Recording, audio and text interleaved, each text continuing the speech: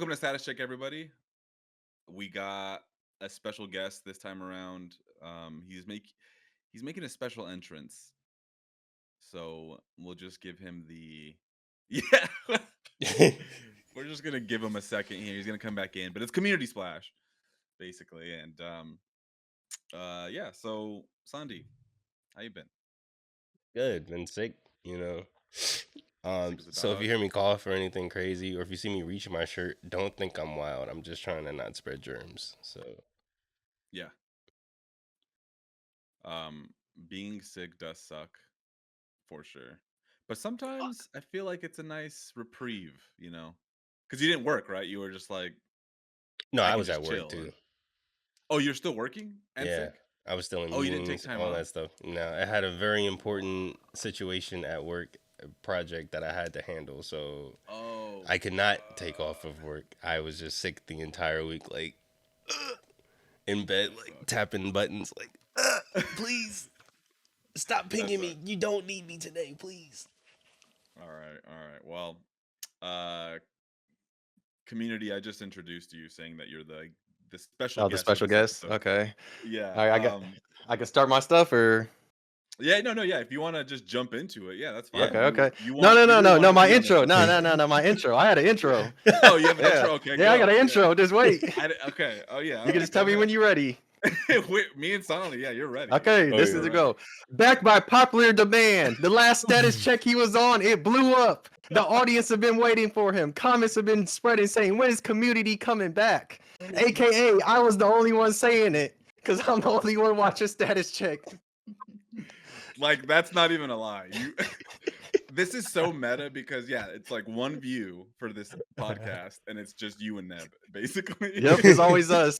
Hey, as soon as y'all drop the status check or just the podcast, I'm always at work and I'm just like, oh, something to watch. Yeah. Kids are coming up to me being like, oh, we need help. I'm like, no, I'm busy. Yeah, Hey, no, but y'all should he's tap in. yeah. Watch Yeah, these old niggas should. talk about video games. Tap in. Yeah. Hey, if you That's comment, I'll give you 5 extra credit. there you go. There you go. Here. This is your fucking I'll give you a what is it? vending Bonus machine credit. Extra voucher credit if you fuck with assignment. me. Subscribe and like. Watch at least That's 30 minutes. yeah. Write an essay on on You whatever must write topic. 150 words in your comment, or else it will not be covered. That's genius. I think that sharpens their listening skills. It should. But yeah, Um, I'm back. I asked to be back. I was supposed to be back last status check, but I you am know how it be. curious. I think me and Sandy are both curious on why you were insisting so much because we didn't. I want to let the audience know that we didn't invite him back. He just sort of joined the call. It was I don't even know no, he got I'm in this Discord. He just yeah. I appeared. don't even. I thought it was a private thing, but he. I told No, them, hey, every why? time I find out they're doing a status check, I always come in here and then they kick me out. This time they can't. I literally talked to my people on Discord and told them, do not kick me out of this Discord. Why? No, why did you want to join us again? What was like? Did you have something in mind, or what inspired you? There was one status check that I watched and y'all were just talking. I said, hey, I want to join again. And I just want to talk in the status check. Hey, it's real. We do got some. We Fair. do got some. A lot of shit has been going on, and not just the gaming and world. So I mean, Yeah, how have just you in general. been I'm telling you. since the last episode? Because last time you guys was at DreamCon, that shit was the Oh first no, time. that was before you went to DreamCon. Yeah, Oh shit. Yeah, it was last before you year. went to last year before you went to DreamCon, and then yeah, life has changed. Let's see, Yeah. DreamCon was straight. It was alright. I mean, but Neb and I we enjoyed it more going outside of it. Cause like we Oh, would go to different places. We yeah. went to like a whole bunch of half price books. We went to this one manga store that's like only in like Texas, California, and like New York. Okay. And like we bought some stuff. We spent some money. DreamCon, it was okay. I did connect with some people because there was a YouTuber event, Okay. it was like a YouTube Shorts thing, and I mean they taught me a few things, but majority of it I already knew. But like I did get some swag, so I mean, hey, it was free stuff, so I'll take Hey, it. we They always gave me, take That's free cool. swag. they gave me like a crew neck, and it has like the YouTube Shorts thing on it. It's nice. I like it. Oh, it was like an official, like sponsored, Yeah, it's like like YouTube like an event. official. Yeah. I Oh, got that's because you had to sign up for it, and they let me go in there. I was like, hey, I guess having 10K lets you get somewhere. hey. And then let's see. Since then, TikTok wise, I'm at 85K. Technically should be higher, but I be procrastinating. But hey, I'm still getting the stuff. TikTok has been actually paying me decent this year. Hey, since January, I've been That getting is that money. I'm not wild. gonna lie. TikTok has been giving me a bag when it comes to my seasonal anime. So, Hey, making Wow. speaking of that, my brother, he made a burner Twitter account and he's been grifting on it. What's he he been showed doing? me how much he was making, and I'm not gonna lie, I might start grifting. I understand why they be grifting. He was making Right. some bread off of that, and all he does is just go in there and he just says whatever somebody puts on a tweet, he just says the opposite in the comments, and then just argues with people and pretends like he doesn't know what's going on, and he just makes Wha- bread.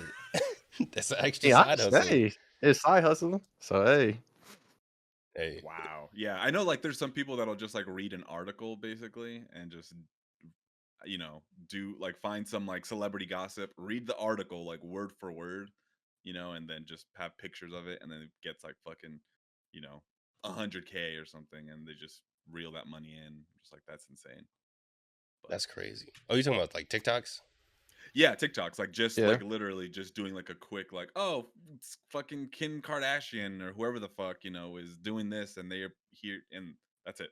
Like they just I mean, that's what they Well, do with all the AI like Minecraft things they do. When they'd be yeah, I'm like, about to "Oh, say. this such and such happened," and it's just like a AI voice reading, and then you just see yeah. somebody playing Minecraft, or they do that now, just taking clips from movies and all other types of things. But yeah, Yeah. I've seen some wild stuff on TikTok because they literally been grabbing like scenes from movies that have some nudity, and they were throw it in the clip, and somehow it still is on TikTok, which is wild. Wow.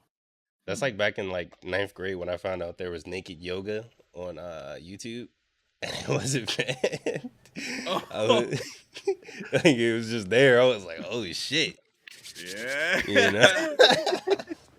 Yeah, that's funny. Damn. No, Wait, so what do you think about the I've seen I mean this is an existing trend the last couple of years, but like Sandy and I want to get your opinion on this too because it's like it'll be like a video. Usually it's on TikTok and it's like a video, but then there's like three other things going on at the same time where it's like there's the main subject of the video, right? So they could be talking about something, but in the background there's also like some ASMR visual like kind of thing, like maybe someone cooking or like drilling or doing some weird ASMR thing. So they're talking about like let's say politics, right? It'll be like a speaker and they're talking about one thing. But in the same clip, it's also someone drilling or and then cooking or like doing at the some weird bottom is shit. Subway Surfer and shit. Yeah, yeah, it's like Yeah, yeah, it's like 10 different things. I'm just like, what the fuck is this? you know what I think It's this a is? I think it's sensory overload. I think it's a CIA op to see how low they can make people's attention spans. They're like trying to hyperdrive people's attention spans to like the minimum it can possibly be to see how low it can be before you stop giving a fuck. I really do think that's the idea, bro. Because It's I was crazy. watching, I did watch um the Kakaguri live action bet. It's really weird. It's like Netflixified, but it's it's the first show that I noticed where it's essentially a second screen, like that second screen show effect that people Yeah. talk about. That was the first one that like I first like noticed because they immediately like in Kakaguri, the main point is that we still don't know what Jabami is trying to do with like why is she being like this weird, but she's just a betting force of nature that's just there, but and nobody really knows what she's there for. But in the first episode, they're like, "Oh, I'm trying to kill this person because they killed my parent." Like they explain the entire story, and I thought to myself, I was like, "Damn, if I was on my phone right now, I would know everything that was going on." Yeah. And Yeah. I don't like Basically, did that when not it follow the comes, story at all. They went with their yeah, own original whatever. bro. It That's was wild. completely different, fun, but completely different. But also, I've learned I like trash and I start to pull up trash and be like, look at this trash. It's so amazing. It's the greatest thing ever made. And everybody's like, bro, that's a rotten fish. That's garbage. And I'm like, no, but look, the fish has scales. I love this analogy. It'll come into play with one of the two of the games I'm let's playing right now.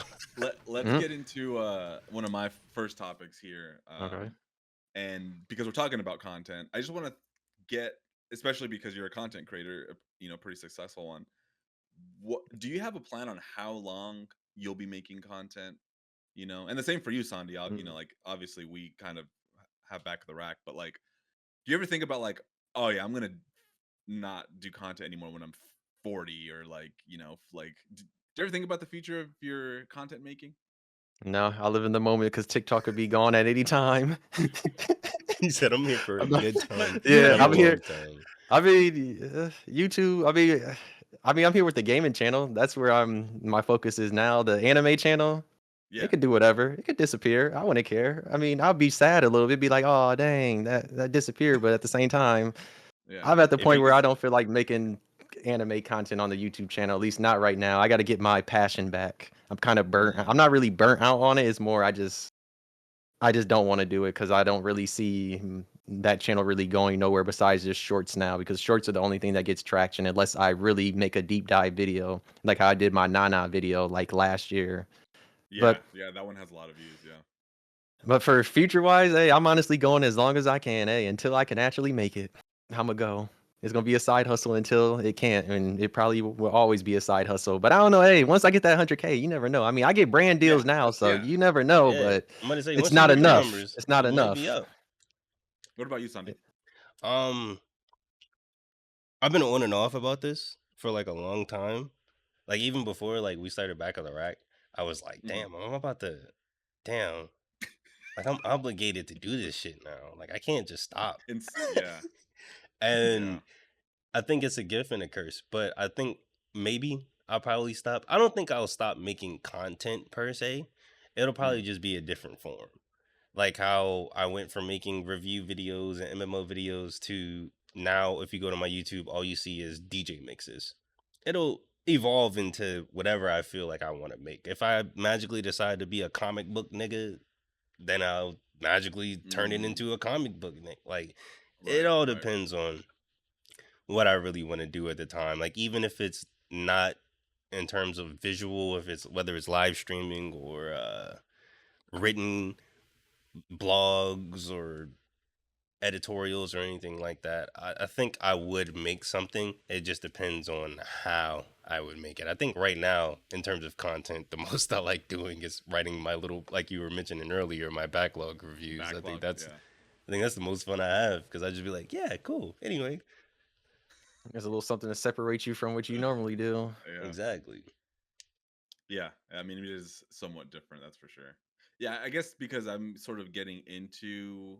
I mean, I've been doing content creation for a while. The intensity has changed. Um, but yeah, think about it. Since we're all like getting older, and I'm just like, like, what if I blow up? Let's just say, to your level, and at that point, let's say I'll be 40. Let's say like in 5-6 years, or something.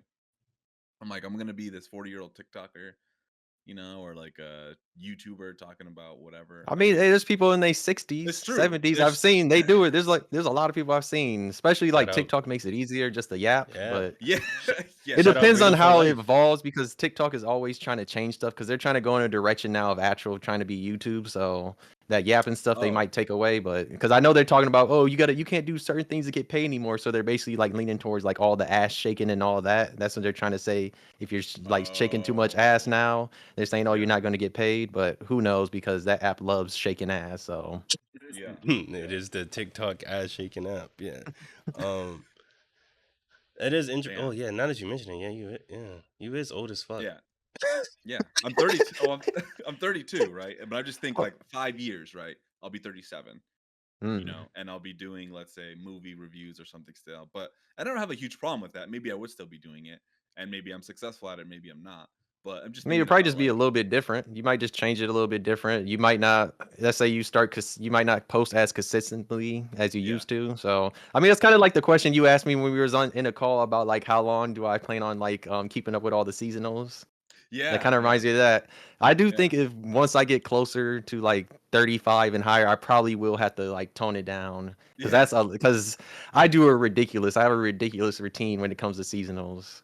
Right, yeah. Like, And I mean, like, luckily with Back of the Rack, we just do the games that we want to play. That's the mm, beauty of Back of the Rack. That's why it's somewhat easy. Sometimes we're doing games that I think me and Sandy are both like, man, why the fuck did we play this? And we're like struggling to Yeah, get through it. like last But episode.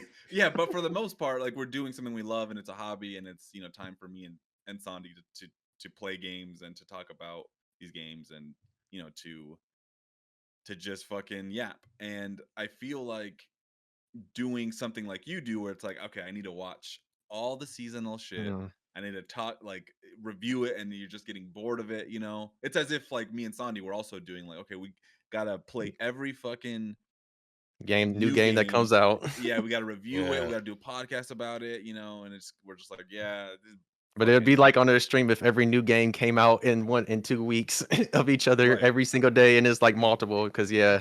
it gets Yeah. ridiculous. Some You day know I what? think 10 plus some days. Yeah, because it is funny because like I'll see in our email, sometimes we'll get like companies, they'll reach out to us and be like, hey, do you want to check out our game? You Yeah. want to do like a review? We'll give you a code and all this stuff. Gives us a Usually publicity, Steam all this games, stuff. right? Yeah, like Steam indie games, which makes Indie sense. games. But like I be thinking to myself, I'm like, have you seen the channel, nigga? We're talking about Death by Degrees, bro. Like we're not Yeah. talking about your indie roguelike card builder or whatever you got going on. Like no offense, but like it's Right, easy. Like right. if we wanted to do that, we could, there's probably a lane Yeah, of do it. like making a bunch of, and I found a website where you sign up and it's like a third party, so where you don't need like a manager or marketer or anything like that to get free codes for games, like major third party games and stuff like that. Mm. And I was like, that would be fun, if we did have our own little like Side, instead of like going on exactly. like Yeah, side status, thing. yeah, instead of going on status check, if I had a South of Midnight video Mm. or Right. Expedition I mean, 33 video that was what I, sponsored. with your backlog fucking reviews, I'm saying just take what your fucking review is there and then put it into a video. Just put it in video form and just drop Yep, it. just make it. Yep, make it and Yeah. drop it for the channel. You never know how I Yeah. could do. Yeah. Hey, that's kind of like how random companies be hitting me up and they'd be like, "Oh, we saw your TikTok. We think our item would fit perfectly." And the item is some lingerie, some women lingerie, and I'm like, "How does that fit my What? channel? Yeah, we Like, get what does that all that the do for time. me?" We get like I think the funniest one is we had like this like microphone channel, and this is back when we both were looking for microphones, and they were like, yeah, we'll sponsor you, we'll give you the microphones, all you gotta do is just mention them, just you don't gotta do nothing else, just mention, hey, we got the microphones from such and such. I was like, that sounds fun, bet. And then I go on the website and they're like a whole there's a whole page of like, it's called like irredeemable, I forgot the name of it, but it's like irredeemables, and it's a whole page of them talking shit, doxing people that like we're talking about them, because it's really like a scam. You buy the mics off Amazon, and then if you get a certain number of views and comments or whatever their parameters, then you get your money back, and that's what they do. But and it was like a lot of content creators that got scammed by them, saying, hey, this is all the information of them being scammed by them, and it's just funny to see that page and be like, what the fuck, like, you want me to get sponsored by you, bro? Or like one company, they like was like, yeah, we can edit your podcast for you, so you don't have to even worry about the middleman. We'll do that whole part for you. And I was like, bet, thanks. This is the worst part of doing this shit. And then when we I was like, they sent us a sample or whatever, like in the email, like to start it out, and it was AI generated, and it like cut out like the weirdest parts of our like speech, and I was like, what the, bro? If you want to just do it AI, I could do that myself right now. Like, Yeah, we don't need you for that. Yeah, no. And I think we're both tech savvy enough just to do our own stuff, so it didn't feel. Although me and Sandy are pretty lazy when we're just like, we gotta edit this. You might have to get your editor on Fiverr. Yeah. Yeah. We always talk about how we wanted Neb to basically just take our videos and put them on our TikTok. But I mean, yeah, we could obviously do all that stuff, so it just didn't make sense to pay somebody or to have somebody do this. Hey, Ned was trying to do that the kindness of his heart. Yeah, yeah. Yeah. I put money down with I was like, Sandy, there's no way he's gonna do this for very long. He said, and he did one and he dropped out. I'm like, that's He saw how long y'all shit is, was like, nope. yeah. Bro, that's how we be feeling. Yeah, we actually had someone else. I had a coworker that we offered, like, hey, do the edits for us, edit this, and yeah, she was even like, nah, this is just like, I just don't have the time for this, and to get I mean, if y'all cut it up into just like sections, it could be easy, like on the channel, like for certain parts. Yeah, we have thought Yeah. about like But doing like certain videos, like, and I guess it's okay to talk about it, like all the scripted sections, like chopping those up mm, and then putting those as like like a video and being like some obscure PlayStation 2 or whatever bobber games, just so We are, yeah, I think we are gonna do that. Yeah. yeah, so yeah, Um, do it. I mean, a lot of those could probably be YouTube shorts because most of those are probably like a minute or less, or like less than 3 minutes. that's true. yeah, they're usually like anywhere from 3 to 7 minutes, depending I on mean, the game yeah, and yeah. if we wanted to talk about it or not. But yeah, Com, you have a good question here about Oh, about do you take care? Wait, I forgot. What did I say? Oh, how good are you with taking care of your health? Sandy. Since you were just sick, you should start first. Uh, yeah,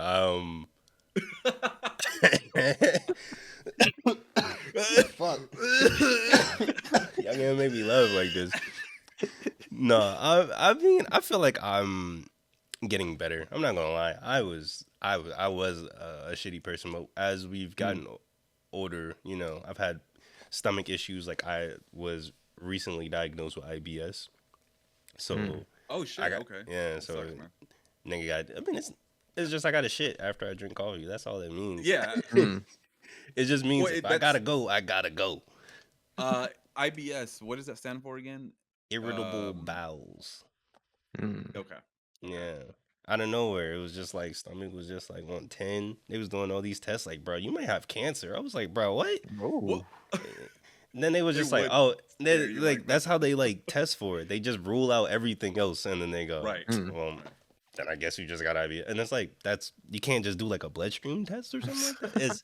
It's so exhausting. But yeah, so now I just if I eat certain foods, like for me, my triggers is of course coffee, dairy, of Mhm. course, Your anything lactose. spicy, which sucks because I love spicy food. I love Mm. Indian food, and a lot of fried food. A lot of fried food will get me like out of here. And red meat. I Yeah. can't eat pork. I can't eat beef. I mean, I can eat beef. I can eat pork, but like Mm. not like a pork chop or like a burger. I gotta eat like a turkey burger. Stupid Right. shit like that. Ever since like the stomach issues, I've been trying to be like a little bit more, hit the gym a little bit. You know what I'm saying? Mm. Yeah. Been trying to I'm about to get my wisdom teeth taken out. Oof. For what it comes to like being an adult and taking care of your health is because like as a kid, your parents are just got like you're scheduled for this. You don't Yeah. really have a choice. It's like all right, I guess I'm going to the dentist today. But like as an adult, like this last dentist appointment was my first dentist appointment since like we started the podcast. Oh, Yeah. dang. Yeah, so when the pandemic hit, I just forgot to go to the dentist, Mm. and they were like, "Yeah, you need to get your wisdom teeth taken out, and you got some cavities, bro. Like this shit's fucked up." And I'm like, I ah, think that's sort of where taking care of like my health has sort of um I guess not been the best is basically dentistry, that whole Mm. aspect. You like your teeth as you get older, like you're right. I think you're supposed to have two checkups a year typically for cleanings and Yeah. stuff. But then you realize how expensive shit is. So cleanings and things like that and checkups are usually free.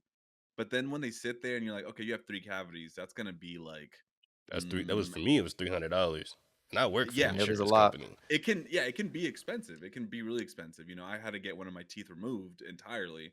And Mm. that shit was they were trying to charge me like $1,200 for that. And I was like, See, that's why people go to other countries. Right. Oh, yeah, That. that's what a lot of people in the Southwest just go to Mexico. Like it's like an hour drive and they can just, get dental work there. But it gets really, really expensive. And then you have to watch what you eat more because it's like, well, I'm not going to the dentist as frequently, so I need to make sure like I'm brushing and doing this. And even then, like you might already have cavities, so you have to like do your best to like maintain the level of cavity so it doesn't get worse, you know. But me and my fiance were talking about this as well, where there's certain things like you don't learn um like how to properly like take care of yourself sometimes. Like something I never quite learned how to do when I was younger was like washing behind my ears. And I Mm. remember one time in high school some fucking person was like, hey bro, you ever wash behind your ears? And I was like, wait, what the fuck are you talking about? but like little things like that where like I just didn't even realize, you know. Hey, And I guess that's more hygiene than health, but like things that aren't no, entirely I explained to you. You had know a what I'm talking about? similar situation happen in middle school where I was at a sleepover and one of the kids was like, "Bro, you was in the shower. You wasn't in the shower that long. You ain't washed behind your ears or nothing." And the other kid was like, "Yes, I did." And then he literally went behind his ear and wiped that joint, and that shit was like black. And he was like, "Look, bro, you ain't wiped behind your ears." And I was like, I Yo, went in the shower, and ever since then I've been like, just like make sure I get yeah, behind my like ears. there- that's so Humiliation ridiculous. will Okay. make you put deodorant and Yes. put a little spray Yeah. on, put some lotion on. Make sure you get everywhere with your lotion, not Yep. just what's visible. Because I think as I've gotten older too, like, you know, back pain. I mean, we do a lot of computer work. We're at computers for I mean, a lot more than I've ever been, right? And so I need to like stretch in the mornings or else start getting back pain. You know, I need to go on a run. I need to do all these things to sort of keep my mental health like high and to keep my body from like atrophying. I just have to stretch a lot basically. Uh, so I would say that I'm good at it, but I'm still learning a lot of things as I'm getting older that I have to do more of, you know, that includes diet. You know, you have to watch what you eat more.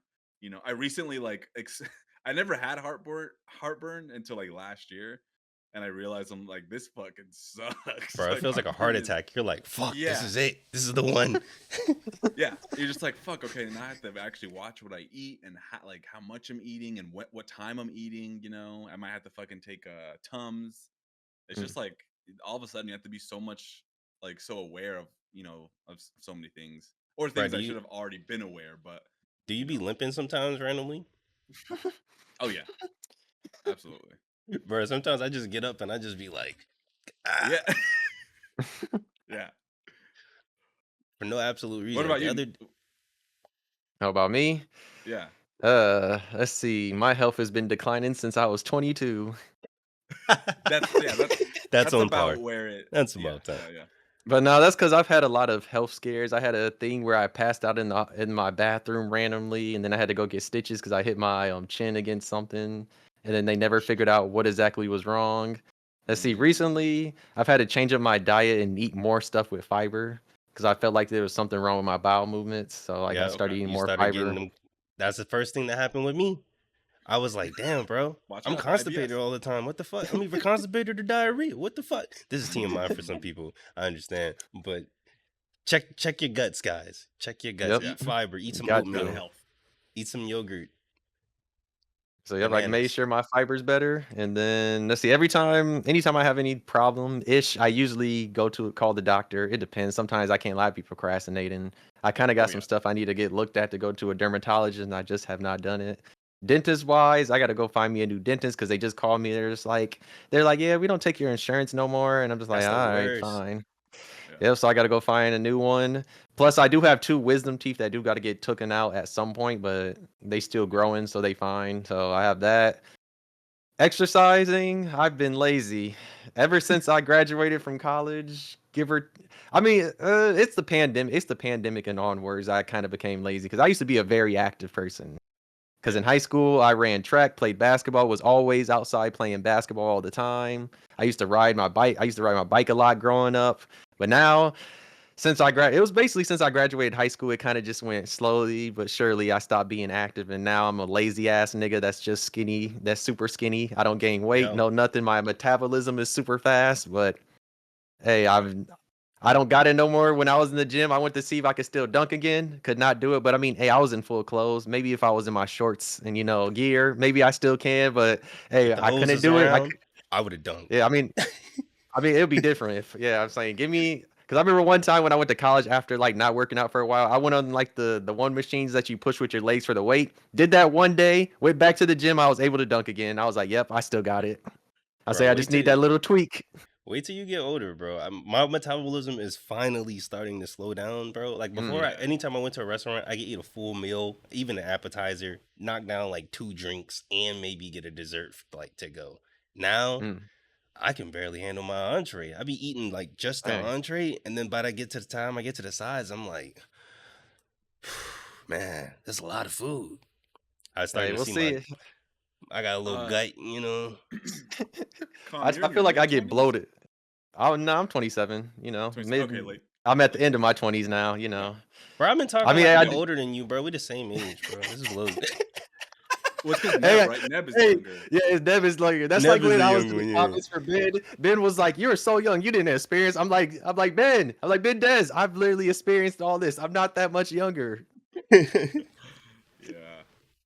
Or Ben Desert, I should say. Yeah, because I got to make sure I don't say Ben, because you know, last time Well, I mean, it's it's one of whatever those it comes to. things. Yeah, it just comes to the head Concedes first. It's defeat. whatever. Yeah. Yeah, I'm not gonna sit here and correct you every time. It's fine, you know. But I mean, you don't have to say unless Bendezzer. Bendez. Like we don't call Bendez. San Okay, okay, San. You know, we okay. don't. Hey yo, San. You know, so we Yeah. don't. As long as it's not But my. It's like no. yeah, it's not your real name. As long as it's not the government, that has implications. Say But yeah, full I mean, government. as far as yeah, health goes, I think it's just one of those things that it changes. You know, as you get Mm, older, you start have as you get older, you definitely have to start watching a lot more things. But a lot oh, of your behaviors in your early 20s um, can affect how much more you have to start monitoring in your early 30s and stuff like that. It yeah, sucks. Yeah. that's Luckily, I kind of think like I with was always me. pretty healthy, but I kind of got back into like I wanted to start fixing my skin routine because I'm like, yeah, I need to get my stuff better because I've been yeah. starting because like I haven't been getting sleep as well certain times because of my job and I'll be seeing them dark marks and I'll be like, oh no, Oh I yeah. turned 27, I got them dark marks, I started looking old in the mirror and I said, no, I need some sleep. I'm starting to get Yeah. gray hairs. Sleep is Speaking of super that, important. I'm starting to get gray hairs, like specifically oddly in my facial hair. Like Mm, sometimes, like Devin would just be like, "What the fuck? You got gray hair," and I'd be Yeah. like, "This shit is terrifying, bro." Like, and I get then gray hairs like crazy. Even when I yeah, was like in my younger. early 20s. I don't know. It's just like a genetic thing, I think. Yeah. damn man, they said you're an old soul. You know, that is actually funny. And I don't have that as a topic, but I was thinking about this that I have always been told, even when I was like, you know, what, 21 or younger, that I was an old soul. And it was cool to be an old soul when you're younger. But when you're getting older and you're an old soul, then you feel extra old to people. That's kind Mm, of weird. Where I'm like, wait, you know, people treat me like I'm a lot older. I'm like, no, I guess the old soul has finally caught up, you know, so now I'm like extra old. Nah, So I feel I don't you. know. I wear a robe everywhere I go. I'll be like, put That's my robe on, walk around the house, that's yeah, that's crazy. That's grandpa status. smoking my cigarettes, just like, hey, get back in the yard. Come on. I always imagine you because one of Sandy's favorite things to do is right before we record, he's like, "Let me take the dog out real quick." I'm like, "This nigga." But I always imagine like you in a robe and you're just like out in your lawn with your fucking dog, just like staring around, like fucking looking all that angry and shit, that's annoyed. me at most times. It's just me out there, just like chilling, and then the neighbor will walk out, and I'll be like, Yeah, there's that old coot. All right, let's get into some of these gaming topics. Since hey, we you're the got a lot. guest, why don't you go through some of yours and All right. we The can talk first about them. one, hey, I've been meaning this because like I've been thinking about because I've been playing a lot of them. Is how do you feel about remakes and remasters? I don't know if y'all probably talked about this before, but just how do you feel about them in general? What do you mean by that? Like, do we Because you like know, them? there's what do you think? Do you like them? Do you hate Okay. them? Do you think some are better than others? Just in general, because like you know, the remake is just like you know a ground up, where a remaster is usually like they get someone from the PS2, PS1 era, and they just make it look more modern. But it's like it's the same game, but maybe it's some like some stuff they just 4K added little improvements. resolution, yeah, quality of life stuff. Sandy, do you want to go? um, it's a gift and a curse to me, cause Mm, there's certain games I think about where I think like if I played the like for me, specifically Devil May Cry 3, the Switch mm, edition, where they added like style switching like automatically, like you don't have to like go to a checkpoint in order to do that. I don't think that's a good choice because you lose the weaknesses of all. You only get the strengths and you lose the weaknesses of each of those styles, mm. and I think that that was one of my favorite parts about that game. Whereas I think about like okay, actually speaking of this because you're about to talk about them, Resident Evil 4 remake I think is not a good game. I You think played it it? I think it fundamentally changes the way that Resident Evil 4 in general is played, and I think Mm. the way that it like it's a timeless game. I think still to this day, I replayed Resident Evil 4 very recently, and it's a timeless game. It still feels the claustrophobia of having to stop, pause, and having your inventory like now having a parry and a dodge button like is just like if I wanted to play RE6, I would just play RE6. And I will. RE6ifying RE4 isn't going to make RE4 better. It just kind I of would say like, it kind of just improved the story, some story bits to it, more yeah, serious. But I mean, the best improvement to that one to me is the Ada stuff. Is separate ways. Separate ways is so much better yeah, because the original. That's the one thing I will say. Like I have over like the original is separate ways feels like a completely different game. And like it feels like new yeah, content, but I can see what you mean with the original and like the remake. I like them both because it adds some. It's like a different. It's they because it didn't really take away from the original because like you can go back to the original and have your own experience that way with like the campy type of story or just like the way the combat is. But this one just has like a new modern one. But I do know what you mean with just like with the parry and all that because they just kind of wanted to like I yeah. guess improve it. Like for example, But yeah, like even RE1 compared to Resident Evil, the original, I think and I think this is where a lot of the misconception that comes with the Resident Evil franchise mm, comes from is because a lot of people only played RE remake. They never played yeah, RE1 the original. So Mm, mm, like the way that RE1 starts, it starts like it's like a sci-fi original like mm, movie. It's very B horror movie adjacent, like with that FMV that starts, the way that the dialogue is set up. If you play that game, you would not. I mean, of course, it was scary because there was nothing like that at the time, and most of the people that played it were children. But like, you get the sense that this is supposed to be a schlocky horror film that you laugh at with your friends and go, "Why the hell would he do that? Come on now, I wouldn't run in that room." And people started to take because RE1 was so the remake was so graphically impressive at the time that a lot of people see that and think, okay, Resident Evil is supposed to be genuinely scary or it's supposed to be a genuine yeah, sense of horror. And it's like, we were shooting rocket launchers at dogs since yeah. like the first game. Like, this game has always been schlocky and dumb and stupid. And I think about another games like East. I don't like when remakes, okay, the bigger story, but I don't like when remakes try to inert the history of the original game.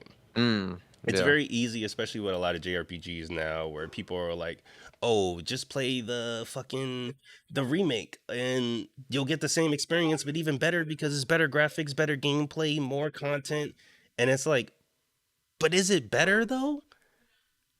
Like for example, East Origins, East 1 and 2, that got remade on the PSP. And is anybody gonna go back and play East 1 on the Turbo graphics? No, I'm not gonna go back and play East 1 on the Turbo graphics. So to me, it does inert. Like to me, that's East Mm, 1, not the literal East 1 that came out way back in the 80s.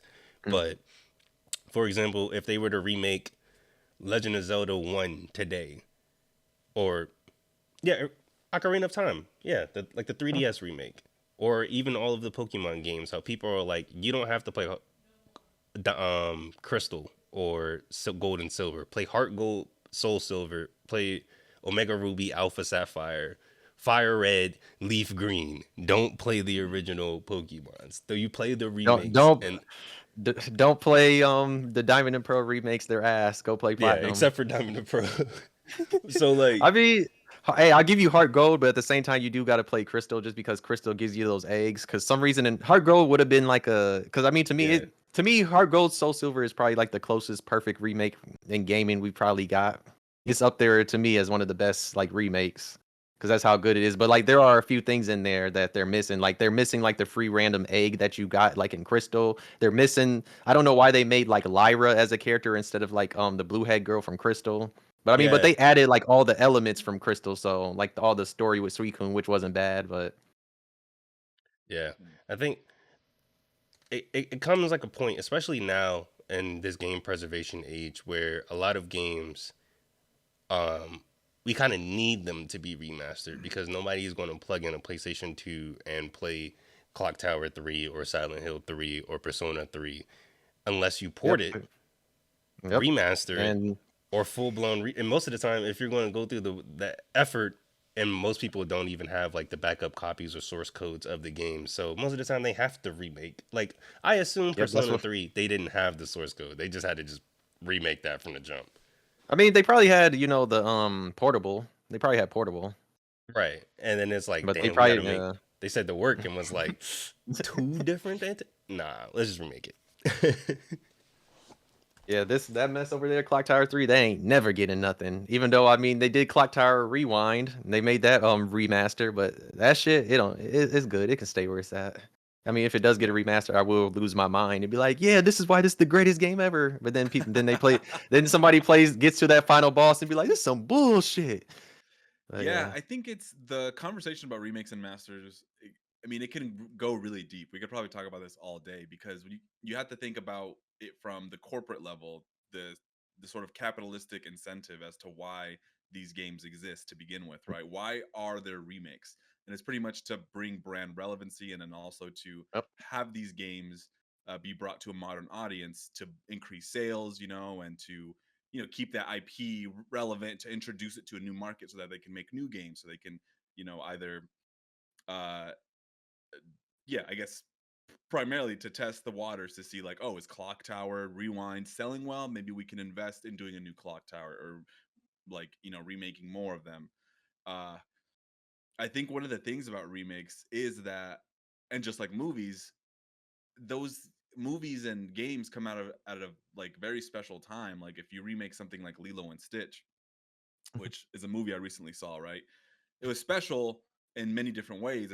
It's animation, it's art style, it's like the time that it came out in, it had a lot of charm and all this. And then to remake it and then to do live action, which is the more, it's a modern sensibility to make it into live action. And, it just misses a lot of what made it special. Uh, the same with like RE4 to some extent and Silent Hill 2, but it's like you we're also the people that grew up with these things, so we expect people to go back and appreciate them the way that we did, but that's just not the case. So that's why a lot of these things get remade or remastered, because it's like no one's going to watch Old Boy with Josh Brolin and like think that that's better than the actual original version with well, it was like a South Korean director basically. But there's all these things or all these incentives to make something new out of something old, but it's going to be split on whether like they're appreciated for what they are, I mean, I can think of a handful of things that I grew up with that were remakes, or like the new thing of an old thing that I feel like is like, oh, like I don't know, I'm trying to think of something here. I guess the Star Wars movies, let's just say, like the like episode 1, 2, and 3. I grew up with those, so those feel like my Star Wars movies, but the actual Star Wars heads are like, those are garbage, whatever, they're trash, and then the original's way better, you know. Yeah. I Um mean, that kind times of have changed, and the prequels are yeah. actually looked at in good light. Hey, Well, that's because of the because Clone yeah, Wars. yeah, and because like we're older now, and so Yep. the millennials are the, I guess, pervasive voice in like culture. So yeah, we're the ones that grew up with it. So now we can all like voice our opinions as adults and be like, oh, maybe they were good, because it's like, yeah, we grew up with them. Yeah, I But mean that's like, just. I mean, I know a good example for you is like the Little Rascals, because you have an original one, and then they made yeah, the one exactly. like in the The '90s. Was '90s, that like yeah, the '80s or '90s? And Yeah, that's my and they it little just was the made it for rascals. '90s, audience. exactly. And so like another good example is Ang Lee's Hulk movie, right? Mm, Uh, although that wasn't really loved at the time, people remember it fondly. I thought it was a great movie, and I I still fuck think with it the is. game But so much. but but my mom grew up with Lou Ferrigno's Hulk from the mm. 80s, which was just like a, bodybuilder guy, and she didn't like the new things that they did, and it's just so different. And you're talking about generations a lot of the times. People that grew up with Resident Evil 4 on PS2, GameCube, and like later on the Wii, that's a different expectation, different sensibilities. It was a pretty groundbreaking game at the time. Remaking it and it having changes and things like that, Honestly, Uh, remaking it for no reason when it's already on every single platform it Yeah. man is, has yeah. ever made. Yeah, and it's I mean, I haven't played it, but from what I can tell, it looks functionally the same. I mean, they changed some of like the sensibilities of like the perviness, which like I'm not a huge fan of them changing things just because like it might offend like a Free the casual listener, nips. That's why they but cannot remake Resident Evil 5. They're gonna make everybody light skinned in that game, bro. They're gonna be light skinned and Indian, and it's gonna blow me because that's but not the yeah, point of that game. it's I don't mind remakes and remasters because we always, and I think I've said this in a previous podcast or maybe we've talked about it in the comment section, but I don't mind remakes and remasters because they're not taking away the original. The original Mm. isn't erased, and I can't force people to play the original Silent Hill 2 or the original whatever Final Fantasy 7. And you know you always like as a youngster you want to play like the new shit, like as a young nigga you're like, I'm not gonna go back and fucking play this Sega Genesis game when I can play Streets of Rage 4, which looks way nicer and better. Like That's true. it's That's I don't true. know, it's just like remakes really, it's not so binary where it's just like I either mean, you like remakes or you don't. It's like they're for everybody and for yeah, different because I mean, reasons and different they're needed. capacities. I Yeah, guess and I my mean that problem is with how I got into Resident Evil was because of that. oh, I played mm, I played 5, then I was like, oh, I fucking love this. Played 4, then I played the remake. Then I was like, oh, let's emulate the rest. I gotta get on this, and I Yeah. played I through mean, the hey, rest that's of the how I series. was because I only played 0 and 3 growing up, and then I saw Resident Evil 2 remake. I played it and I was like, oh, this shit fun. Then I went back and bought all the games so I could play all of them that I haven't Yeah, played. yeah, it But could be a when it comes to remakes for me, I like them as long as they just don't cut a lot of content or just like remove important elements. Or just Mm. I like agree. or because I mean like how I said with the Diamond and Pearl remakes, the problem with those remakes is that they just forgot about Platinum. And Platinum is what made 4th gen actually fun. And Mm. in Diamond and Pearl, I love Diamond and Pearl, but they're ass. If you go back and play them, they're ass. There's a lot of shit missing in there. Platinum made it better. So that's one of the things I really hate is when they just remove content or they just don't add content that should have been there or they just forget about some of the pre-existing things that could have like made the game better. That's kind of just like Resident Evil 3 remake. I've talked about that enough, but there's missing the clock tower and a lot of other stuff that they could have added to actually make the game more funner, especially because instead of it just making it like one area of a city, they could have made it like basically semi-open world. But there's that. Right. And then like when it comes to ports, or not really ports, I'm not thinking remasters. I Mm. like it. I like it when they actually like go above and beyond because like the Tomb Raider remasters right now are phenomenal. Yes. Like Speaking of that, that's the ones I love. that's like the Shadow Man remasters because I think they have the same situation to where they have like the new like kind of smoothed graphics, and then they have an Yeah, option to where you can toggle it to like the original graphics how it original. was back Yeah, in the day. And Shadow Man had the same Shadow Man, and I think there was another remaster that Night Dive Studios did where they both had that same option, and I think they even added cut content that was and like yep. finished it so that you can play it and had different. It was Blood Rain. That's the other one, Blood Rain. Oh, Blood. Yeah. But yeah, those are what I usually like is like when they do that. I'm just like, thank you. If you're gonna remaster it, make it the perfect remaster. Don't just BS it and just remaster just because you got to. Because sometimes some remasters, like a game I love, Star Wars Battlefront 2, they took away one of the best elements of it, which is the music. Now you're just playing and you just hear blasters shooting, and they have not fixed the bug. Like I don't know if it's like that on the Switch version, but on the PS5 version, I was disappointed because I was like, damn, why am I bored with this game? And I'm just like, the music, that's what made playing this fun, and it doesn't have the music like when Yeah, you do the free play, and it was just Mm. disappointing. Because I need that music because that Star Wars music when I'm doing the Jedi versus the Sith and you got the music playing, yeah, That's funny. it be hitting. Yeah, I think remasters are interesting because you do want them to be like, oh, if I can, this is gonna be the more definitive way to play this classic because it's gonna have, the updated visuals. It's gonna be on modern platforms and all that. So yeah, remasters. I think those can be quite tricky because a lot of the times it's like, oh, okay, this is the game that they're not changing anything, but it turns out that the game is bugged or they didn't have the licenses to the music. The Tony Hawk games, the remakes, didn't have the licenses for some of the music, so they had it. So it's yeah. like fuck, that kind of takes away That's the like main the point of the whole game. thing.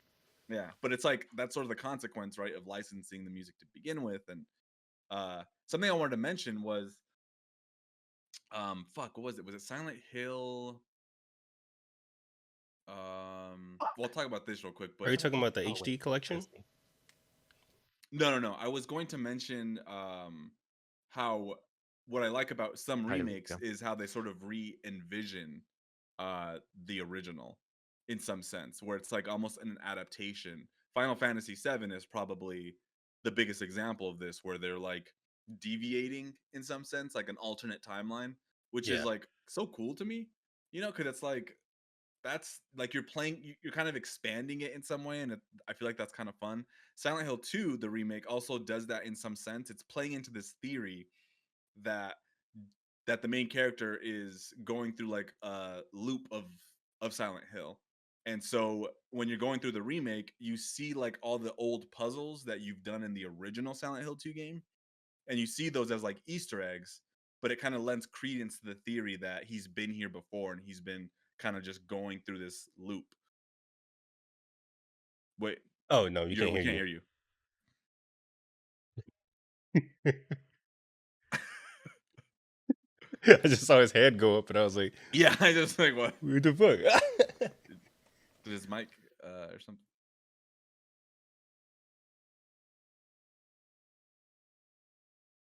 We still can't hear you. Wait, we didn't mute him, right? Yeah, he's not on mute. No. He's just trying. He's just trying to work it out. He's just trying to work it out. Okay.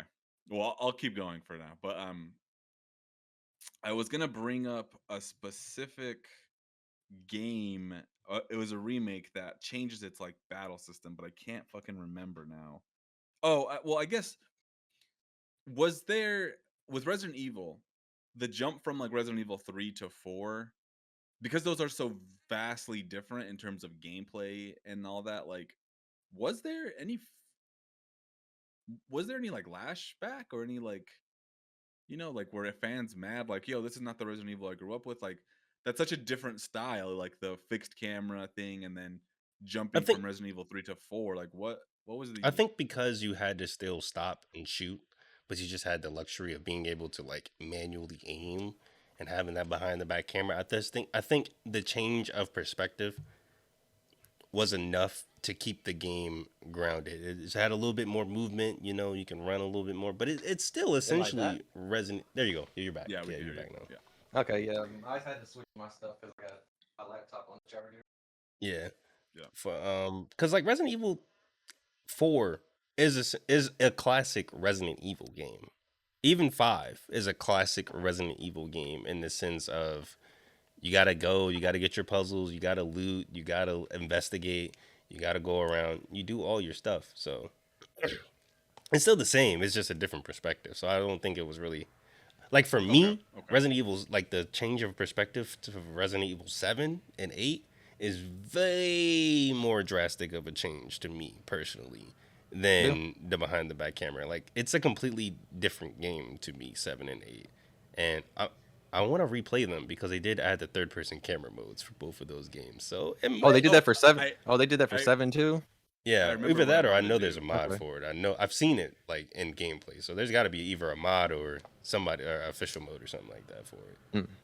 So I remembered what I was going to talk about. Basically, Silent Hill 2 remake uses a very very similar combat system to a hated Silent Hill game called Silent Hill Downpour that came out for the Xbox 360 and PlayStation 3.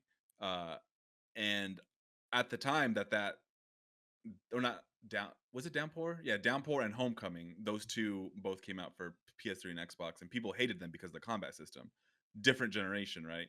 And then we're here in 2024, or whenever Silent Hill 2 remake came out, and people are like, "Oh yeah, Silent Hill needed this like change in the combat," but it's basically the same combat system. So it just goes to show you that there really is like different tastes and things evolve and things change. And some Mm. people liked what Silent Hill was in that past. So like bringing it into a modern context um is both appropriate, but also in some sense like you can't hate on it because it's just like, well, this is for a new generation of people. Like they don't fucking like the gameplay of tank controls and all that. Like people want this, and especially to bring it to like a wider audience. which I think is really fascinating because there was a lot of hate about the combat in Silent Hill Homecoming and Silent Hill Downpour, which is Mm. basically it's the exact same. Like if you watch gameplay, they got the fucking he's dodging, he's fucking swinging, and it's just like okay, That's why I get this is the mad when same thing. everybody praises Resident Evil 2 and 3 remake. Like Resident Evil 6 is not the same game, Oh except you right, don't have right, a yeah, fucking a dedicated dive button. But it's the exact same game, same yeah. controls. Hey, it's because All they right, hated they hated it.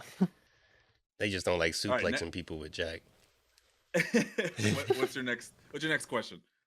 All right, this was a good one. What's a great game you've only played once? There's a So a lot. game that's Lit. like looked at as, I don't know, like a really great game. It's like one of the best or whatever. It goes in people's top tens or something along that lines. Yeah, There's a that's there's a tough because I there's a only lot. play games once for the most part. There's a Yeah, lot of games I'm just like that was great, but I'm not gonna. I don't know. Yeah, I mean that's the same. I mean that's why I'm Like going back playing some of the Tomb Raider games. you yeah, know, I mean, for a long time, I would probably say Dragon's Dogma. I only I was played about that. to say I was about to say that. Yeah, it's so Yeah, funny. I played that when it first came out, and then every time it re-released, like on PlayStation 4 or like PC, I would cop it, and then I would play like the intro until like you get to Grand Soren, and then I would just nope out until we did our recent replay. But like Yeah, to me, it's still like no matter what, it just feels amazing. Like it just feels good. I I think I think got it. one. Oh, Oh, go ahead. I got one because I realized I played the second game a lot, but the first game I've only played once, and that is The Last of Us. I've only played the first game once, I like on, haven't. and I played the remaster, but somehow I've played the second game like 4 times. I don't know how I played about 3 or 4 Hey, times, it's but a fun somehow ass I game. have. It No, is. Yeah, I now it's that a you mentioned great it, ass. Last Yeah, of Us is another game like that. I'm kind of sort of like I'm not a replayer. Like now I'm yeah. getting into like replaying because I'm like hmm actively tracking what games I've played and whatnot. And like, but even then, it's kind of just like there's still like I've owned Jack and Daxter the entire Mm. series for almost 10 years now, and I have yet to start like boot them up or play them at all. And it's like I should probably get into that. There's a bunch of games I own that I've never played, but I bought them because I was like, yeah, I'll play that game eventually. Never get You never around do. to it. Nope. So to me, it's easier to just play it one time, keep moving on to the next game, than it is to like live Play in a multiple. game. right. I feel like Yeah, it's easier to play multiple when you're younger, especially like you're in school. It's easier to replay a game more yeah. times than like now. And I think a lot of games don't really have replayability, especially Yeah, modern true. games. They're not really built to be replayed. A lot of games, I don't know when it happened. I know it was when Ubisoft still had the purple swirl intro when it'd be like boom boom boom boom. When Ubisoft used to make good games. I think I want to say Assassin's Creed 2 or Brotherhood might have been like the trigger for me where it was like every game I need to play, I need to 100%, I need to collect Mm, everything. I need to say 100% when I finish the save. I need the map to be cleared out. And Yeah, when you play every game like that, you kind of you get lose burnt the out. luster of the replayability because it's like, bro, I 100% at everything. Other than like Infamous Second Son because your powers are kind of tied to you 100%ing the map. Other than like Infamous, I'm not 100%ing a game every time I play it now because I want to have certain things like if there's a side quest over here or if there's a whole different faction or side that you can side with or characters you can miss. Like Baldur's Gate 3, I believe I missed 2 whole party members that I just never interacted with. And I didn't know that they were party members until the ending epilogue and they were like, yeah, they were party this members. this nigga didn't fuck with us for some reason, so we Yeah. got left out of the story. Now, that is interesting because I do think, God, there's so much to talk about. First off, I think it's interesting when you talk about open world games because those are built around consuming all your attention and spending a lot of time in that world. And so inherently open world games are really hard to replay unless you're willing to spend another 80 whatever 60 to 80 hours in it, right? And then there was that whole boom of open world games where every game was like an open world, so it's like makes you even less likely to want to go back to play it again. So I think I remember feeling the same way, Sandy, where I would play like an open world game like Assassin's Creed or fucking Far Cry or something, and I'm like, oh, I'm not gonna play this again. So let me make sure I fucking get all the collectibles. Let me make sure I do all the side missions. Let me make sure I do everything, you know. And I would make sure that I just got the most out of it that one time because like I wasn't planning on playing this, you know, 40, 50 hour game again. And the same with JRPGs, right? Yeah, You you typically like, well, that's a lot of they time to spend. condition you to do everything in that one Yeah, JRPG. Other than like, I don't think there's any JRPG that I want to replay other than Kingdom Hearts. But that's just from replaying as a child because you had nothing else to play. So it's like I gotta replay right. Kingdom Hearts 2, I guess. Nothing else to do. I But just thought that's kind of like Persona 5 because I have Persona 5 Royals. I bought it when it first came out, got the steelbook. It's just been sitting there, and even though that's I why I beat can't like the regular version. and that's why I can't go play Royal is because it's like, bruh, I got so far in Persona 5. Do I want to go through all of that again? No, Nope. I don't want to. And this segues nicely into another question that I had as well because they're kind of like combinations. But um, do you guys Wait, wait, wait, live? wait, wait, wait, wait, wait. Before before you go to that one, I wanted to say what my game was. Okay. Okay. I'm sorry. My game, I think that I can see because I can't remember specifically. I think the one game that I was like, that was a great ass game, but I haven't replayed it. Would probably be Near Automata. That's a game Mm. where I just Mm. didn't play again, but I like, but there's a lot, but that's just one of them where I'm like, a stellar, incredible game, right? Only played it once.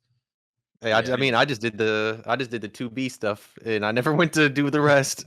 yeah. There's a lot of content too. There's a lot of Yeah. replayability with that game, but I only played it once.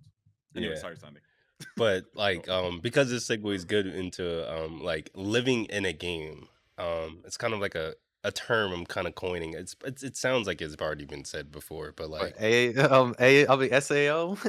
yeah. So like it just like like as a kid, I would replay Sonic Adventure 2 and I'd be like, okay, um, I'm raising my child this entire like I would have generations of child being raised or like Mm. going through and getting all 180 emblems. Then I would delete the save and run it back and do it again. Like that kind of challenge and replayability and just being present in a game doesn't feel I don't think I get that out of games anymore, other than Mm. being like fully immersed, which I'll talk about later with another game. But for example, Resident Evil 5, like when we were talking about Resident Evil 5, I went back and I was just like, let me just play it just to refresh my memory a little bit. And I had every single gun except for like 3 maxed Mm. out, infinite ammo. So it's like, bro, I played through this game numerous of times. I would get to the point like where I would just play like professional Magnum only, professional SMG only, or whatever like that, snipers only. And I, if I go back to play Resident Evil, like when I replay Resident Evil 5, I play normal mode, infinite ammo Magnum, rocket launcher. I'm not playing like, I'm not doing all that. But there's a time where games used to have brevity where you could live in a game where like for example a Dynasty Warriors used to be that for me a lot where I could play a bunch of characters, get their max level weapons, just do free mode and be like, I'm gonna play with this. Samurai Warriors 2 Empire. I used to run simulation campaigns all the time of like random everything and just seeing where everything would go. And I would just play a vagabond running around and helping out all the different daimos and stuff like that. Yeah. That's kind of like how it used to be with 2K. 2K Because was another one. My career. simulation.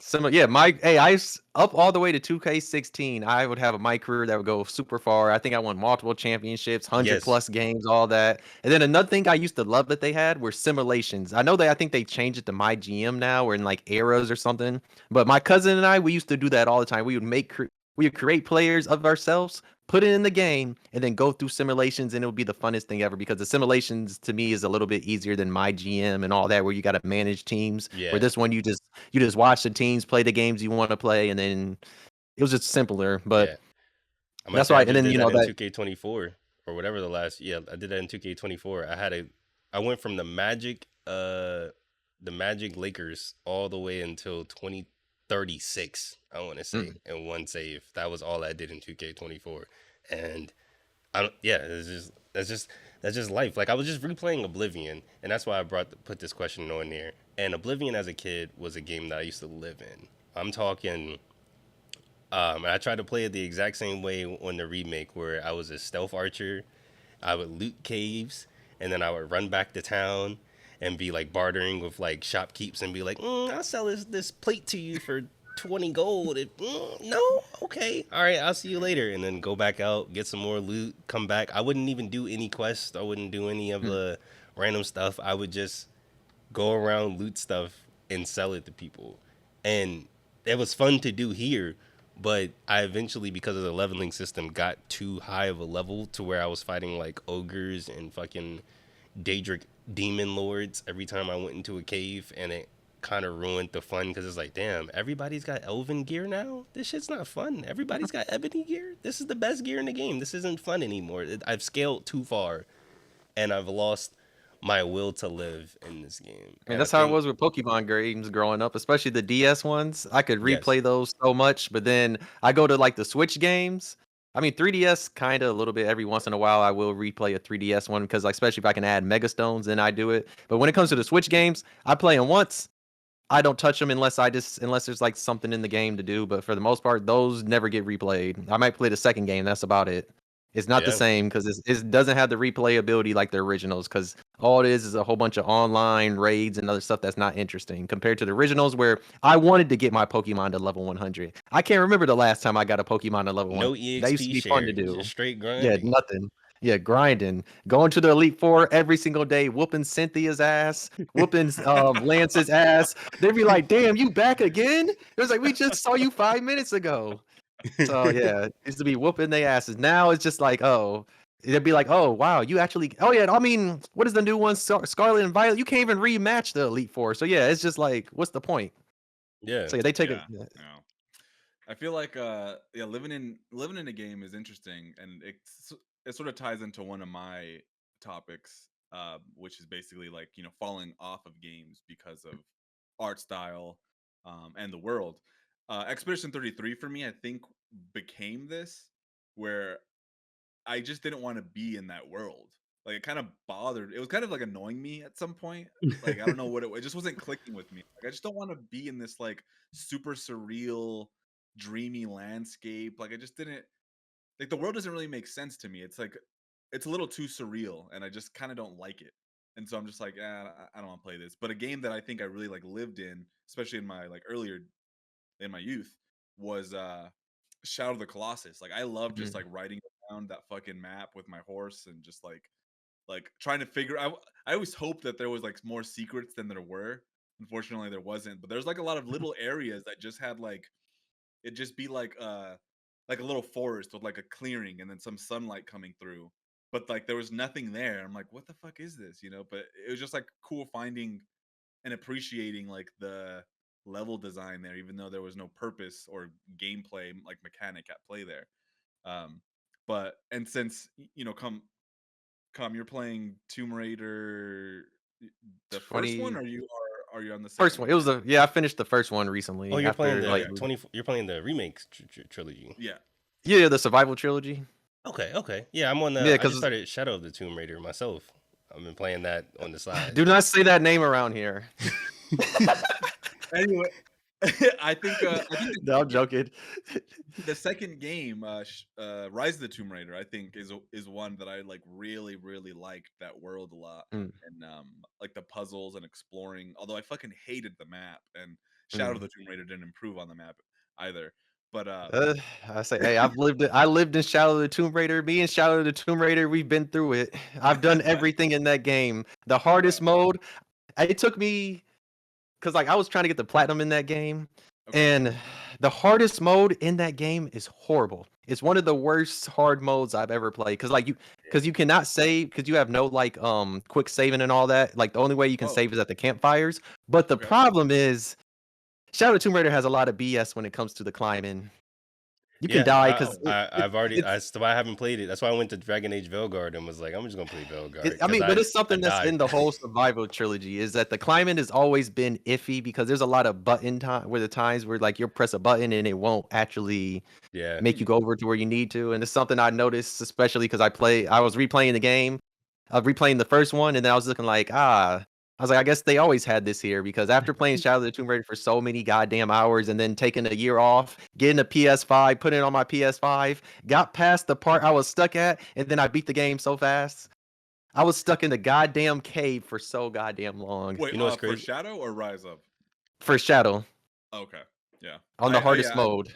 which is crazy. That's Yeah, I play games on normal now. I'm a bitch. I'm not gonna lie to you guys. No, the only reason why I was playing on hard is because I was trying to get the platinum. I played that game way too goddamn much. I played on Yeah, every single mode. There's like Jaguar, something, and something else. I just remember Jaguar, but it, I'm about to say did you yeah. even like playing on like even the binary hardest? domain. I didn't even play on hard when I replayed it. I was like, no, normal. I don't want to. Nope. Wait, replayed it? Oh yeah, you Yes. did. You played it Yeah. twice. Yeah, but this was like your first time. Okay, yeah, yeah. You played it Yeah. twice though. And, yeah, crazy ass nigga. Anyway, um, uh, yeah. But are there any games? I guess to lead back to my question, since like we're talking about it, are there any games that you played but just didn't like the overall maybe aesthetic of the world or the art style, and you're just like, Hmm. I like the gameplay, but it's just like I don't want to hang out in this world. It's just like I kind of just don't fuck with this. Like, is there I anything got like one. that for you? I got one because I dropped it. Even I'm metaphor, curious. metaphor. Oh, that's kind of That's deep. interesting. I can agree with that. The, I can agree with Oh, that. it's really? Yes, I can agree with that. It's a beautiful art style. Don't get me wrong. Okay. But to me, I feel like it was too for the style of story that's being told.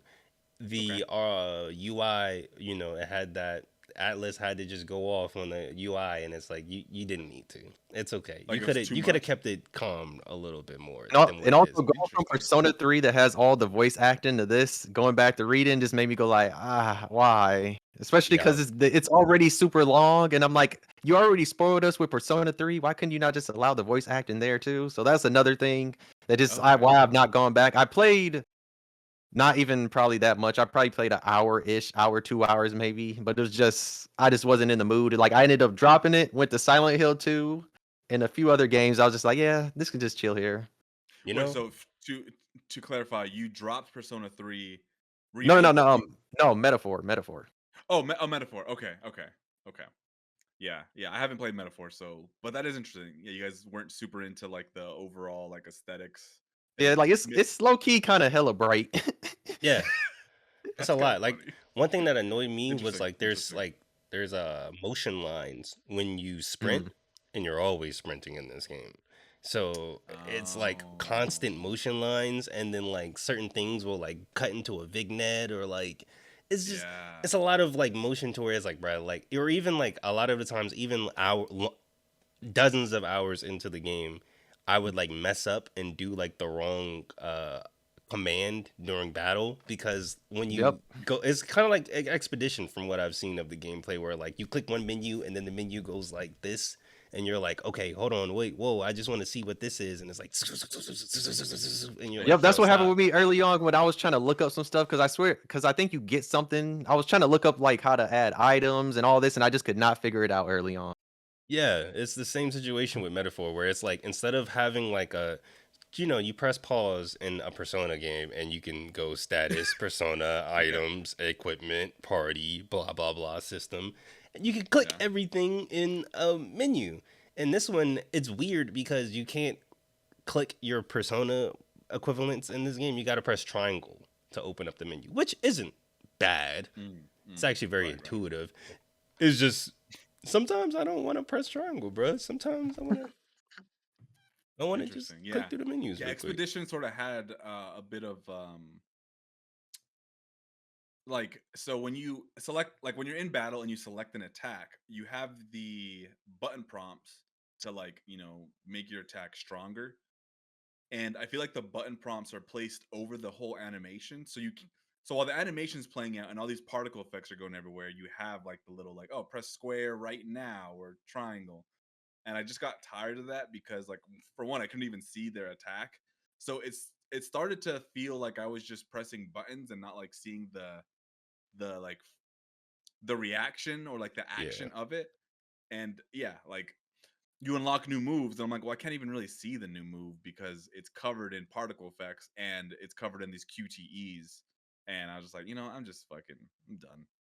And so I put like, I don't know, 30 to 20, 25, 30 hours into it. No, actually, that's a lie. That's a lie. I put about 15 hours into it because the game is only about 30 hours, I think.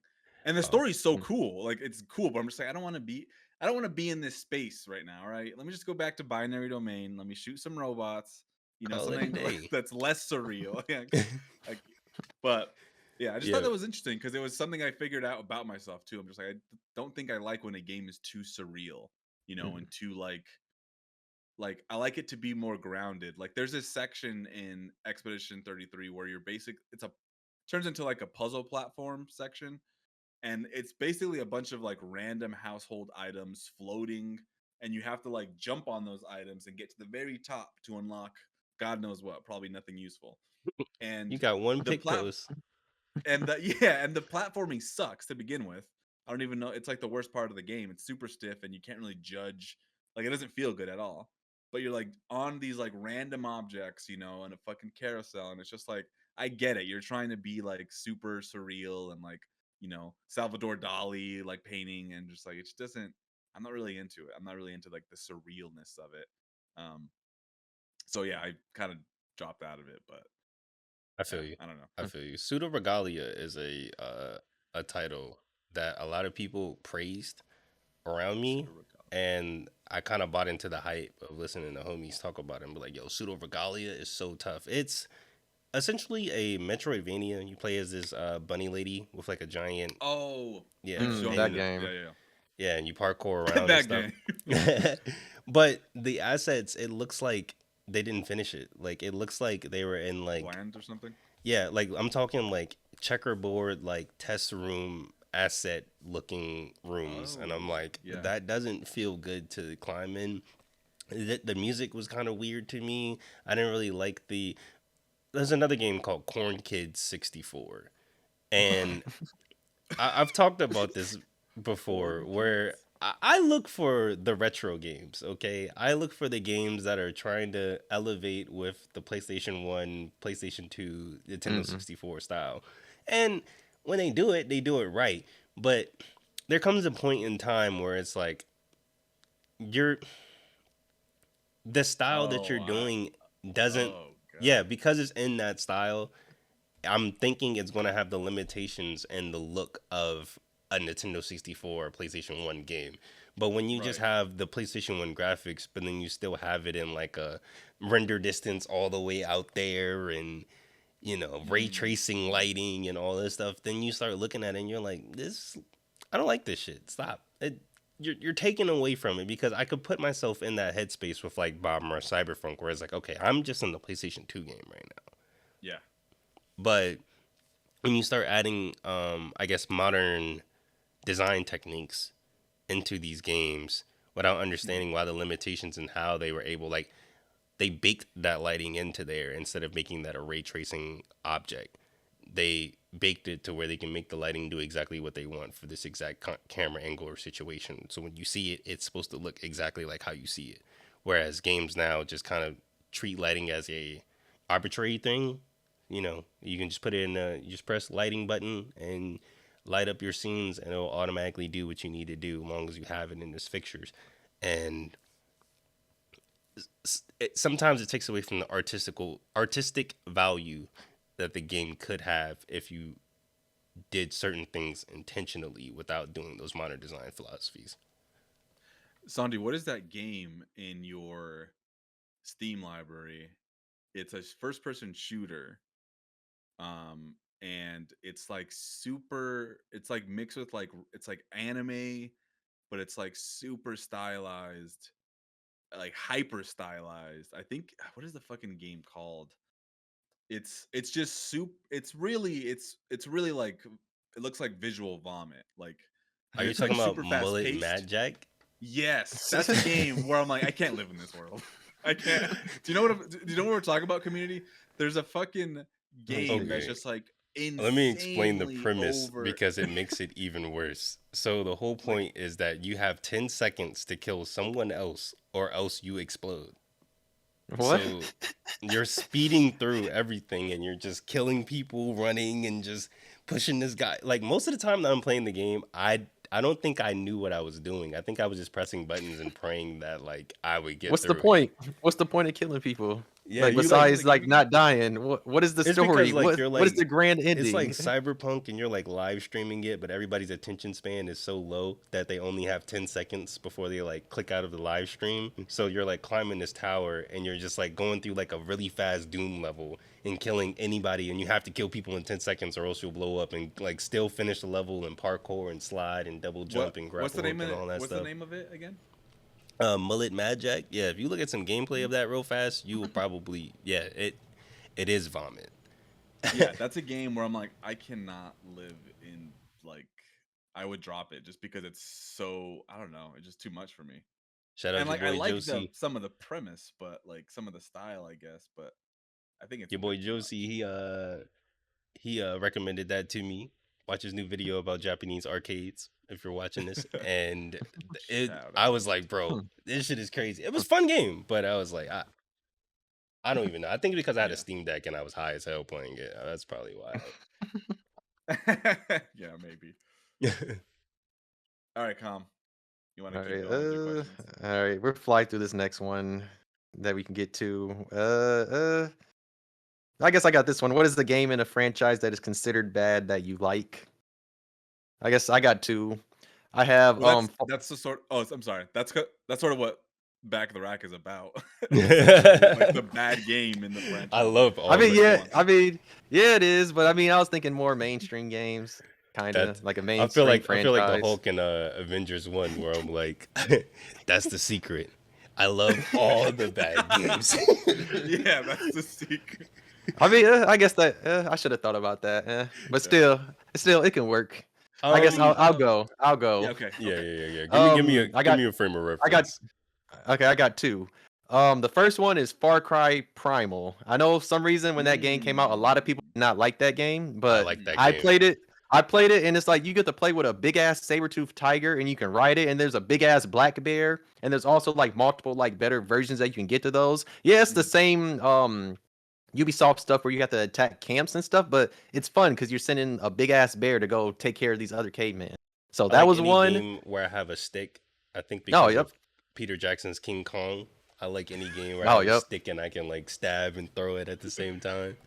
Uh, I just know that was one for some reason. I just remember people not liking it, and then I remember like because I think I got the game like around the time it came out, and then I think years later I just saw that people didn't like this, and I was like, why did they not like this? This was fun. mhm. Another one, which is one that I know a lot of people don't like, but it's still probably my top two favorite, is Resident Evil Zero. Once you figure that game out, Resident it's Evil not as Zero is. bad. It's not the. That's It- That's the considered one. bad. Yes, that's Oh. like that, and like Resident Evil 6 are the ones that are considered like the worst. The reason why people don't like RE0 is Yeah. because they got rid of the item box. The story is kind of wonky, but it's really the Zero. item box. And there's like a lot Zero. of them. Is that the one with the train? Right. You're on the Yes, it's the one train. with the train. Yeah, it Yeah. peaks. You're right. I'll tell you this: it peaks on the train, and then after that, it's a whole bunch of just the same, similar. But once you know the game, you will never care about the item box. You just got to know where to drop them items at, and know when not to deal with the eliminators and the Okay. leechman. Yeah. Would It's I be a Rebecca, right? wild nigga to Rebecca and say? her. Would I be a wild nigga to say? I Yes. think I actually fuck with I think I fuck with Mass Effect 3 out of Well, I think Andromeda would be the bad one out of the yeah, franchise. Andromeda would be the bad one. Nah, you mentioned well, okay, because I have a whole series that everybody oh do people consider the series bad? I mean, it's getting remakes and it's getting a new series. But Onimusha, I honestly Which feel which like one? The Yeah. the Which third one? one? The third one? Onimusha 2 is like the opposite of this. Everybody says that that's like the best one, and I think The that's the worst one. I think it's mm. even worse than more worse than Dawn of Dreams, and I think that one was don't ever play that game in your life kind of vibes. Um, Mm. Yeah, you're right. Because back of the rack, that is our mantra. Because as I Yeah, that look is through your like, thing, but I look through all the I was games, and just I'm like, yeah. I did fuck with that one. I fuck with that one too. I was just saying because yeah, that's why I said that one. I guess was more for me. I mean, we can move I on to the think next one unless y'all got one you can think of no, like in a popular franchise or something. yeah, I don't know. I mean, I feel like I like I'm thinking of the Metal Gear franchise, and I like Phantom Pain. People don't like, I guess, the story of Phantom Pain and like the development and all that happened behind it. But I do think it has the best gameplay. And um, which one do people think is the worst? I think a lot of people fell off of four because it was so cutscene heavy. Like it's like Yeah. 15, 20 minutes for cutscenes. But I think four was cool. That's actually a game that to go back to one of your questions of games that I thought were great but only played once. That's definitely one Hmm. of them. Uh, but Apparently, yeah, Final everybody thinks Fantasy. Sonic Adventure 2 is sucks. I don't know. Oh, It's like really? that's the punching bag for everybody now. It's Sonic Adventure 2 was never good. Look at the mech stages, but like, I mean, hey, that's how they are with the Mm, werewolf one now. yeah, that's now true. all of a sudden they They used fuck to with the swear it werewolf was bad. one. Yeah. It's like if you can play it at a stable frame rate, it's a good game. Like every game. What I the fuck? I think I Final guess for Fantasy Type Zero is one that we're gonna cover on Back of the Rack, but that's definitely Type Zero and 12 are probably like the least liked from what I understand, Yeah. at least from Final Fantasy fans. But those are definitely games I really like. Um, maybe for Halloween episode we play Resident Evil Zero or Resident Evil We got to play Revelations. We got to play Revelations Revelations. Revelations 1 or 2. Or we Revelation's go supposed to to be Clock good Tower though. 3. Somehow Community gets on the Halloween Wait, episode. have you heard of Trapped? Have you played Tecmo's Nightmare? I feel like that would be really up your angle. Who? Oh, for Com Yeah, or me? Oh, okay. for for both of you guys, honestly. It's like a game where Yeah, you like it's just play as Deception, right? yeah, Deception. It's the first Deception. Hmm. Yeah, Yeah, and then there's Deception 4, then there's Trapped on PlayStation yeah. 2 where you have like Hmm. you actually are a person and you like put the traps down. It's pretty much you're like in a haunted house and people come in and Hmm. invade and you have to set the traps in order to stop them and kill them. Like that's how you damage people in this survival horror game. And Hmm. yeah, since you like Clock Tower, you would definitely like Yeah, I gotta try. Deception. Oh, I gotta try that then. All right, I guess we'll move on to the next question. This one, I guess, I put. Do you buy collector editions of games? But I guess I could kind of. I I guess I used could. to. They've gotten shitty. Like every, Yes. Yeah. I think the last one I bought was probably Ghost of Tsushima, for the PS4. But like after that, I swear they've been ass. Like I've wanted Oh, to they buy have. some, and I'm like, wait a second, the quality has gone down. Like what they're giving you and shit. And I'm like, I don't. I'm You sorry, know I'm what not they're gonna pay doing extra. is they're because I saw the Indiana Jones one and they gave you a whole bunch of stuff, but then you open it up, there's no game inside. They just give you a code. That's also what they're Yeah, doing. and then there's that too. It's like, well, buy the game. Yeah. So I it's think the last So I I don't know. don't. collector's edition I bought was no. See, it's weird because I have to know that like I really fuck with that game in order to get like a collector's Indivisible, right? edition. Yeah, like Indivisible. When we played that, I got the collector's edition. No More Heroes 3, just because it's No More Heroes. I love No More Heroes and Scott Pilgrim. But that once again, those are all games that is like I really like those games. And Bomber Cyberpunk, but I really like those games, and I wanted to get like the collector's editions of those. But when I think about like other games, like I'm not getting the collector's edition of like Elder Scrolls or like Monster Hunter or What anything about like that. older collector editions? Like if you go to like a gaming store and you just happen to see it there and it's not expensive, do you pick those up over just I like a would. regular copy? I would. Ever since your strategy guide video, I have been thinking Mm. where I'm like, it would be so cool to like pull out a book and like read it and be like, huh, okay, this enemy has 110 HP and a 13 defense, and actually reading the stat blocks and seeing I mean, like what's in the that's what I enemy. do when I replay my games before I make a video. That's what I did with Tomb Raider, the first Tomb Raider, because I have the book. I would just like Yeah. flip the page. That way, I'm just like, oh, where am I at to know like how much longer I got in the game. Because the biggest thing for me with Um, strategy guides was the back of the book where they had like the concept arts and like the developer interviews and conversations with them. Always thought that that was like really, really cool to me. Like I remember I got the Dark Souls strategy guide and it's a hardcover fucking textbook going over that game. When I first bought it, because they were like, you're going to need the strategy guide for this game. It's hard as hell. Prepare to die. And I bought it, and I was like reading through it, confused the fuck out of me, and I was like, yo, but the concept art inside, coolest shit in the Fire. world. And I was like, it's the only thing that kept me engrossed in like actually playing Dark Souls, because I was like, I need to get to that thing, whatever that thing is. I need to find it in the game. I'm trying to think. I think the last collector edition I got were probably either I mean, even though I guess this is not. It's weird because they have all these different editions now, so I don't know if I really count those collector editions because I could say the Final Fantasy one, Final Fan like Rebirth, or I could say like the what is it Horizon Forbidden West, because I got the steelbook, but it wasn't like the big one. But I guess the last big thing I bought was Last of Us Part 2, because like the Ellie edition, or was did that you the get the collector statue? edition? Yeah, and I got the statue and all the other mess. I think that was the last time I actually bought one like that. Besides that, I mean, I guess technically I got the collector edition of the Tomb Raider like remasters, but I mean those are not really. It's just like the more edition that comes like with the map and the steelbook and all that, because Limited Run had like the bigger edition Yeah. one. But like limited runs, I don't buy none of those collector editions because they take like what 3 to 5 years to get. Bro, I didn't get Scott Pilgrim until like a year, and I was like, I forgot I even ordered this motherfucker. Same with Shadow Man. I crazy. think I ordered a couple games from there, like the ones like for a minute I was like, I need to get everything physical. I need to get a physical copy of this game. And I got like a physical of like Anno Mutatum and Shadow Man, and I was like, I fuck with Shadow Man, thanks, but I don't give a fuck. Like I didn't even like Anno Mutatum. I never played it, so I just got it, Yeah, you and can then I send was that like, copy to me. I'll keep that. I love Shadow Mutate. I mean, if you go Lee put my boy my mutual on TikTok. Lee, he put me on to like a new thing. I mean, it's not really a new company, but at least new to me. It's called Video Game Plus, and you can basically get all of the stuff from Limited Run that usually like goes out of print like on Limited Run fast. Like that's how I was able to get Clock Tower, was going there because he put me onto that because he made a video. I went on there and I was like, oh shit, I can get Clock Tower Rewind on there because I missed out on it on yeah. Limited Run. I have been collecting like Good game. more novel items. Like for me, when it comes to games, like speaking of the devil, because I was just listening to it today. It's the Persona 3 soundtrack on vinyl, and like shit like this, That or is like sick as fuck. That is so cool looking. or the Bomb Rush Cyberpunk vinyl. Like these are the That is two main so two that I cool. like play when I pull out my record player, and I'm just like, yeah, vibes. Yeah.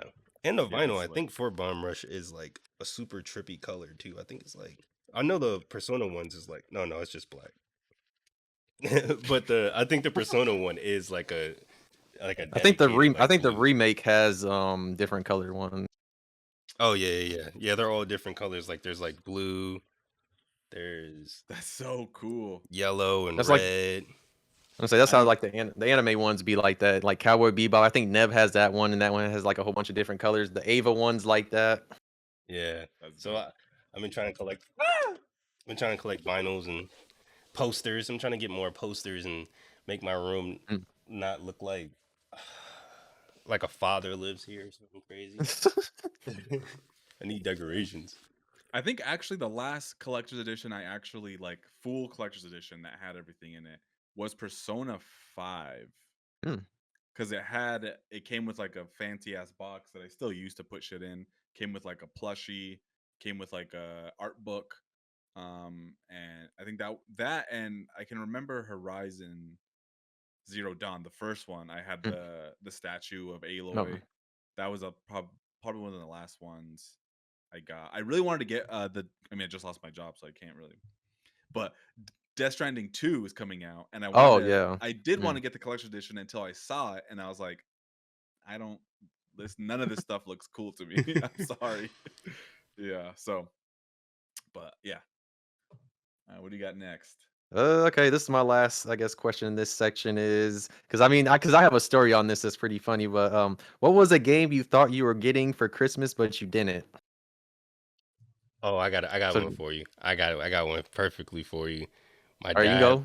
for Christmas, he came in. I told him all year. I was like, Dad, all I want is all I want is Pokemon Coliseum on GameCube. All I want is Pokemon Coliseum on GameCube. All I want is Pokemon Coliseum on GameCube.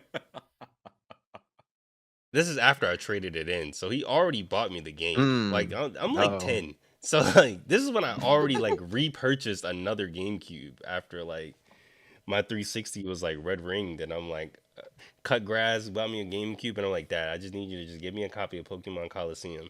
This man comes back with a copy of Sonic Adventure 2. And I was like, this is not what I asked for.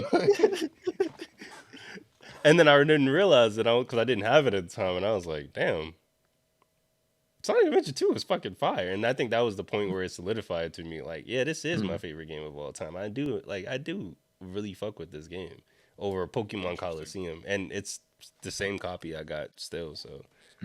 No, I guess it worked out for you. I mean, Yeah. mine didn't work out because mine was I told my mom I wanted Pokemon Platinum. I said I wanted Pokemon Platinum for Christmas. What did you want? Pokemon Platinum. So my brother, he used to do this thing where you poke a hole in a present. Oh, So yeah. I did. So look, I did it too because I saw a DS game. I poked a hole in it. I saw like Garatina's like yellow right there. So I was like, oh yeah, I'm getting Pokemon Platinum. I can't wait for Christmas. Christmas comes around. I open the package and it's Indiana Jones in the Crystal Skull. What the? What? The DS Yeah. version? Yes, the DS version. That Hey, is a travesty. What you the gotta- Yeah, fuck? I was sad. I did not get Pokemon Platinum. I don't think till like the following year in April for my birthday. I That's think I crazy. can't What- remember, but Was there some interest in Indiana Jones at the time, or was this like rant? Like no, you it's like because it was a Indiana cheap Jones? ass game at like Big Lots or something. That's why she went and got a whole bunch. I think I Wow. might have got maybe one other game that I was something I wanted, maybe a Lego game or something. But a lot of it, because my mom would buy especially when the DS era, because DS era, a lot of them games was cheap, so Yeah, she you would can just just buy buy me a whole bunch of anything. games. So Yeah. yeah, she bought me that. It was very disappointing. I mean, I got another Christmas one, but this one's not. I did actually get the game, but it was like when Sunset Overdrive came out. I told her that I got that, but that's the day that some reason people had to hack into Xbox Live, so I wasn't able to play the game until like I can't remember. I forgot. Was it like 2 days later when it finally got back online? So yeah.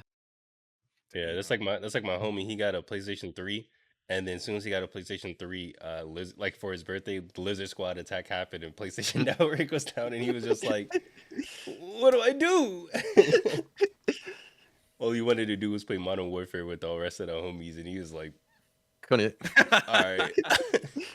Yeah. Well, I don't have a Christmas thing like that. I never really got. I didn't actually start celebrating Christmas until I was Oh like yeah, about forgot. 12, and then also, yeah, I never got games for Christmas. My mom never bought me any Oh games. So, She said, "Here's some so, shoes and some socks." yeah. All right, you can change that for a gift then. What was a gift then? A gift that you wanted A that you gift. didn't get. That was every gift. Every gift I opened, I was like, "Damn, I wish it was gonna be not this," and it was this. I feel like I don't know, man. I always try to be a good kid, so I had a lot of grace towards my mom. So I'm like, I'm not even gonna expect anything really. So I can't say that I wanted something specifically and was hoping for it, and then would open it up and it'd be something different. I just knew I was just gonna get shit that She gave you a lump of coal and she said, "Deal with it." Yeah, exactly. Yeah. No, it was she just gave me like Yeah, no. clothes and I don't think I got one year I did get a GameCube. But no games with it, so I can't even I just thought about it. I have just another story. But you could finish yours. I have another story that's kind of funny, but you can finish yours if you got anything. Oh Because I no, did that's interrupt. it. I just got a GameCube and no games with it. So like my first couple nights with it was me just fucking like Playing with sifting the through sound. menus, yeah, and hoping. Let it Just- reboot every time. Hear the Yeah. sound. Yeah, because they had like the system menu, so I would just go in the system menu and just be like, "Yeah, this is great. This is real great."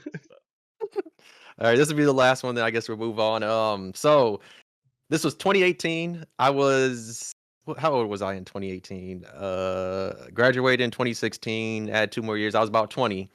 So around that time, that's when you shouldn't technically be getting gifts. But like, I wanted a game, and the game I wanted was Shadow of the Tomb Raider because they had the Steelbook edition. So my mom, I didn't get it for Christmas, so she was like, here, if you go to Best Buy and buy it, I'll give you some money back. I went to Best Buy, I bought it, I never saw that money.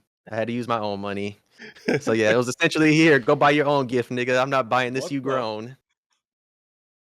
That's essentially what it was. Because I still remember, I was just like, huh, she really had me go out here and buy this game for myself. Instead of, she just lied. That's such a strange way to trick you into buying your own thing. I think it's because she forgot. And plus, I think when I said it was $50, she was like, no. Oh, she was like, "Oh wait, never mind." Yeah. Even though it was on sale. because I think the regular, because it was a steelbook, and I think the steelbook originally was probably like 70 around that time, probably 70, 80. So it was on Okay, sale. okay. Yeah, But probably like still, 70. it was just funny because I just always think about that. I'm like, man, you made me go out and get my own game. I could have just been like, can you take me here to get a game? You had me thinking you was gonna make it be a gift. I bought a gift for myself. All right, I have an interesting question to pose to you guys now. What's a franchise that you're okay with never playing? Sonic. All right, stop it. Stop it. I'll make an I am audible kind right of now. serious though. I am kind of serious. I'll make an audible I'm right sorry. now, bro. I'm okay with not playing it. Doesn't mean I won't. I'm just saying I'm okay. Like if someone was like, "Hey, you die today, nigga," and I'd be like, "Cool." I'm I coming. don't When care. I pull up, I'm pulling up with a gun to your head, and I would be with a copy of I'm Sonic Adventure. Like, nigga, play this game right now. You gotta we beat are the still entire gonna hero make story right now. me and Elise are still going to make you a Sonic welcome basket. So you'll still get that, but I'm never playing Sonic. Listen, I'm about to Uh, put you on. I think for me, for a while, I can't lie, it was Silent Hill. For a while, it was Silent Hill. I feel you. Until I got the games, because I can't lie, I would see that shit and I'd be like, damn, this shit looks scary. I don't feel like dealing with my demons and their demons. I said, I'm kind of good. And then I ended up, Oh, and then interesting. I ended up playing it because I played 3 first a long time ago, and I was not that bad. But then 2 was just one I never played, but because 3 was the one that kind of scared me because that shit was scary playing it growing Mhm. up, and that's why I was kind of just like, yeah, I'm kind of good on the franchise. I played it once. I don't need to go back to this. But then What, got older and started playing it again. Sandy, is the But question what's a franchise that we've never played that we wouldn't mind never playing, or just like it's like Well, never play. It was just I just was just saying just because like that was one at first yeah. because I gotta think of a franchise, but that was just Well, yeah. one at first well, I my was Because I like answer. played going to. Yeah, I'm gonna say my answer. I have played my answer, so yeah, it doesn't really matter if you okay, played it okay, or yeah. Okay, not. Because I okay. played Sonic for sure, but uh I th- I think I'm okay. Like Call of Duty, Fortnite. Like just there's some games I'm just Hey, like, yeah, you're I'm okay missing with not out. playing. They might bring back Chung Li, and we might Yeah. get thick Chung Li back and forth. Hey, dude, you missing out? Hey, Just saying. you don't want to play What else? Atelier, bro. You don't want to play fucking Artonaleco and fucking Xenogears, and I think there's a lot of JRPGs Oh, I that Oh have you yeah. could one. be okay with not playing. I just remembered I have one. Zelda. I'm fine with never playing Zelda. I've never played no Zelda game. I'm fine with All never right, playing Oh, it. cut it Mario. out. Hey, I'm Okay, fine. I'm that was my okay with answer. not playing. That was my answer. I Goated put me up a couple when I first started watching Goated. He put me to the task where he was like, "I implore you, at least play through all of the Mario games until you get to Super Mario Sunshine. Galaxy." He was Okay. like, at least he was like, even if you bounce out at Sunshine, I understand, but like, at least get to Galaxy, at least play 64, at least play World, at least play 3, at least play Galaxy. I'm about to play Super Mario 64. I just beat Super Mario World. I've gone through Super Mario Bros. 1 through fucking World. Wow. I don't ever need to play another Mario game in my life, bro. I despise these games. I think they're like anti me, and I don't know if it's because like Sonic is like ripping out of my fucking chest. Like I should have a Mhm, Knuckles tattoo right here. I Hmm. think that's why I don't fuck with it. But I don't mm. know. It just I don't like the whimsiness. I don't like mushrooms. I don't like the platforming. I don't like Mm. Interesting. I don't like I the don't know way that why. the levels are designed. I feel like you would fuck with like the 3D Mario games, like Sunshine. But yeah, I guess I don't know. But to be fair, I I kind don't of get like like the 2D platformers. ones. I don't like Mm. platformers in general, which is weird coming from a Sonic super diehard. But Yeah.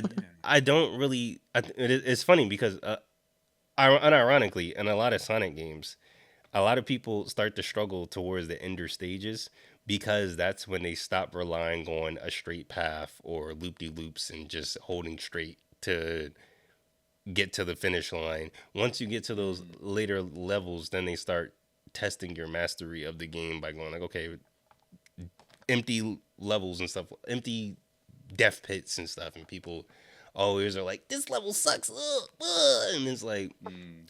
does it suck or do you suck? Let's talk about it. And I think that's the case with Mario because I just suck at Mm. platformings in general. Like even South of Midnight, it has a lot of platforming. Okay. If it was like anything more intricate than like running straight and jumping over like a small ravine, I nope.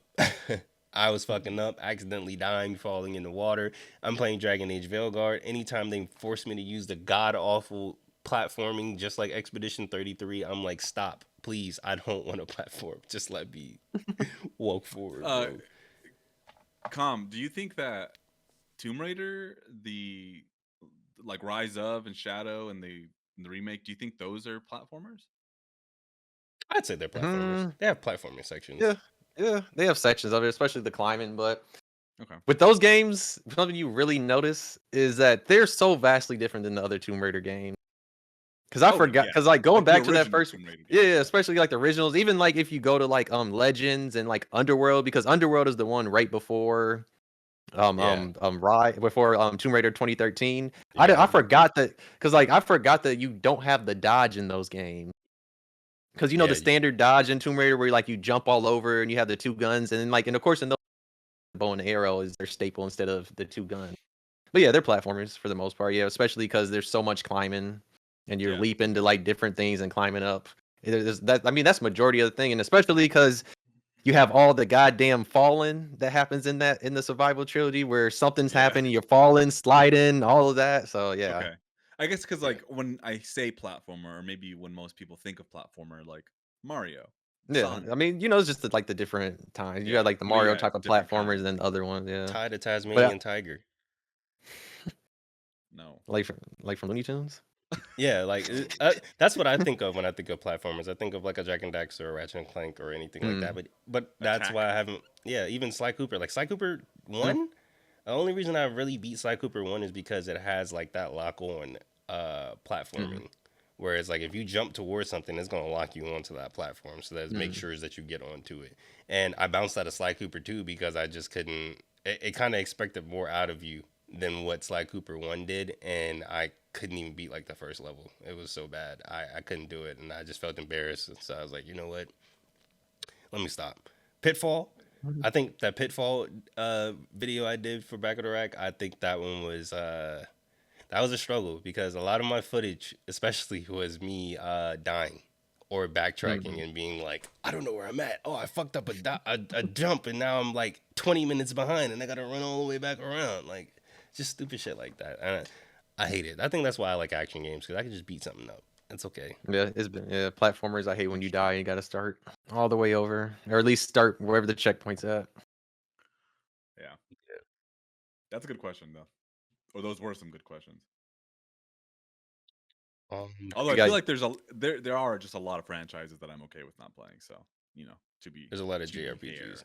Bro, I just went through my game eye and I went through my wish list and I was like, let me actually look at gameplay footage of all of these games. Because I was downloading all of like the PlayStation 2, the super expensive ones like Obscure and Kuon and Haunting Ground Yeah. and stuff. So I was like, let me get ROMs of these just in case. And as I was going through, I was like, let me just look at the rest of my like wish list. And I was like, why would I want to play Sacred 2? Why is this on my list? I don't want to play Conflicted Arms. Like I don't want to play Mana Kimio or Atelier Iris or You like don't want to play Sacred too? no, I don't want to play that shitty Diablo clone. Do you know that that's a Diablo like? Yeah, I play it all the time. I have like 100 hours in it. No, I'm kidding. I don't have that much. I have like 20 hours into it, but I do like it. You do? You do Yeah, fuck with it? Okay, I okay, do fuck maybe I'll with fuck with it. it. I mean, it's super archaic. Like it doesn't feel good at all. But like, I'm like, it's kind of cool. It's just so massive. It feels like such a massive game. Yeah, But and I was looking at the gameplay and I was like, I'm not playing this shit. Like, all right. Why did Big tell you? You said that. That's a Diablo clone. He's like, yeah, I play it. I don't know why they got me rolling. Because I didn't expect you the to way have a he said copy of it that. right then and there. It kind of threw yeah, me it's off. funny that you mentioned that because I was like, I kind of like this. But I do like the isomet. Like I do like Diablo clones or whatever ARPGs. I do like ARPGs. You like So Champions of Noraf and shit. Ugh. I actually have never played that, but maybe I'd like it. I don't know. All right, let me move that light back. Path of Exile looks There you cool to me, because I just like that kind of. Path of Exile 2 is that's a game that you should not play. If you're telling me not to play it, I won't. No, I'm saying you shouldn't play it because I know you, and it will be a very addicting game to you. Like, Oh, is it? Like it incentivizes you just remaking a bunch of characters and like doing a bunch of bullshit. Like it's all about replaying it over and over and over and over and over again because of the skill tree. It's so big that you can just Are you talking you about? Is that how Path of Exile 2 is as well? yeah. Path of Exile 2 is like that, but just take all of the good shit from Diablo 4 and put it on like Path of Exile. So you got a dodge roll and ultimates and good graphics and all that shit. Okay. Let's. I think I'm okay with skipping my movie topics. I was just going to talk about two Okay. movies, but I don't really feel like it. If Yeah, you want to I talk didn't. about, do you want to talk about anything, TV wise, Mm, or that was just a random question because I wasn't okay? sure. Because the only movie I've seen is Sinners. That was about it. I've not been going to theaters like Oh, that. what did you think about Sinners? I liked it from the standpoint of just like yeah, I've lost my thought or whatever. But I liked it from the standpoint of just like some of the similar I cannot think. I liked it as just like the purpose is just I just liked it as just as some of the not similarities, symbolism it has for just like being a black person kind of just in America kind of just in general from like whenever black people have something that's like you're coming on the up of just doing something, there's always like some type of white person in a way that can sometimes ruin it. There's kind of like stuff like that along with the way the South is portrayed is like how, especially like around that time, is stuff that still was happening like all the way up. Because like my mom's from like North Carolina, and like the fields they were working in, those were still happening like in the 60s, 70s, and all that. Like them fields were still happening, and like people getting paid for a little bit. And like some of the areas that you have where like how like the dude that sold them the stuff at the very beginning, how like at the end you saw that they were actually KKK members. I mean, that's stuff that still was literally happening, just not like as a stream. But I don't know, there's just little things there, just like as knowing like how the South is and just Yeah. seeing like the way they portrayed it that I could actually tell, and just like the way like they portrayed just like the like how when black people have like something on the up and up, sometimes you do have white people that do come and trying to just destroy it or ruin it. But the vampire aspect I thought was interesting-ish because I mean it just has like the following rules of just like all vampires where you have to allow them to come inside the house, but how fast they turn into vampires, things like that. The horror aspect wasn't really nothing too crazy. I did like the way Michael B. Jordan did act because I did like his acting in it because like he did portray both brothers really well. Then of course like the whole with the Gooner thing with Haley Steinfeld, the way she was talking. Yeah. And then of course like We the talked about one this before. scene, yeah, of course like the one scene with the music was crazy. Like of course that was a good scene. Preacher Boy was wilding. I don't know why yeah, he's like I don't care if it's clean. I'll eat it. Yeah, he was wilding Sound saying. like a real nigga to But me. I understand. Hey, but I understand it though. Hey, Hey, Yeah, I mean, when it makes when you're in the moment, you're not like yeah, most men yeah. aren't gonna be like, oh, Yeah, you, yeah, they're not gonna be like, bro, nah, yeah. When you got it's fucking like, hair? yeah, I'm just like, hey, she offers to, hey. yeah, I mean, I Hey, don't blame him, I but it was think still funny. I think I came out of it. It's taken me a while to wrap my head around it in terms of like why I didn't feel the same like because when we first watched it, Devin was saying the same thing to me where she was like, "Oh, I like the symbolism between this and this and this and this," and like in my head I was like, I get that and I see that and all that, but I don't think that that's necessarily the point because Ryan Oh yeah, Coogler as a director is more I just poignant when it comes to like telling the point of like his stories like Fruitvale Station or Black Panther or anything like that. yeah, He will let you know what the thesis of that um of whatever work that he's doing, you can tell. And with Sinners, you couldn't really tell. And I thought about it, and what I equated it to is, as black people, our our identity and its existence is political, and yep, so putting it in a time period like that, in a location like that, with people like that, people are going to extrapolate what they want to extrapolate because black people in general are political, whether it comes to gentrification, assimilation, appropriation, all of those things. You can find a message out of that with Sinners, but like you get a movie like Get Out or Us or They Clone Tyrone, where they use black politics as background to the movie, and so you instantly are like, oh, because they say certain code words like the white man, or just certain things that niggas, when we talking to each other, we say to each other that let us know, like, Mm. so like you get cued in on that. But Sinners as a movie, I don't think, I think it was just okay. Normally, I put this analogy a better way, but essentially, black people. This is a film made about black people in a Mm. lens, right? Where usually films are being made in a lens and black people are the catalyst, you know? Mm. Like, this is just seeing it through the eyes of black people. There's nothing, it's just vampires. You know what I'm saying? It's just like how the vampires killed the white couple and then he was fighting the Native Americans in the morning. Those are two separate movies right there. And you can Yeah. have a movie where it's like the vampires are super scary, or you can have a movie where the Indians are action heroes killing vampires, but it's just because that's the lens that we have, to where innately people want to pull something political out of it, when I don't think anybody was trying to necessarily say anything political, because Ryan Coogler Yeah. as a person would have said something if he was trying to do that. Mm. And I don't know if that's just like a trope that we have as black people to just look Yeah, I deeper think yeah. I than it mean, yeah, is. because I mean that's kind of how we've all been raised for the most part. Is just we always look at it that way because the way the country treats us Yeah. and like Which, throughout history. So that's kind of why we look for some, I guess, some type of relatability yeah. towards it and Which just is like a how good it thing, affects though, us. that a lot Yeah. of people have looked at this movie and have been looking deeper at other movies, because there's been some movies that niggas have been lacking on that have had way crazier, way deeper, way more subtle messaging and, you know, sh- bullshit that Yeah. people just didn't peep on and were just like, oh yeah, I like that Marvel movie. And it's like, bro, but did you peep all of this, bro? Like, this is talking about some real shit right here. And they're like, I just thought Spider Man was cool.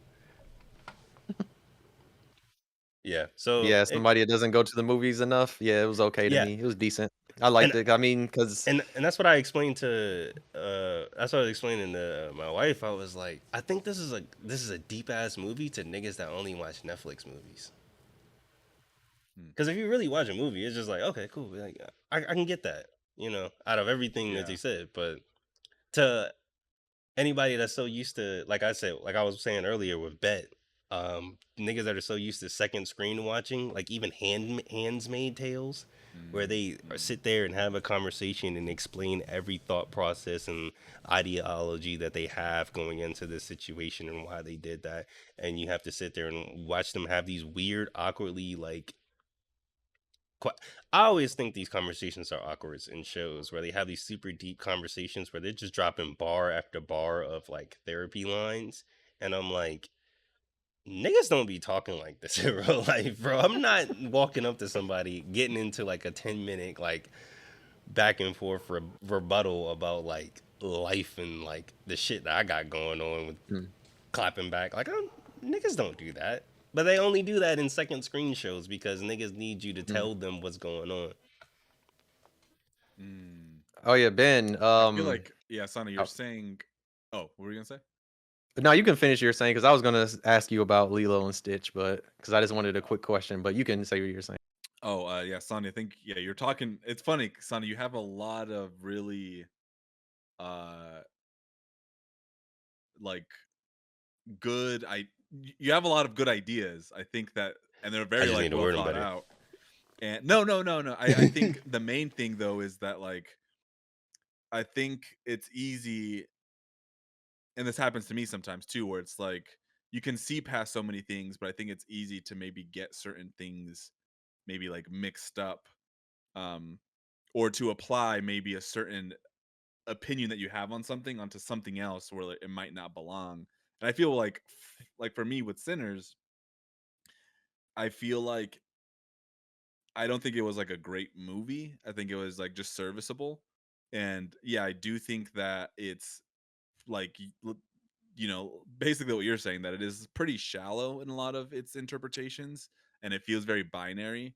I feel like it takes a lot of the nuance out of relationships, and but at the same time too, it does somehow, it's like a mouthpiece for a lot of black people. Like a lot of black people, we want things to represent a specific pain that we feel, and I feel like this movie, in the most superficial way, takes that, and like it's like, oh yeah, they took this from us too. Like it speaks to an anger or a frustration Mm. in a lot of ways. And I'm not going to argue whether that's valid or not, but it is, I don't know, like the movie itself, I just don't think works. Like in a lot of ways, I feel like it falls flat. There's a lot of moments that are really good. I mean, specifically, like I was telling you, that I did think that the music scene was really cool, Yeah.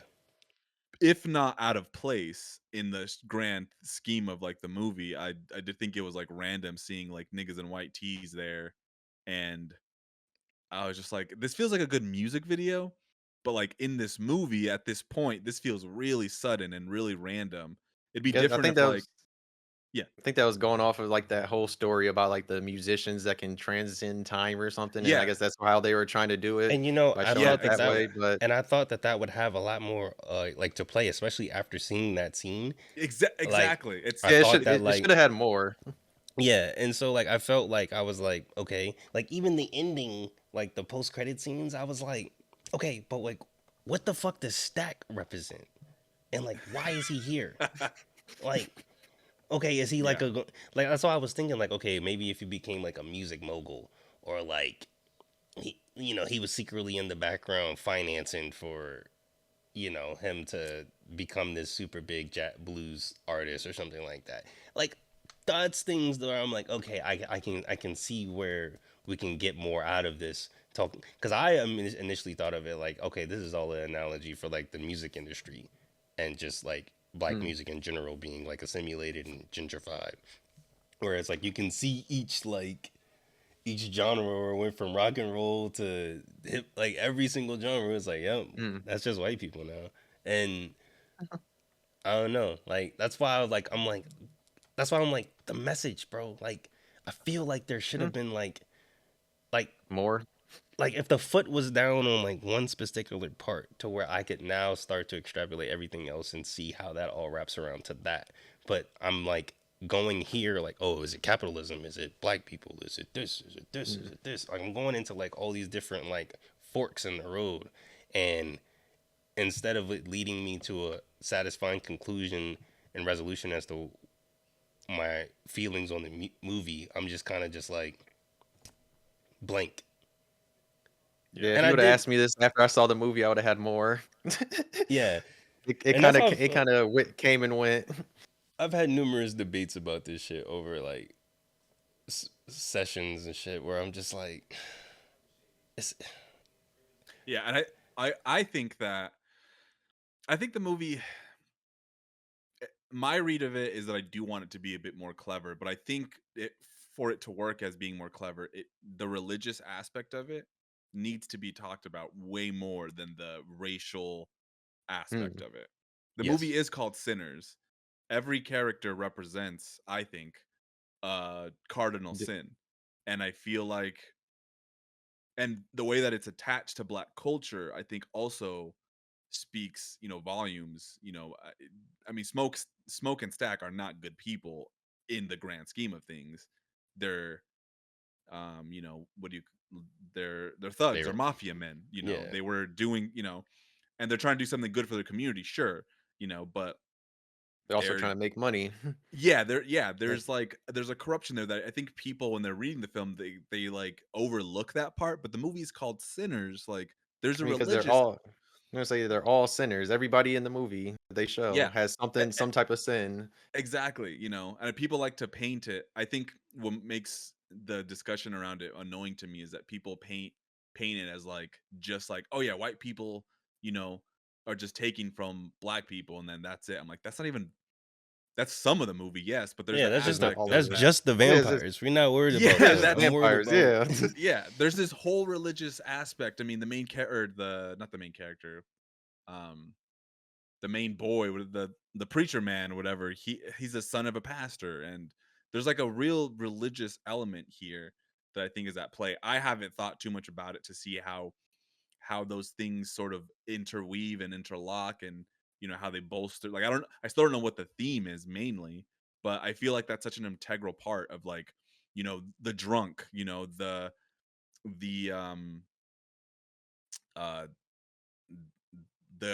I guess the killers, the thieves, the what was the gluttons, yeah, exactly, yeah, yeah, she was what's the adultery. word? There was Adultery, yeah, yeah. yeah. I'm like, infidel? I don't know, I'm thinking of random word, because it's infidelity, yeah, so yeah, but anyways, I think there's a lot to that movie in that aspect, that I think that people are just taking the racial aspect and running with that, and I think that's important, but I don't think that it's the whole of the movie. So I don't think people are seeing the all the mechanics at work. They're just seeing what they want to see, which is basically that white people Yeah, took our music or whatever. I'm like, come on, Mm. yeah. it's more than that. And if it's not more than that, then the movie doesn't really work. But A- I just and don't know. that's my dilemma mentally when it comes to the gymnastics of trying to like explain my feelings about the movie, because that's exact, like you put it pretty soundly, of like my exact like feelings on it, where it's like there it's more to it than just niggas, bro. It's got to be more Hey, to it than just niggas, bro. And like Yeah, nope. yeah, It's niggas. Only niggas. everybody only wants to talk about Niggas. niggas. Niggas is That's all saying we're a gonna lot of talk shit about. about niggas, and I'm like, I get it. This is cool. You pointing out shit I ain't even noticed. Thanks. yeah. But like, let's stop focusing on niggas. Let's focus on this other part, because I feel like that one is a bigger like message, and I feel But like that's this, the true yeah, message. But Yes. yeah. we so worried about Now you niggas. say that, Ben. Yeah. It is the sin. Yeah, the different sins, because you do have greed. Because that's Yeah. Yeah, exactly. Yeah, Yeah, greed is one, and it's woven in, and lust is the all throughout. Lust is. I mean, lust is literally all throughout it, because it's multiple different times with the different love interests where like you should have not done that in the moment. yeah. His father's like telling him, like, It's basically, you're going to this club with the grimiest people doing bad shit. Essentially. But then there's good people there too that are just going there to hang out because they've been working out in the fields all day. It's like very complicated. It's very nuanced, but people There's are more to painting it. it, yeah, as such a, like, but I don't know. That's how racial stuff is. It becomes It usually binary. is. People, yeah. So, but anyways, let's move on to what we've been playing. No, let me just ask one real quick question Oh, about sure, Lilo and sure, sure. Stitch. Oh, yeah, yeah. Go ahead, So, go ahead. because I've heard, because like through seeing stuff like on the internet, is that like at the very end they essentially give Lilo away or something, like, and then like also they don't have a lot of the staples from Lilo and Stitch, like they are missing a lot of the aliens. They change a lot of the characters from there too. I just heard that it's like, especially like as you, because original Lilo and Stitch is kind of really faithful to like Hawaiian culture in a way, especially like the way some of the things happen over there with the whole thing, like how they're trying to take Lilo away. That's something that actually does happen like in Hawaiian culture when it comes to them trying to take away the kids and like put them like Mm. the government. So, and I know like the original movie does have like a lot of, I'm not gonna say like it's 100% faithful, but there's a lot of like things that are more faithful to like Hawaiian culture. And I've heard this one kind of just throws all that out the window, especially like compared to like how the original was. I can say that if you are in tune with Hawaiian culture, you might notice those things. I was a huge fan of the original Lilo Stitch. Yeah. I've seen that movie a billion times, and I feel like I could quote it word for word, but I feel like they retained some of that still. I think their pronunciations of things feel very white. Um, like, Jabba. yeah, like they say things where I'm like, oh, like in the original, in the cartoon, they were like saying it like you would expect a Hawaiian to say it, with all the flavor and like the Mm. fluency. But here they say shit like, I was like, wait, why did you just butcher that? Like, even I know that that's not how you would say like that specific word, but uh it's not good. Okay. I Yeah. think I think Lilo I think Lilo's character, unfortunately, the girl is like, the little girl who plays her is so adorable, but like she's too young, and so she doesn't have the wit that the original Lilo has, cuz like she's written as like a 5-year-old, but she has like this very charismatic and very witty, or I guess sarcastic, ability. But this is a real life 5-year-old, and Yeah, it you just can doesn't just, work the same. yeah, you can just tell that they like couldn't get her to hit certain beats, so like they would dub her voiceover. There's a lot of weird editing choices where they would cut away from her, but she's still speaking because they probably didn't get the line right, so they had to do it, in post. Uh, it's pretty, They probably should have just did a maybe a Stitch live action instead of a yeah. Lilo and Stitch. But Or then at like this, I was thinking like like animated, like a 3D animated movie would have been yeah, cool they just too. could have done another one. Finally made a third Lilo and Stitch, but That's true. yeah, That's true. it didn't look appealing to me because I don't really like the Disney live actions because they always ruin No. something. The only ones I think I kind of like are the Maleficent ones because those ones at least add more to a character that's already established Yeah. and Yeah. fleshes it out. Where all the other ones is just them remaking something, and I don't really like that because most of the Hey, time they listen, kind of ruin them. it's Jungle number one Book in was the solid. box office. You niggas is gonna be watching it. It's number one in I the mean, that's box cause office. it's cause people have kids. They take their especially because it came out Yeah, what during Memorial holiday, so people are gonna take yeah. their kids, and that's why.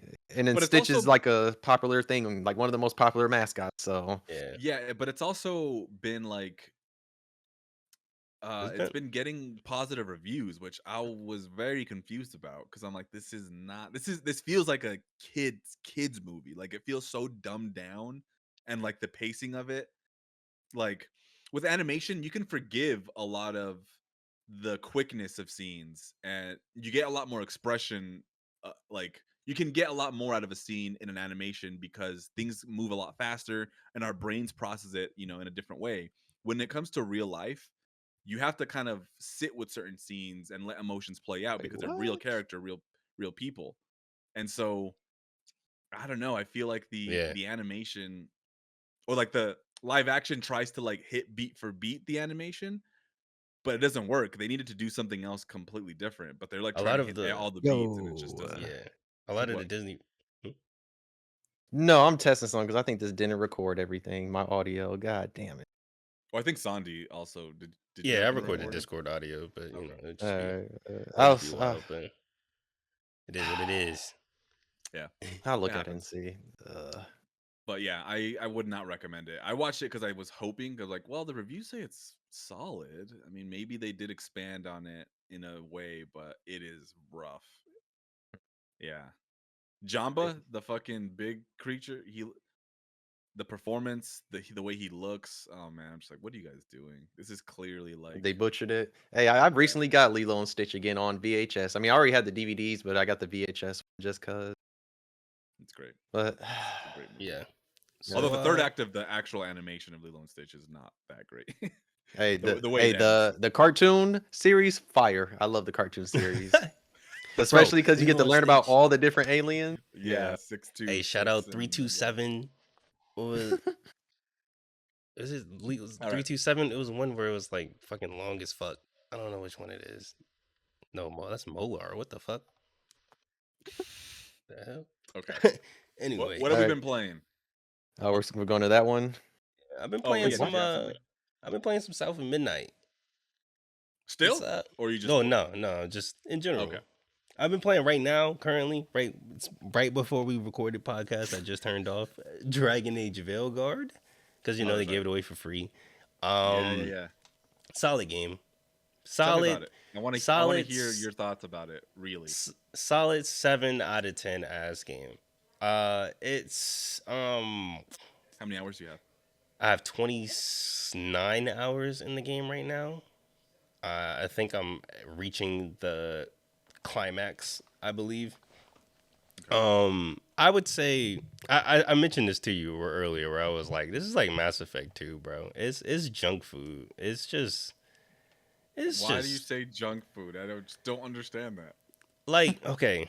What I liked about Mass Effect 2 was that every Okay. level, every side quest, everything was like its own linear level, where it was just like, yeah, do your thing, and then that's it, and then we just keep it moving.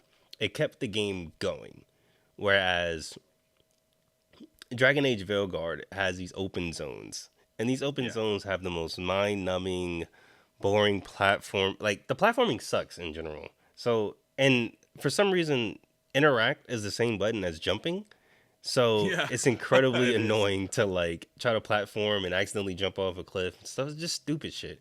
And Mhm. then you have these stupid puzzles where it's like rotate a statue to face another statue, and then you get +2 on Okay, your so the sword. side activities and stuff, that's junk food, basically. Yeah, The stuff. everything. Okay, okay. Side But mission, then when you side get to quest, the side actual everything. like, yeah, the actual story, amazing. I love the characters. I love the choices that you can make. I feel like I'm really having like a actual impact on the story. The combat, amazing. Mhm. I feel like Mhm. I'm at the point now to where my build is might be a little bit too broken, but I Mhm. just got this legendary item that makes all my tools do like a bunch of damage. So I've been thinking about, because you can respec on the fly anytime you want. So I've been thinking like, because right now I'm playing as the ranger, and I've been specializing into the duelist. So I've only been really using melee and like Yeah. only using range when I absolutely have to.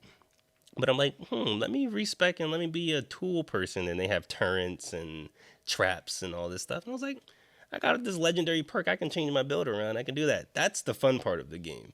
But having to deal with, static AI animations of people being like, oh, yeah, we need some help over here after that attack. Yeah, we need some supplies. I need you to go find Derek over there. Then you go to go find Yeah. Derek and you stand there, listen to exposition, pick Mhm. up a little letter, then they go, oh, Derek's over there. Then you follow the giant blue marker until it leads you to Derek, and then you go, oh, I'll fight some shit. And then Derek's like, So there's a thanks, lot man. of repetitive stuff in there. It's incredibly repetitive to the point to where it like halts.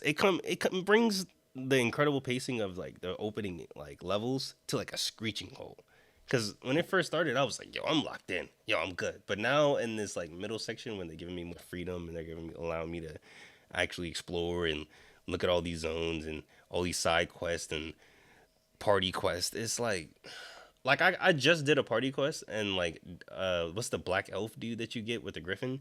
I forgot his name. Mhm. But I stopped giving a shit. Like at first I gave a shit about all of the characters that you meet, but I just stopped. I was like, I don't care to find these other griffins. Who fucking cares? Like, cause I think about like Dragon Age Inquisition, because I just got to the part where because for some reason when you start the game, you can make the Inquisitor, which is the previous character that you play in the last game, Yeah. choose all their love Yes. Yeah. interests and all their lore and all that stuff. I thought that was really weird, but I was like, okay, I guess PS4 to PS5, you got to figure out a way to move that data over. But then you meet the Inquisitor, and they're just like, yeah, I'm doing shit off screen. Sucks that you can't like ever see me or hang out with me or talk to me about past experiences, or like even just have me for like a quest or two, just to show like I'm also super powerful doing some crazy shit over here. Nah, I'm just doing some shit anyway, see you later. Like it's just a cameo, and it's like, bro, you made me create a cameo. Like Mhm. it's but when I finish the game, I will most probably give it a 3 out of 5. Like it's the most like average game I've played in a while. It's not groundbreaking. It's not anything too remarkable. Which brings me to a question I did have earlier, where I was like, does a piece of art have to be innovative to do anything unique or be considered excellent? Because to me, the other game that I've mainly been mentioning is South of Midnight. Does not do anything interesting or in terms of gameplay. It's a standard, tried and true PlayStation 2 esque action adventure platformer. You're going to get your double jumps with a glide. You're going to wall run a little bit. Your combat's kind of it's it suffices. Combat suffices. And for some reason, I completely understand when everybody says this is a mediocre game. Because I do agree. If you're playing this as a game, if you're looking at this as a game, but to me, I think because of the art style, because of the music, because of the characters, because of the writing, I was so immersed into this world. And Ben, you know us. I was staring at walls, I was staring at pictures and little trinkets and what's in the refrigerator. I got engrossed in this world, and that made the characters stand out more because there's a lot of environmental storytelling as to the characters and their lives and everything that was going on. And this is a very personal story because you're digging into the memories of people, and I cried twice playing this game. Mhm. That don't normally happen. This Just only for them happened ones on, then. yeah, and it's because the characters and the music and everything that's around it, it's it swells up into a point to where you just like I was just climbing this one doing this one platforming section as the music crescendos and is going crazy, and I just was just shedding like tears of joy, like this is just beautiful, like this is just amazing to see. And I do get it. It's kind of it's just shitty because it's like I'm experiencing like pure joy like that to where I'm coming like full like shedding tears, like this is amazing. Finish the game, shedding tears, listening to the music during the credits. But then I'm talking to people and they're like, "Yeah, the combat's ass," and I'm like, "Yeah, I agree. Yeah, the camera sucked. Yeah, I agree. Yeah, the platforming was ass. It could have been better. Yeah, I agree. But it didn't. That's not the point of the game. The point of the game isn't combat. The point of the game isn't platforming. The point of the game is to tell a story in this world and to get you engrossed in this world with these characters. And I think it does that masterfully with everything that surrounds the game. It does just enough with the combat and gameplay and platforming that can keep you going for the 8 hours or whatever long the game is. It's like 7 to 10 hours long, and it's just enough to where you can get through that and not be like, I wish it was more. I wish it did this. I wish it did anything. Because if you did anything more, it would take away from the personal story that was being told. And that's the one game that has like the black girl? Yes. Okay, that one. Okay. That's for no, that's for spoken. I was just no, I was no, just no, making no. That's sure definitely. um, yeah, I think video the things that you liked about it are what film is good for. I think when it comes to games, the game the gameplay, but I mean, I don't know. That really depends on the person. I think like if you're just look, if it has a really good story, then I can forgive the gameplay. I can forgive the grindiness, the mediocre side activities, whatever, as long as the characters the story hit. And some people are the reverse, where it's like, as if the gameplay feels good, I don't give a fuck if the story and the characters are bad. yeah. So it's kind of tough. I mean, it really is up to the person. It's really I don't like saying that art is entirely subjective because I think that it's okay to like bad art. I think that's we tend to make value judgments on things and like, oh, I like this bad thing, but that makes it good. It's like, no, it's still a bad thing, but you just like it, and that's okay. There's Right. still ba- there's still good art that you can hate, but it's still good art. And if you hate it, that's just a That's sensibility. just That's you. your taste. That's okay. Yeah. And that doesn't make you wrong or anything, but it's just like, but it's still it is objectively a good film. It is objectively a good game, regardless if you like it or not. Mm. And then your tastes, come into play. Those are very difficult for people to separate. So with something like Dragon Age Inquisition or Dragon Age Veilguard, playing through it, I'm like, oh, this feels like a beat for beat good game. Gameplay wise, it doesn't do anything innovative, but I think all its mechanics are pretty refined for the most part. There's some small nitpicks and weird nuances that it has. Story and characters seemed great. I didn't finish it, obviously, but um yeah, something like South of Midnight, it can have it. I think for it to be like a great game, like it needs to have solid mechanics. If people are saying it's mediocre, does that mean that they're just unimpressive? Are they workable? Does it feel good? Is it just like, well, they were expecting some sort of innovation? You know, Yeah, and I think it's hard to that's yeah. when you see the combat, it feels dated. Like it definitely feels like you're playing like a PS3 style game when you're playing Mm, it. Is that a bad thing then? And yeah, Because that's it's what like I'm a saying.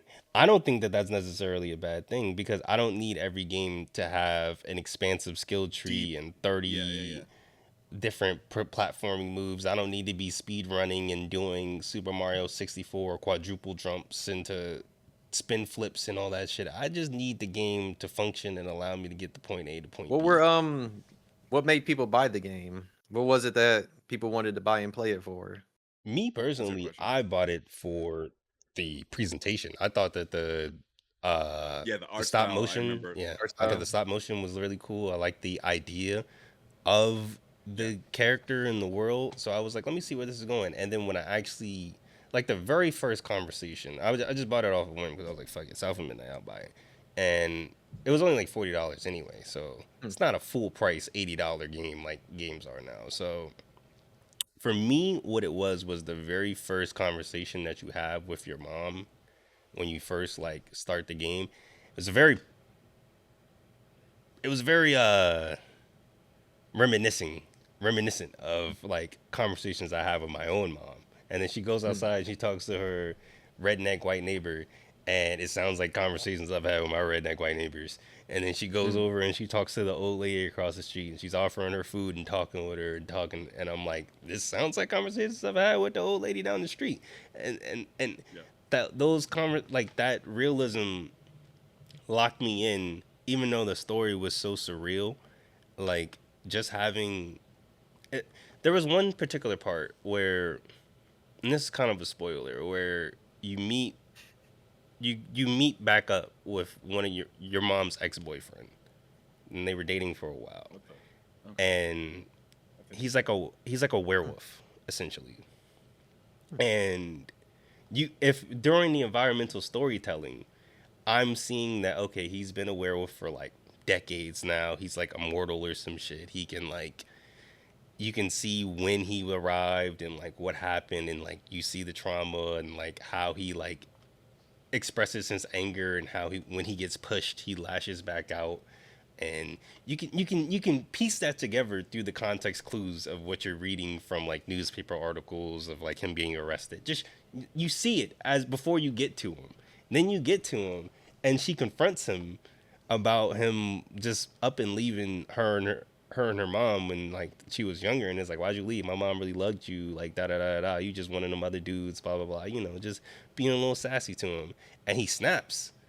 But that like if but she doesn't know this as a character, but I know this as a player, that when he gets pushed, and I obviously already assumed by now that he's probably a werewolf or some other shit because of the clues of claw marks and all this other stuff in the environment. I'm like, he's got to be that person. And then when you look at him and you're like, oh yeah, he has a lot of those features that make it look like he's like animal like. And when he lashes out finally from being confronted like he was in the past multiple times, and incidents happen that you've read from codex by this time as a player, you're like, I know where this is going. But Hazel doesn't know as a character that it's going here.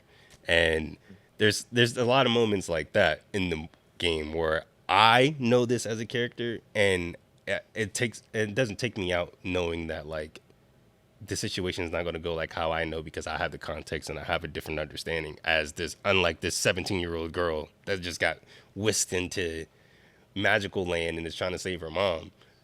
So it's as a story, and I think that's what I'm trying to point out, is that South of Midnight, I feel like the objective of the game was to immerse you in this southern town and be involved with these characters and their stories.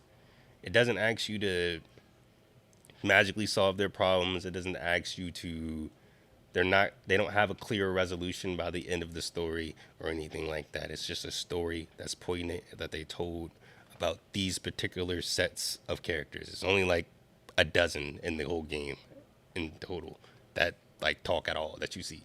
So you get really connected with each and every character in their lives. And so I don't think the game has to be groundbreaking, patented mechanics and all this other bullshit to make it tell or do what it wanted to do, because it did that. I feel like it succeeded in exactly what it wanted to do, and it didn't need to do anything more. But a gamer, like you said, somebody that doesn't give a fuck about the story, that's just playing this because they just see cool action platformer combat guy, they don't give a fuck about the story. They want it to be a good game. So Hmm. it's, Yeah, that it's a reminds catch me of 22. like yeah, of like Mafia. I just played Mafia this year. Mafia has a great story, fantastic characters that all work in tandem with some of the environmental storytelling. and the gameplay is just fine. I mean, it's GTA gameplay where you're just driving from a point to point A to point B, I'm and then behind that do some cover, bro. shooting. Yeah, and then then it's a shootout, which is perfectly fine gameplay. I think this, and it has a really great recreation of this fictional setting in the 1940s. I can't remember, 1950s. Um, but yeah, it's like very immersive, and it pulls you in. And I think that's sort of what those narrative type games are meant to do. I mean, I would probably call the driving and shooting somewhat mediocre. Like, they don't feel particularly great, but they're serviceable. Sort of like LA Noir. LA Yeah, Noir was very, very, like, dependent on its characters and its story. Without those, that game wouldn't be shit. Uh and those games are all like classic games, but yeah, I don't know. Mediocre feels like subpar. Like this yeah. ain't like, it feels ugly to play. Like when Like I think of mediocre, I Expedition. think of Dragon Age Veilguard's platforming. When I think of mediocre platforming, Yeah. Also, what platforming? I don't know why I don't remember any platforming in that game. it's What? because it's not really like platforming. It's like, oh, Okay. walk on this fucking beam, or like you have to Mm, jump over this chasm, but it'll like automatically like do the little skittle over and stuff like that. So like you'll jump and you'll think you'll have enough to like just land and keep going naturally, but it'll be like, no, skittle, skittle. It's that sluggishness of always having to mm, climb or grapple something that makes the platforming not really feel. And But yeah. I was oh, gonna go say, ahead. but what you said about South of Midnight. From what you said so far, I feel like even if it has the mediocre platform and all that, I feel like the story is that good where you can overlook all. That's what it Yeah, sounds like from what you're saying. Like I feel like anybody that's saying it's mediocre is probably not that attached to the game and the story. yeah, Because just like if like the story's good, you shouldn't really care that much about it. right, like As Mass long as it's Effect. just not like no, yeah. I'm gonna say like Mass Effect is the same way, where the entire trilogy I feel like it's very basic. It's very, third person shoot like all three games shooting doesn't feel good at all. Powers barely feel good, most of them, and like it looks weird. I don't want to say it looks weird, but it just looks. It doesn't look the best. You know what I mean? I guess for the I time, mean, maybe. I haven't replayed those games, but I remember them feeling good back in the day, back in 2010. Yeah, back in I remember. 2000. Yeah, I remember Mass Effect 3 or 2 and 3 specifically feeling somewhat stiff, like a Gears of War almost, but I remember the powers and like the gun mechanics and stuff feeling somewhat solid, but again, that was 2010 or whenever it came out, and things have evolved for sure. But yeah, those are games also that are heavily reliant on its story, but I think they have a lot of different mechanics at play rather than just like, I think that's what's wrong with Mafia is there's no other mechanics. It's just like Mm. cutscene, driving, shootout, cutscene, driving, shootout. Oh That's shit. it. There's no like, oh hey, you can manage this little thing here and it plays into the story. Or like, oh And hey, you yeah, can build. Like, I feel like at least Mass Effect had some other side activities that yeah, you had the lent. conversations. You can walk around a little bit. You can go on the rover because that's how South of Midnight is. It's cutscene, platforming, combat. Cutscene, platforming. Yeah. It's the same loop all the time. So I can see how it can get stale, but I think it was paced perfectly. Like I feel like if this game was any more than what it already was, because it's only 8 hours. I have to remind people, Oh, it's only oh, for 8 hours, it's that's not bad then. yeah, it's a very quick game. I beat it in one day. Like I beat it in one day. Well, I was about to beat it, and then I went to sleep, and I woke up the next day to play it, thinking it was gonna be more, and then I was like, oh shit, that was the end. I just had the like last little chapter left, but yeah, it's a weekend game. You can beat it in a weekend. It's not that much, and it's like, what do you want? Like an expansive skill tree and like Devil May Cry combat and like all this other shit, like 40 hours and open world and all this shit. I don't need that in this game. I need this to just be. If it did anything more than that, it would have took away from the story. Because if I had dumbass side quests where I had to go talk to the neighbors or do this other shit so I can unlock this, I would hate this game. So do you think younger people would like this game? I don't Or think do you younger think people that? are conditioned to respect games that Damn, that's true. well, just in That's It's general, but very I don't true. think just well in general respect games, but also I don't think they have the wherewithal to respect a game that respects their time. Like if a game isn't 40 hours, You 100 mean South of hours. Midnight doesn't have multiplayer? Yeah, you mean South of Midnight doesn't have no. an open world and like multiple choices and like branching path Yeah. lines? You mean it Was doesn't? was this a Xbox exclusive? Was this one? It's It also on was. PC as well too. It's on PC. Okay, yeah. Yeah, that's where I played. I played it on PC, but yeah, like I don't know. I guess people wanted gear scores and fucking loot some Yeah, it's just like the wrong people sometimes playing it. I mean, that I feel like that Yeah, of happens with course. games all the I feel time. like it was probably also the gifters because the main character's well, black and yeah, it's a woman. So that too. gifters are the ones coming after it. They will definitely Yeah, come for that. that's Like that's what happened with Dragon Age too, Veilguard. I thought it was like actual dog that it would be a dog shit ass game, and then I played it and I was like, which is this is crazy like because like I'm super playing this fucking and I'm like, polished. what the And fuck is the woke thing that y'all are like talking about? Y'all I talking think it's about like one. I think it's like one or two cutscenes or something, but like I didn't run into much, you know. because But I that's how got it to is with that. What did say? I got to that infamous cutscene where like one of the characters like explains that they're non-binary, but I was like, I got that when I first saw them. Like I was like, that's a big bitch. The main thing that I noticed was basically that you can't really create like a very feminine character. In the character creator, it's like it just looks like a trans person. Like they Mhm. just you it's like a Yeah, masculine woman or a masculine man. There's no you can't it was like really strange. All the faces feel very like I do a like a agree with that because I trans did person. accidentally choose a female body, and I didn't realize that till like the third cutscene where I was like, "Wait, my character has titties. What the fuck?" Yeah. And I had to go back and like edit Yeah. it. But yeah, like It's like I do agree with that. They don't it's really strange. differentiate a little bit to make it Yeah, which could be I mean stand because out.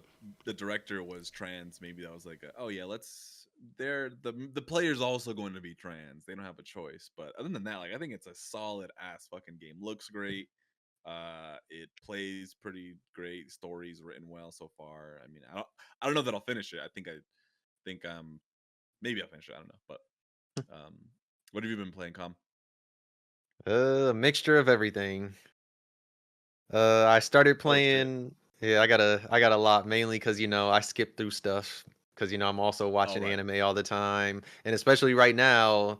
I mean, it's dying down a little bit because the NBA playoffs have been on, so Shout I've out been the playing my Pacers. handhelds. Yeah, shout out to my boy Halle Berry, my boy What Reese the been hell? hooping. But Shout out. since NBA's been on, one of the things I do when NBA games manga or I grab one of my handhelds and I play games because I'm not gonna be paying attention to that whole game. I'll watch when I see the oohs and ahs and I watch the whole fourth quarter, but sometimes I'm not gonna be paying attention to something else.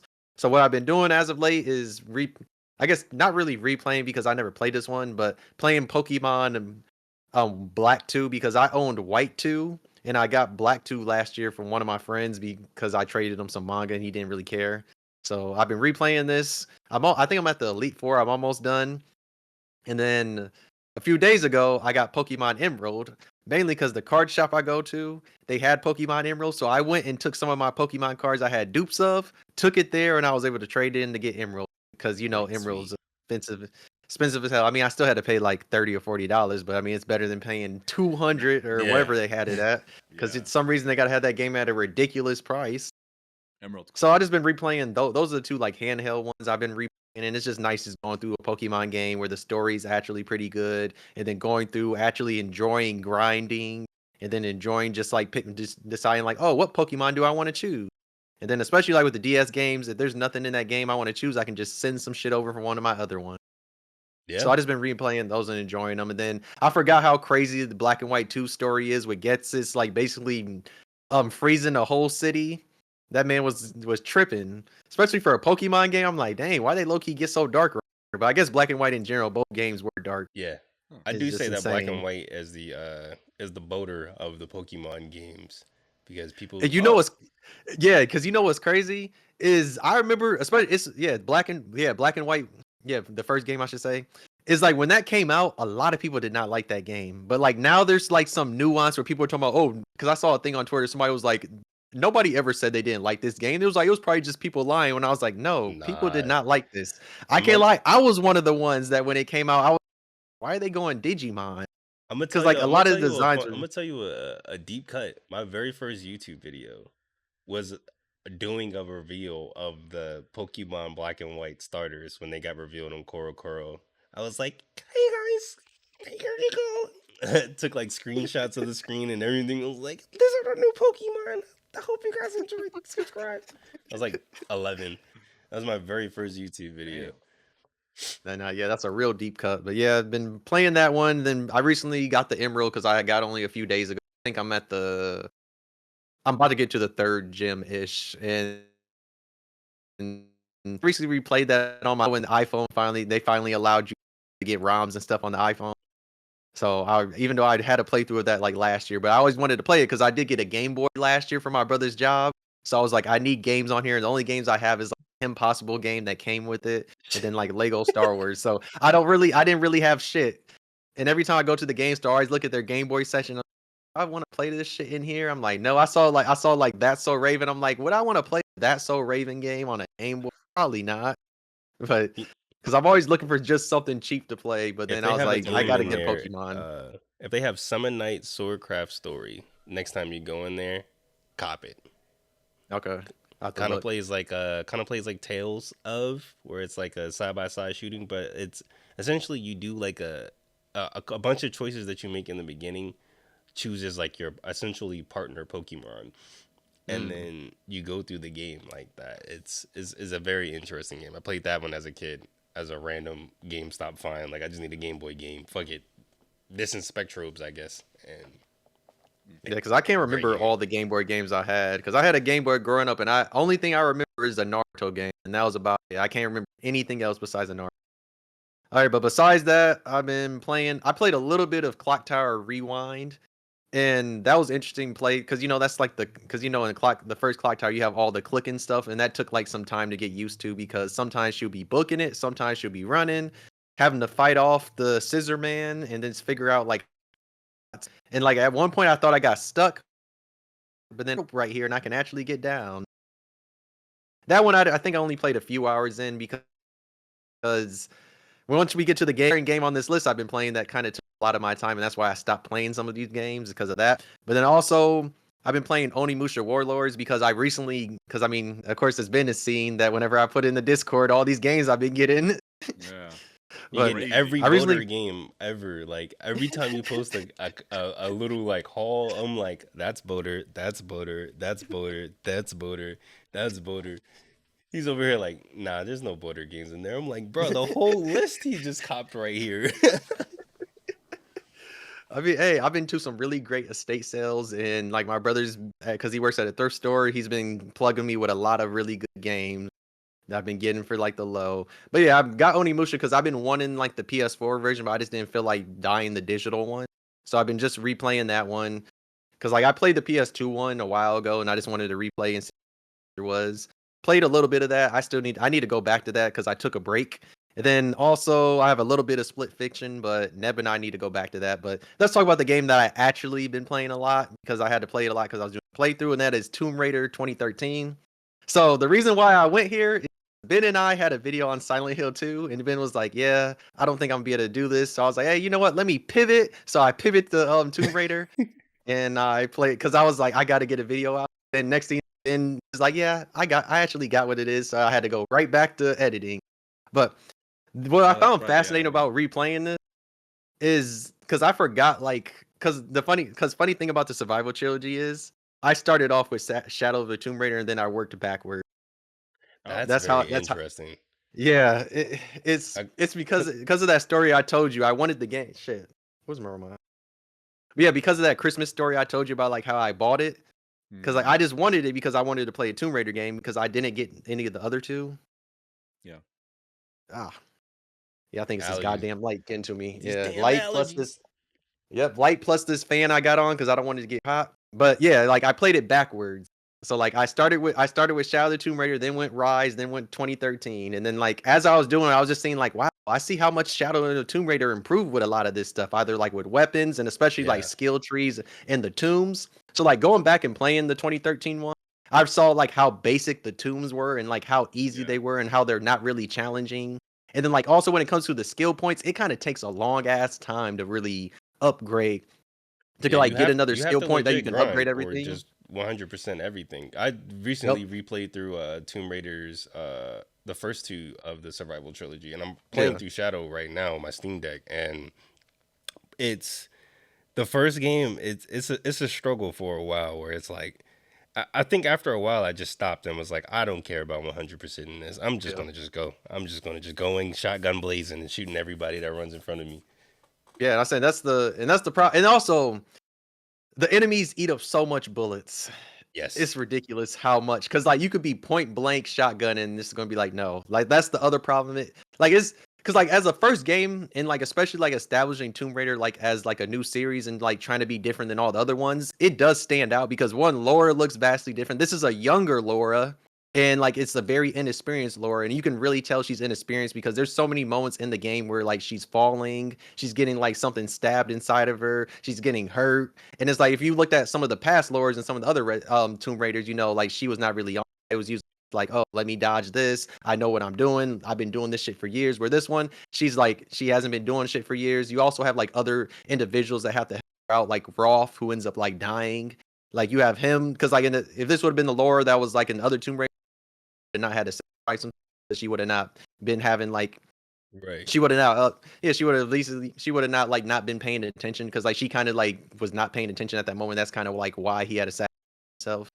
So there's a lot of moments like that you just notice and just like how especially like even the weapons, because like there's a lot of things like with weapons like where you have like all these extra attachments that like as you go on like especially through the trilogy you learn you just how they improve. So that was one of the things I was just looking at is just yeah, especially as the first game I was just looking like yeah, I see some of the things they had there, and like especially like going to Shadow of the Tomb Raider, which to me like they kind of fine-tune like almost everything, not everything like because how Ben said like the map and all that, but for the most part when it comes to just like weapons, skill trees, tombs, you do notice that like when you compare like in between all three games. That's one of the Yeah. things you just kind of just notice, like, I as you think play it, that but it's still I, fun. I think if Shadow of the Tomb Raider was the second game in the franchise and then they just made like a magical mystical third game that can improve on Shadows, so far at least of what I've played, I Mm, think that would have made that series elevate to a different level than what it was, because the first game and even the second game are very similar in terms of like when I replayed through like when I replayed through Rise, I was like, this is mostly just like I just played Tomb Raider, and I was like, I beat it so fast. I was like, let me just go straight into the next one. And I went into it, and I was like, I feel like I'm just playing the exact same game. I'm getting the exact same upgrades at the exact same time. I'm going through the exact same situations. I'm going through like, didn't you learn this already? You escaped an island doing this shit. Like, I need you to focus, Laura. And I think that is the bad part about that trilogy, is that the second game is mm. so forgettable because it's so similar to the first game. And of course, calling it Rise of the Tomb Raider after you just essentially had Rise of the Tomb Raider with the first Tomb Raider game, it's like when she gonna get the raid in some tombs? And I feel like 3 is overcorrecting, at least so far of what I've played, where it's like nothing but being in tombs, and I'm like, guys, all right, let me fight somebody, please, like something. Just wait with Shadow of the Tomb Raider, just wait. There's a lot of I don't know have you got the shotgun yet? Yes, yeah. Oh, Uh, so you've seen like you got the whole section with the monsters that are inside the cave that's or actually no? like exactly where I just left off, where like you Okay. fight the monsters for the first time. Wait, just wait a few minutes until you got to get to the climb in and we'll see. Yeah. Cause that section is a little bit right after that, and the climbing is where I got stuck. Like when I had to play the hardest mode to get the platinum because I just felt like getting the platinum, and I should have not done that. But that's just the because like because I'm covering the survival trilogy on my channel, and like that's one of the things I really do is just like seeing the improvements between the game. Because I mean, when it comes to Shadow of the Tomb Raider, like I said, I played that ridiculous amount of time. But like when it came to the first two games, I only played them like once, and I can't wait to like go on Rise and see like how exactly it was. Because I do remember some improvements. Because I remember in Rise, one of the things I liked is like you remember like in the first Star Wars movie, like when Qui-Gon Jinn and Obi-Wan go to Gundan like village and like they have like that mouth breather thing. That's what they have Yeah. like in that's what they like introduced in Rise of the Tomb Raider that I really liked because like that made it so much easier like for swimming. But then in Shadow of the Tomb Raider, you can get that, but I don't remember where you get it at. But also, it might be because of New Game Plus. I probably lost all of that, so Yeah, or you probably I already can't had it and you remember. didn't realize where you got it Yeah, from and I didn't anyway. realize it. Yeah, that's one of the Yeah. other things I kind of hate about. I didn't like about the first game. There's no New Game Plus because that game needs New Game Plus for another playthrough, especially because you don't really get everything unless you actually do everything, and doing everything in that game can be annoying. Hot take. If like, I think most games should have a new game plus mode. oh yes, I don't think, other than like, of course, a Pokemon. I think most games should have a new game plus. Like Binary Domain does not have a new game plus mode, and that shit blows me because it's like a Tomb Raider. It'll be really fun to replay through that game as fast as possible with all of the upgrades. But yeah. I You know, can't. again, a series that they only do it in some games is Resident Evil. I can't lie. I feel like the Yeah, first Resident Evil, second one, and third one they should have a new game plus. Just for like in the fact of like you can use like all this ammo that you always at the end of the game and you never get to use it. yeah. Just have I some do feel fun. like there Just should go be in it. just for like a fun thing, but they only do that for like RE4, 5, 6. Yeah, I am interested. Speaking of both of this, since you're doing Tomb Raider, I think you should also do Onimusha too, because I'm very interested in seeing your progression through that series, and I wonder if it'll have a similar. I won't say what my I won't implicate what I feel about that series, but I definitely ended that series with "I'm glad this series is dead." Mm. I mean, hey, But the now new it's one might not. change But your mind, yeah. Which is surprised. I'm surprised they actually back. Which is yeah, very Looks surprising, good. especially because like the sales of like the PS4 version of Warlords wasn't really that high, but a lot yeah, of games, a lot of like the remasters and all that, they just came out at the wrong time. Because if that would have came out like in 2020 and now, especially because some love survival horror type of ish aesthetic games, they should have released that Onimusha remaster would now have as popped like a off. trilogy, just all three of them Yeah, in one package, and was like, "Hey, you ready for Onimusha next year? Here's the Onimusha trilogy. Play through them, and then they can release Dawn of Dreams later after Onimusha drops or something like that." Or, but hey, you know what's crazy about you talking about like the second Tomb Raider game? That's Bendez's favorite one. I'm surprised he didn't intervene and say something. No, I've already read his review on it on Backlog, and I was like, this nigga ain't no.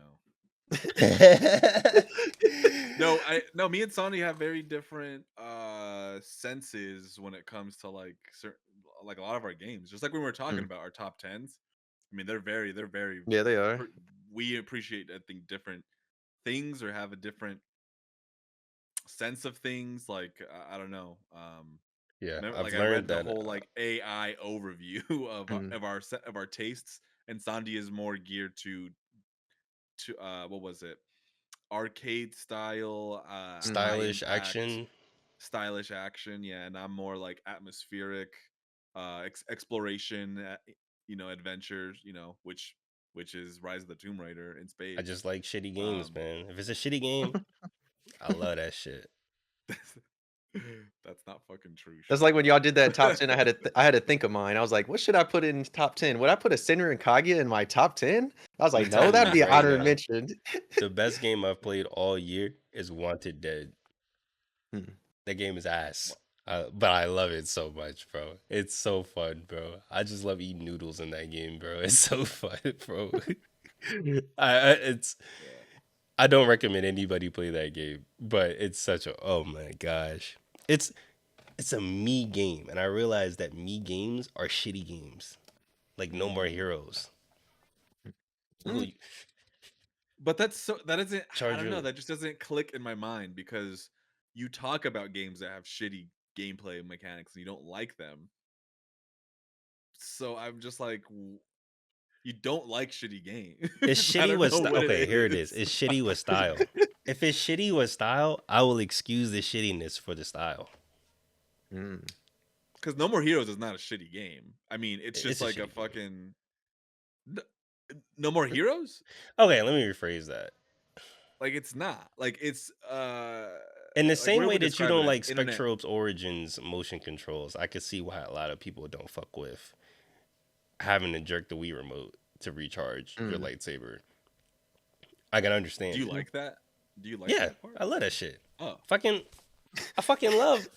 I I mean, fucking hey, love that's how it was with. Spectrobes. That's why I always say that Dragon Classic Ball Z throwback. Budokai Tenkaichi 3 is the best on the Wii. It's the Exactly, bro. fun. You It's the you best on the Wii. understand. Because literally, you can go like this. Like for the final flash, it's not like the best, but like you go like this to hit the final flash. I'm like, yes, so much. Yes, It's bro. better. They hit the There's a spirit lot of bomb when you yeah, hit the spear joint. bomb. Yep, go like that. I love that It's shit, bro. fun. Yeah, That's fair, All right, but I mean, it's not a shitty game. that's It's, true. It isn't. It's still a great game. I yeah, I'm don't saying like that's not. all the games on your list. I'm like, none of these are actually shitty. Yeah, that's true. Wet is So it shitty. did Is wet shitty? no. Sometimes. What's just a long and over is it's just too simple for as long as it is. I don't know. Yeah, yeah, yeah. I guess. Yeah. Yeah, Is what? Blitz Yeah, the what lead? is? No, those aren't shit. Like what? Like what is a shitty game? Uh, Nicktoons Unite. Battle for Volcano Island. yeah, I'm sure. Like that's kind of That's a shitty. shitty I don't game. know. I love that shit though. Yeah. Nom nom. Incredibles Kung Rise Fu of the Panda. Underminer. Kung That's Fu a good Panda. game. Don't. That is not shitty. What Kung Fu Panda?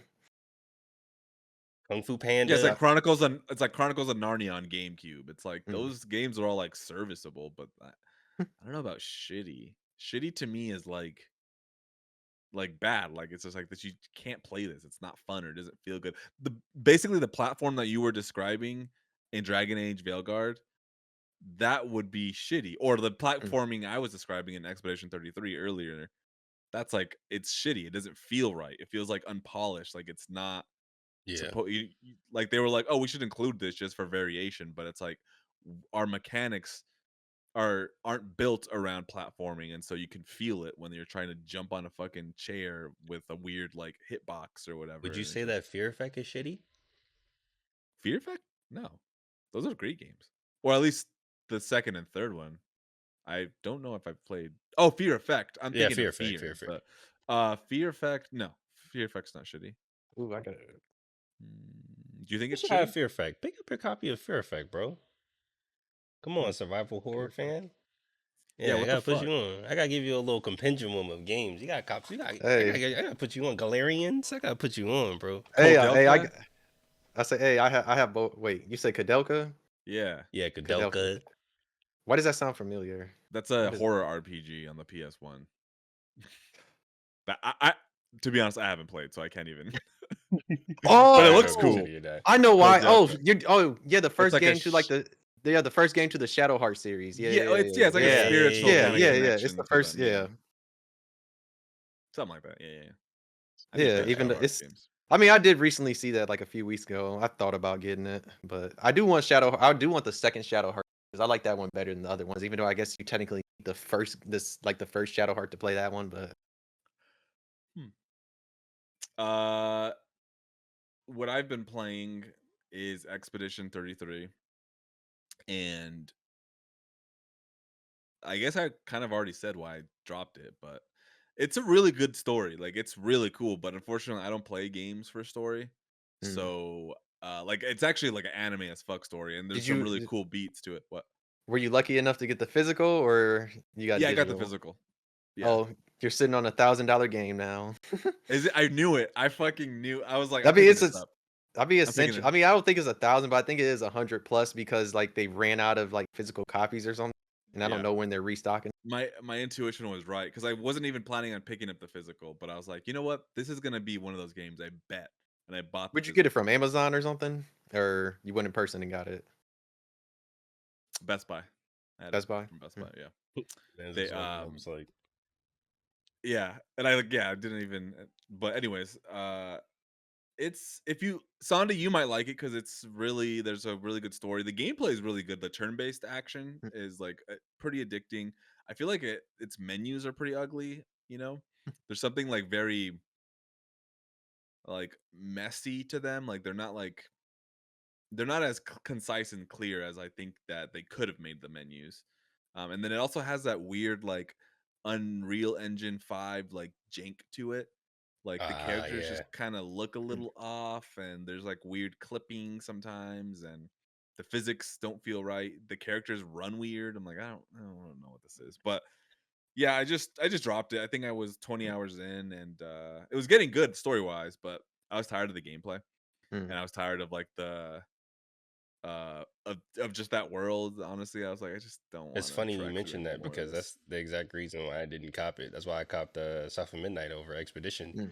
It's because I was Yeah, like, no, like that. Yeah, yeah.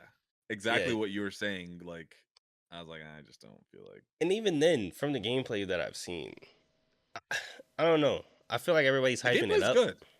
I mean, It's it good looks though. good, but like I Yeah, I've also been played seeing a Lost lot of Odyssey, stuff. so like I I haven't already played know. Lost Odyssey, so Well, you've played Expedition 33, so you've played okay. Lost Odyssey. It's the same thing. When you attack, Oh, you okay. have a little circle that pops up, like Shadow Hearts. You have a little circle that pops up, and then you can press the button and you can parry and you can do Yeah, or all like this Chrono extra stuff. Trigger 2 has that.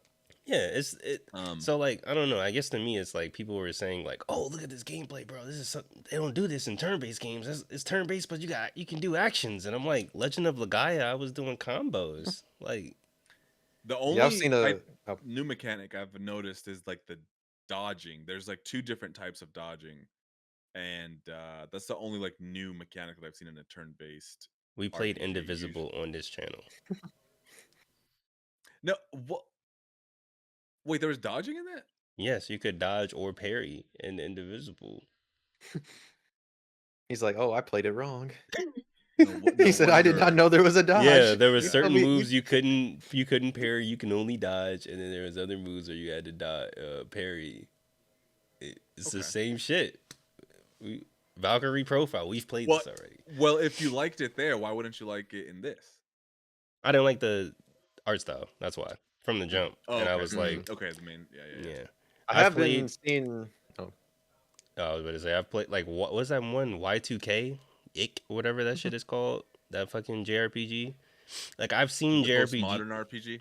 Yeah, I've seen like Western RPGs that try to be JRPGs but don't have the style of a JRPG, and it's like I'd rather just play a JRPG. Like if you're just gonna just be beat for Interesting. beat a JRPG, I'd rather play a JRPG because I Hmm. like Western games and games that have Western art styles for the styles that they bring to like a Dragon Age feels better, like Sure. feels fun to play, and it has different styling than a Shining Reframe Force. I don't know, some Yeah. whatever ID Factory game. hey, don't talk on my Shining Reflame. I have it two Yeah. copies. I have the Switch and I have the Steelbook that's on the I PS4. also, I I sort also of knew that like I wasn't going to like I remember seeing the art style. I was like, yeah, I don't know about this art style, but I was trying to give it a chance and be open to it. And yeah, the story is like again really good. It does remind me a lot of Final Fantasy X. Mm. The way it handles its like just the pacing and all that. It's very very like linear. I think what you were looking for with Dragon Age is like here basically. It's Mm. very. I mean, there's more options to kind of go off the beaten path, but like it's pretty. You can just fucking mainline it. It's pretty. It's really linear, almost obviously so. Where like it's just like a line of just like going through levels and maps. But uh yeah, I kind of feel mixed on it because I'm like, dang, I should finish this, but I also mean, I I've been just don't seeing a know. lot of people saying that this and Elden Ring are like the best like RPGs, everything like ever made type of like not ever made, but just made like this like decade. And they're Okay, saying which is I've been seeing crazy like a because lot of Baldur's different Gate yeah. 3 is right there. I would have Yeah, that's what I'm loved to saying. I've been see. seeing people put it on like a very, very pedestal, and I'm like, is it really that good? Yeah. It's Sometimes I just feel like when they put it on a high pedestal, you go play it, and then it's just like, oh, it's okay. Like I understand why it's good, but then yeah. I mean the story. I think the story is really good. I'm not gonna overhype it. I think it's like a yeah. very very very good story. I will say the gameplay is fun. It's addicting once you get like a good build going. Uh, but once again, it's like if you don't want to be like in that world or if you don't like the art style, you can quickly fall off. Mm. Especially like me, I'm not really like compelled to play the Do you story of the game. you just have different party members you pick, or do you have like a character you make? Because I haven't really paid No. attention besides a few. You only get 3, you only get 5 characters total and you can have 3 in your actual active combat party. So you can like cycle and I've been using the same 3. Mm. Um and they're pretty generous with points. There's a lot of really smart systems in it, like the Pictos that you were talking about earlier, Sandy. Basically, it's cool. It's like it's kind of like materia from Final Fantasy VII, Mm. where it's like you attach a Pictos to a character. That Pictos gives that character like, oh, every time you block, you get extra extra magic points or whatever it is, you know. And then if you play 4 battles with that Pictos equipped, it unlocks for all your characters, and then you can like mix and match and make a build for like whatever you're trying to do. So a lot of the systems play like really well into each other. Like they're really like satisfying, and they feel like uh they just feel very customizable, and that's like a really like, addicting like loop, you know, Mm. because you're just like, oh, I got a new Pictos, and then you get like hundreds of them. So you just like, oh, I'm gonna put these 4 Pictos on this character, and they're gonna be really beefy, and they're gonna like if they do counterattacks, that's a one shot on the enemy, you know. But there's a trade off. There's a lot of like things that you can play around with. I think it has one of the better progression systems. But Hmm. yeah, I'm just like I don't. The world is annoying to me. The music, I think the music is overhyped. People are Mm. overhyping. This is the best soundtrack ever of all games. Like I've heard that Niggas don't claim be playing twice, games, bro. Niggas I mean, and don't they I'm be just don't. like, playing games. They and I'm play like whatever's new. wait, This has what? really been. That's how I Like felt with the Metaphor when everybody was like, "This is one of the best Atlas games and one of the best JRPGs ever made," and I was like, "Guys, Yeah. yeah, we Yes. just Calm played down. Persona 3 Reload a couple Yep. months ago. This is the exact same I mean, hey, shit." that's like how like when you went to like the Game Awards, how they kept giving Metaphor all this stuff, but they didn't give Persona 3 like nothing, like but maybe like one I'm thing. saying, And and I'm like, how? I was like, did y'all not play the game? I know y'all that love exact Atlas, but it's same like you're just shit. acting like this is that much better. yeah, But still, yeah. Yeah, that is interesting. There's a recency bias. Honestly, I think this game will Expedition 33 will probably sweep the awards. I do think it does deserve a lot of praise in a lot of different ways. I think what I don't like about it is very subjective. Mm. But I think it's like a really like accessible JRPG that's deep, and it's not just like, oh, this is just like accessible because it's easy. Like it's pretty challenging, and it's very player friendly, and that explains a lot of mechanics, and it sort of gives you mechanics as you go along, so you kind of learn them more easily. But it's pretty rich. I think the world is just not my taste. It's French as Oh, fuck. gosh. It's a really French as like fuck game. And I fucking Like I'm hate not the gonna French. lie. And let me tell you, I fucking hate me in the fucking French. They fucking no, I'll, it is what it is. I would yeah, recommend it, but it's not entirely for me. yeah, I'll pick it up in November when it goes on. But That's, I will sell my copy now that you're saying that it's I'm just going. saying I I've did seen some just stuff. lose It's my going job. high. I'm saying I it's high. did I'm not just- sure what the price is, but like I think it's a couple hundred, maybe like 100-ish, 88. Let me look this up, Sondi. Yeah. I say look on Hold up. eBay Let because me see. I saw a video on TikTok talking about it, and I was like, this game is. I was Yeah. like, a PS5 game that's like the same cost as much as like an expensive PS2 game. It makes sense though because it's a best selling, Yeah. and they probably didn't think that many people would want the physical. So it makes Mm. sense that all of a sudden like Yeah, the the demand. collector's edition, they're selling it it's specifically the collector's edition, they're selling it for like Oh, $1,000. Mm. the col- You should. Yeah, you the should got Yeah, that collector's edition. collector I guess it edition. was like a GameStop exclusive collector's edition, I guess. Oh yeah, yeah. And that's what's going for What about just a regular copy? a regular. I mean, it's like, 60 to It's $70. God Oh, damn it! What the okay. fuck? I swear I saw a thing that it was like 80 at one, but maybe it went down. But yeah, Maybe they it's do have some of stopped. these collector's editions up here for like 600, All right, I guess it's the 800. collector edition. Maybe I Yeah. lied then. My bad. But I What swear I saw a If you got the TikTok talking about steelbook, it. you got No, you got a steelbook, you got to place, you got to no. switch too. Ain't that crazy? The Switch comes out like It comes next out week. Thursday. It comes out Thursday. This week. Thursday. I mean, I guess Comes out technically this next week week. because we're on Sunday, but yeah, it comes out Thursday. I don't care. Sit And there. I don't I'll give get a it next year. single of shit. It will I be will get it when the this. Switch 2 OLED tiny version Yep. comes out. Yep. With Tiny Pokemon version. Legends ZA. Switch to light. I'm gonna say as soon Yeah, as they said ZA is still gonna be for the regular Switch, I said, hey, I don't need no Switch 2. I'm good. I I'll be playing this until I have to switch. I'll play with shittier frame rate. It's okay. I've done Yeah, it so yeah, before. I don't. Yeah, it's like I don't care that much. I'm not the Pokemon fan that cared that much. I said, hey, I went through Violet. I barely had any problem. The one problem I had, I fell off a mountain, and guess what? I got rewarded with shiny. So hey, I do not care.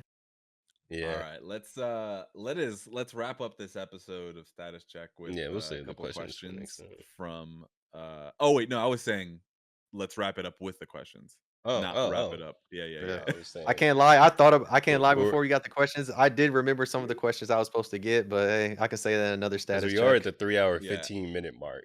Yeah, By yeah. the I saw way, we've been yapping for for a I while. I do feel we owe it though to the y- fucking. We were like, yeah, hey, let's Yeah, you did let's say ask questions. yeah, and then to not put it in the episode feels kind of strange. yeah. You could cut out the centers part. There you go. That'll make it Yeah, shorter. Some I'll section will cut get something cut. out. Yeah, Yeah, just cut but out the sections where there's not really much. yeah, I will. But I think we can go through this somewhat quickly. So, Cade asks, "What are some old jobs you've worked, and do you have any memorable work stories?" So, my work history is definitely checkered. It's super weird, but one of my Checkers? Huh. checkered.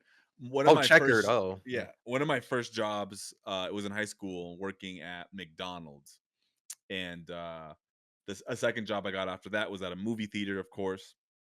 An interesting story about the movie theater was that the supervisor fucking hated me for some reason. I only worked there for the summer, and it was just like this big fat white lady, and she fucking we hated each other.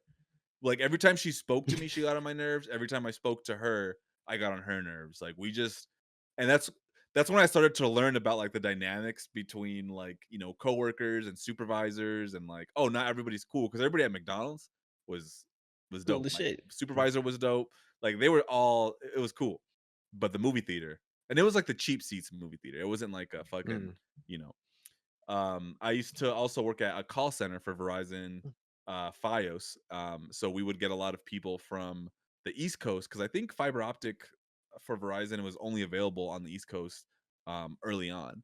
So I would be taking calls for people with um, with that service, and man, East Coasters are mean. Yeah. See, I worked at and then a job that I worked at for a very long time was a place called Seeing Machines, and it was basically a driver system like product. Basically, the product was in like freightliners, and like it was in the cab of freightliners, and it would basically it would monitor their eyes to make sure they weren't falling asleep when they were driving long distances.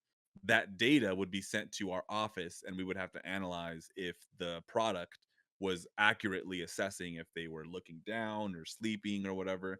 So we would have to sift through all that data.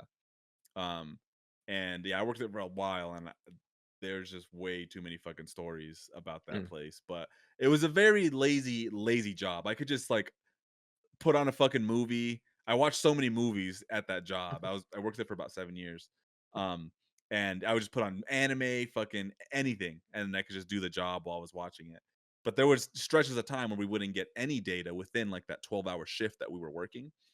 So it would be like a 12-hour shift, and maybe we would get a couple of pieces of data to come in to sift through for maybe 2 hours, and then the 6 hours would go by where we could just fucking get up, leave, or fucking just do whatever the fuck. Like we would bring our switches and fucking play Mario Kart. We would play like you could do anything. The issue was that job though. That was like in my early 20s. Was that I didn't gain any hard skills there. I was there for a very Mm. long time, but I didn't get any skills. So by the time I left that job, I was like, fuck. There's no other job like this. None of the skills are like transferable. So I would basically put that it was like a tech job, and that like, I kind of stretched the truth with how much technical experience I had. Like luckily I was somewhat good with technical stuff, but that led me into my next job, which was being tech support for um the multiple listing service of Southern Arizona, which is basically the program that realtors use to sell their houses. Mhm. Um and yeah, that was basically, I just did tech support for like, hey, my listing that I just put on this website isn't coming through, or there's all this information that I'm providing that's not actually like showing up. Can you help me? And then I would look on the back end, and all this. It was a very boring job, but they had the office had like a venue that they rented out. And so that venue would often require a lot of AV stuff. So like they would need sound checks and all this, and I learned how to do a lot of that. And sometimes they would also need people to record the events, and so they would tap me to do that, and so it was like a springboard for me to get into more videography stuff from that. Um, by the way, that place was ran terribly. It was like the most dysfunctional organization I've ever seen. It was the only place uh in Tucson, which is like where I live. It's the only realty place in Tucson, and it's run like run it's put together with like sticks and gum. Like it's so strange, and it's a very important part of the It's like economic. if everybody just does their shit, we won't like, implode. Just everybody just Yeah, keep like doing what the fuck you supposed to do. the information silos, like people would leave and then like the next person would be like, well, I don't know how to get into that server because that person just left with all the information, and we'd be like locked out of it indefinitely. Oh, you People live in would leave with Tucson? Hmm. like they would do this thing where they would keep knowledge to themselves just to keep their job. So people were so afraid of losing their job, I guess, that they would like have all this knowledge of like systems and procedures and like all, and they wouldn't share it. And so when they got fired or left, the next people came in and would just be floundering trying to come up with some protocol or some system, some structure. And it was awful. It was a really, really like, I'm Hmm. just like, I can't believe this place is run like that. But anyways, I left that place. And then more recently, I was a social media digital marketer for a global solar company. And they were basically selling um, solar components in Africa, India, China, Europe, pretty much all over the world. And so I had to manage all the social media accounts and also create like, email marketing blasts and any video content that, like would come with that. That job was also miserable because I was lied to. I was told that I would be creating way more video content than I was allowed to. Uh they basically had me just mainly doing emails and like some social stuff. But Yep, they uh lied. They and then lied on the all application, yeah, they like on the thing fucking for you to apply. They said, "Oh, you do all this," and you actually yeah, just they do also emails. exactly, they also told me that I would have a lot more creative freedom, and I didn't have any creative freedom at all. Mm. And I was also I don't think I've ever been more disrespected on a professional and personal level than at that job. That job had very toxic work culture, and I don't use that lightly. Like I'm Mm. not this person that feels like, oh, this person talked to me. Like they were like Deborah didn't niggas spoke to forgot to ask me if I wanted something from McDonald's when she went. yeah, yeah, yeah, No, yeah. like that. It was I'll like, be right I back. all okay, right, that's cool, fine. I'll be back in like 1 minute. Okay. cool, cool, cool. And yeah, I didn't like they were completely just super like leadership, just very disrespectful of your time, of your feedback. They just didn't give a fuck about you. And Sandy, I told you a little bit about that in our last status check, I believe, or podcast. Yeah, I forgot what it was. But yeah, s- a memorable work story from that place is basically that the lead R&D guy, the lead engineer essentially, so super smart guy, went to college, got his master's, a fucking genius. He he told me basically that I can't do my job right, and I need to get all of all the work I do needs to be approved by somebody else because clearly I don't know what I'm doing. Like he just told me that straight up in an email with everybody attached.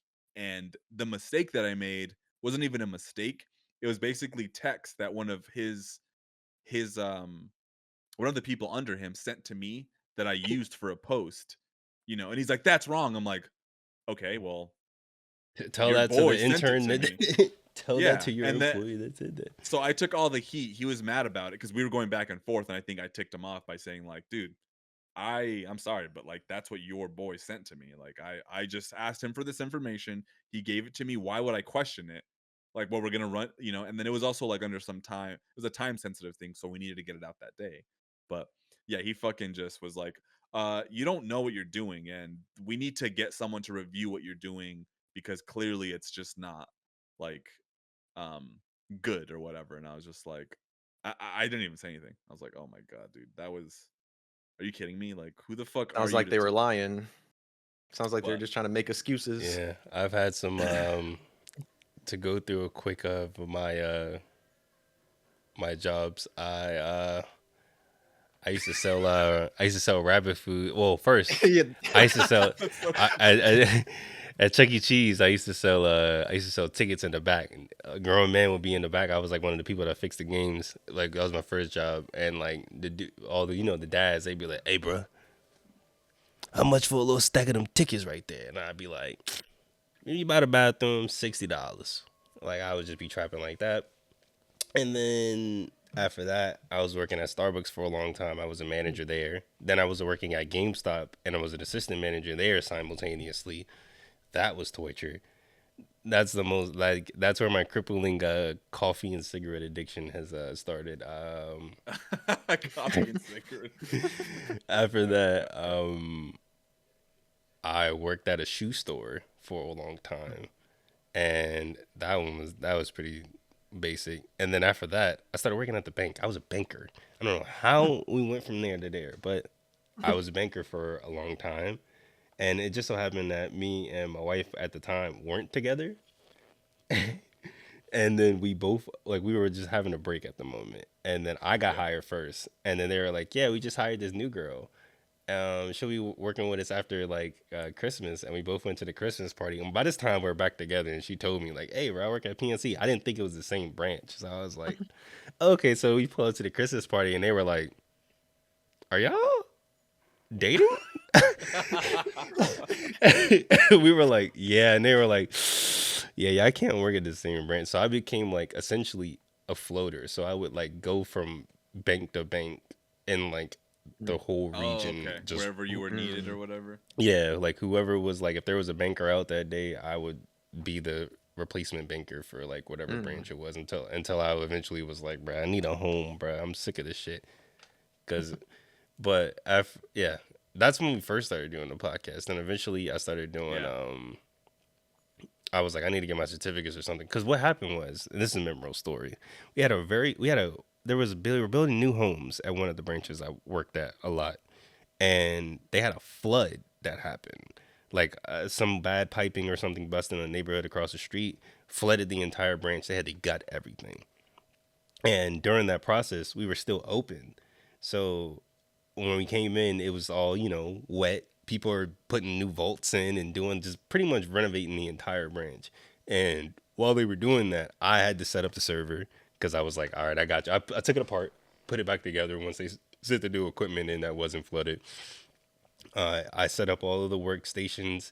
I did all the troubleshooting.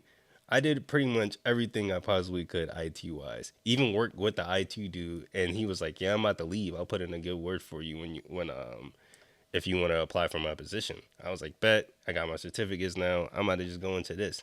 And then they were like, "Yeah, you don't have any experience." And I was like, "Bruh, I just told you, and I have like multiple like managers like written like reference saying like he did this shit, like he can do it." And they were like, "Nah." So now I went to my current job, which I got a promotion to essentially being a coder for, yeah, Yeah. yeah. So a little funny, memorable work story is back when I used to work at Starbucks. I used to go to the grocery store next door, and I would buy rabbit food. This is back in my this is back in my back when weed was illegal in DC, and these like freshmen, because when I moved up to Maryland, 11th grade, I had to take ninth grade government in my senior year. So I was in a class of full of ninth graders, and I would just come in high as hell every morning and just be like, God. I only had 2 class periods, and then I would leave. Yeah. Like I had that, and then I had English, and then I would fucking leave. Like I could have stayed for photography or weight training, but I was like, no. Nah. Man. So I would just wanna leave get out of after there. that. Yeah, and so I would like leave, and I saw like these like kids, and they were skipping, and then they saw me, and they were like, "Bro, I know, like I be smelling you in the morning, bro. Like, can you hook us up?" They were skipping, and I was like, sure, I got y'all." So what I would do is I would take like a little bit residuals from like a roach or something like that, sprinkle it in so it smells like it, and then I would put rabbit food and parsley, and I sell it to them and be like, "Yeah, give me That's $30." crazy. That is that dangerous? Yeah. They're smoking like fucking That's on them, bro. That's crazy. You should know The your doctor's like, product. I'm sorry, you weren't smoking cannabis. You were Smoking smoking rapid rabbit food. That shit's cancerous. They Bro, probably I got got them. problems Wild. now. I got them Yeah, for like you a just whole semester. I think I got them from like that is, November until like or they until kept like right coming before back, I dude. graduated. Like they Bro, didn't, this was habitual. This is how I bought most of my games and like MMO shit like senior year. they weren't Was like this shit's bad. That is no, wild. they were just young. They That just makes didn't know sense. no better. Yeah. Wow, that's crazy. So then That's like crazy. one time they got caught skipping with the bag and they were like, "Oh, he sold it to me." And I was like, and they sent me to the office. They called my mom. They did all this extra stuff. And I'm like, I'm up in the office and my mom was like, why would you do this? And I'm like, Mom, I got the parsley in my backpack right now. I could show you. It's just parsley. So I got That's suspended great. for Yeah. like 3 days for intent to sell. Oh, okay. Yeah, well, at least you had a good like cover up story though. To be like, Yeah. nah, it was Yeah. just rabbit food. He was and like, it's parsley. rabbit food. Yeah, I Yeah, was they're like, oh, telling okay, him you're like, good. I was He's like, like, these no, I dumbasses think sold them be-" rabbit food. Yeah, I was telling him, I was like, these dumbasses think I be smoking. I don't smoke. Yeah. Yeah. Mom, I don't. I promise. I don't. I swear. I swear. It's just rabbit food. I promise you. I just got it from work. I would never touch the devil's lettuce. Never Never. did that. All right. What about you, Com? I have a journey, not really. My technically first job, because I got these around the time, was Ollie's. What is it called? Ollie's Bargain. I helped build the store because a new store came in my city, and at the Oh. time, my mom was pushing me to get a job instead of just waiting for me to get this movie theater job because I had a friend that was working there. I got that job because they had open. I helped like build the store, but like the crazy thing is like I didn't really work much because I got the movie theater job too.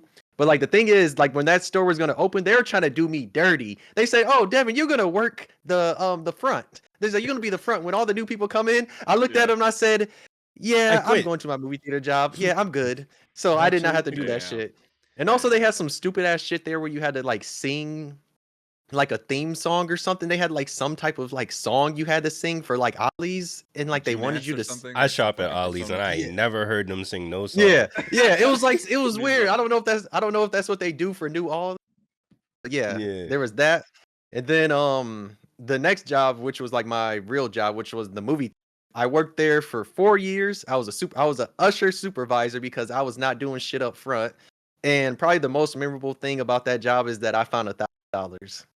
Hey. And like it was one of the ones. It was in a bank slip. I always remember this because it was in a bank slip, and it was on the day of Wolverine. Like the Wolverine movie just came out, like in 2017. It just came out. Get Out was in theaters, and it was in a Get Out theater, and it was the most dirtiest theater I've ever cleaned in my life.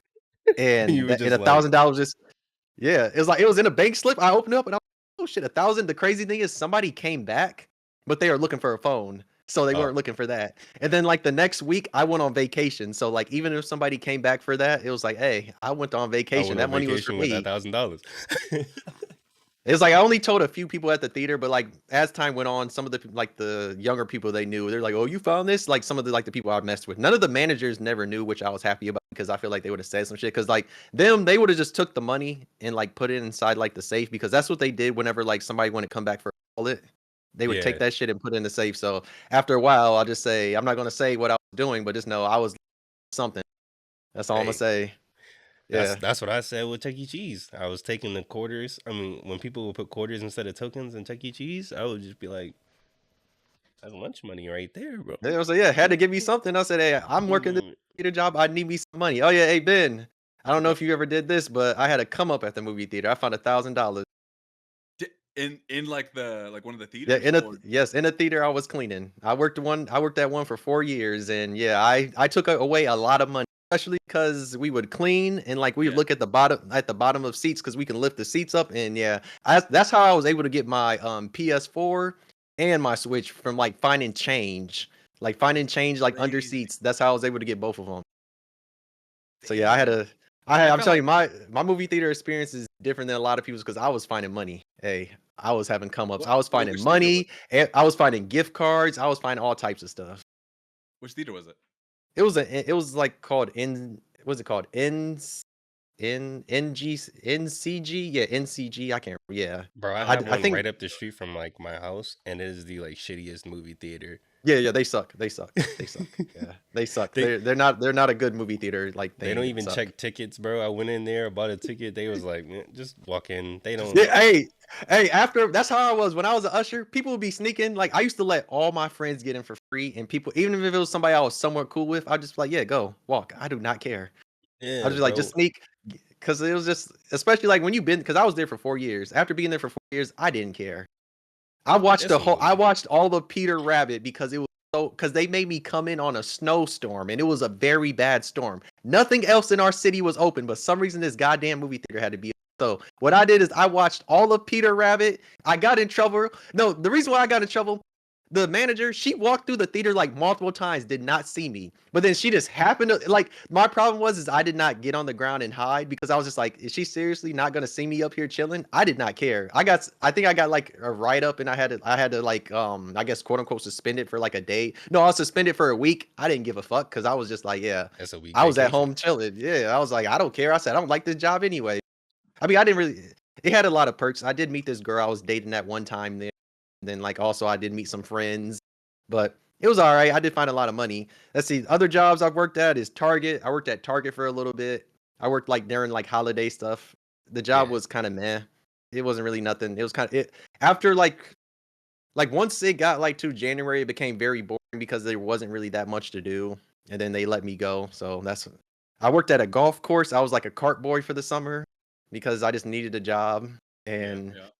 it was fun driving the carts, but then after a while, it kind of got boring. Like when you'd be there for a long ass time. 'Cause I think I would work like I would come there in the afternoon and not leave until like 9 at night. So damn. man, I'd be sick as yeah, shit. yeah, it was. I mean, sometimes I would find money. But it wasn't really nothing remarkable. Let's see what else. 21st Century, which is like the summer school type of thing. I worked at one of those Oh, with kindergartners. Hated that shit. I hated them kindergarten because I was with the He said, bad "Fuck kids. them kids." Worst shit ever. Yeah, like I hated it so much. I was like, I'm never working with. Then I have my current job now where I'm a I be kid. working with kids. Yeah, because I work as a literacy tutor and it's essentially a glorified teacher's aide when it's like it really should be like because we're supposed to like help kids, like we're supposed to like help kids read and like other stuff like that, but like we're assigned to a classroom and I get paid to sharpen pencils and tie shoes. Oof. Yeah, that's and that's Oof. why and that's and like I mean the only perk is I'm able to watch all my anime. I'm able to watch y'all podcasts because I'll just like set it up on my desk, put my headphones in, and I'm just Yo. chilling. I do stuff when I have to do it because I'm not lazy, but I do stuff when like when the teacher needs something, or if I do the stuff I know we have to do, then I'm just chilling there. But this job is more than likely going to be gone because the school mm, district I work for, they're in debt and they're laying people off. So I more than likely won't have this job. I have to find a real job. I technically have not had a real job. I've just had, oh, so you'll be part of the club, the yeah. being laid I mean, off in a bad economy job or yeah, club. that's what I mean. I still got TikTok. It pays me That's true. sometimes. I got a few Yeah. brand deals that are coming through. Damn, what So the He fuck? said, "I gotta hustle, bro. I gotta hustle." yeah, I'm like, hey, I got something coming on the side, but I do got to find Right. me a job at some point. Cosmo writes in and he asks, "Is there a movie or game you've never seen or played, but you feel like you know everything about from the internet discourse? Because that's how I feel about the Thunderbolts." Mm. Also, Bendezzer, I would love to hear you talk about the positives you found in being laid off so far, if there are any. I'll answer that real quickly. Um, the only positive I found is that I have a lot more creativity. I Mm. feel like since I've been laid off, like because I'm not so focused on like the job 9 to 5 kind of thing, like all of a sudden I'm like wanting to do all this stuff and I've been doing some, that's why I was able to finish the Silent Hill 2 video because I was Mm. like being laid off and I was like I'm not doing my actual job. So I was like, "Oh, let me just knock this out real quick." And I did it within like a day, like and or a night. It didn't take a day, but and then yeah, just been making, Simple plug, simple plug. If you've not got seen the video, go check it out. Oh, that's right. Yeah, yes, it. Oh my god, yeah, that's right. For you guys, for those of you who We don't should have know, said that at the beginning of the we video. really should have. Yeah, Not there, 4 hours there. into the podcast. Oh yeah, My, we did something together, but yeah. yeah, me. there is a Silent Hill 2 video that Community Splash did on which channel is it? The Community Deep Dives, Okay, the yeah, video Community game. Deep Dives. That's right, yeah. And he's covering Silent Hill 2 remake, and I essentially cover the story synopsis in that. So there's like a section in the middle that I scripted, edited, and all that. But yeah, it's really good, and Yeah, it's he did his I thing on was it. I was telling I bet.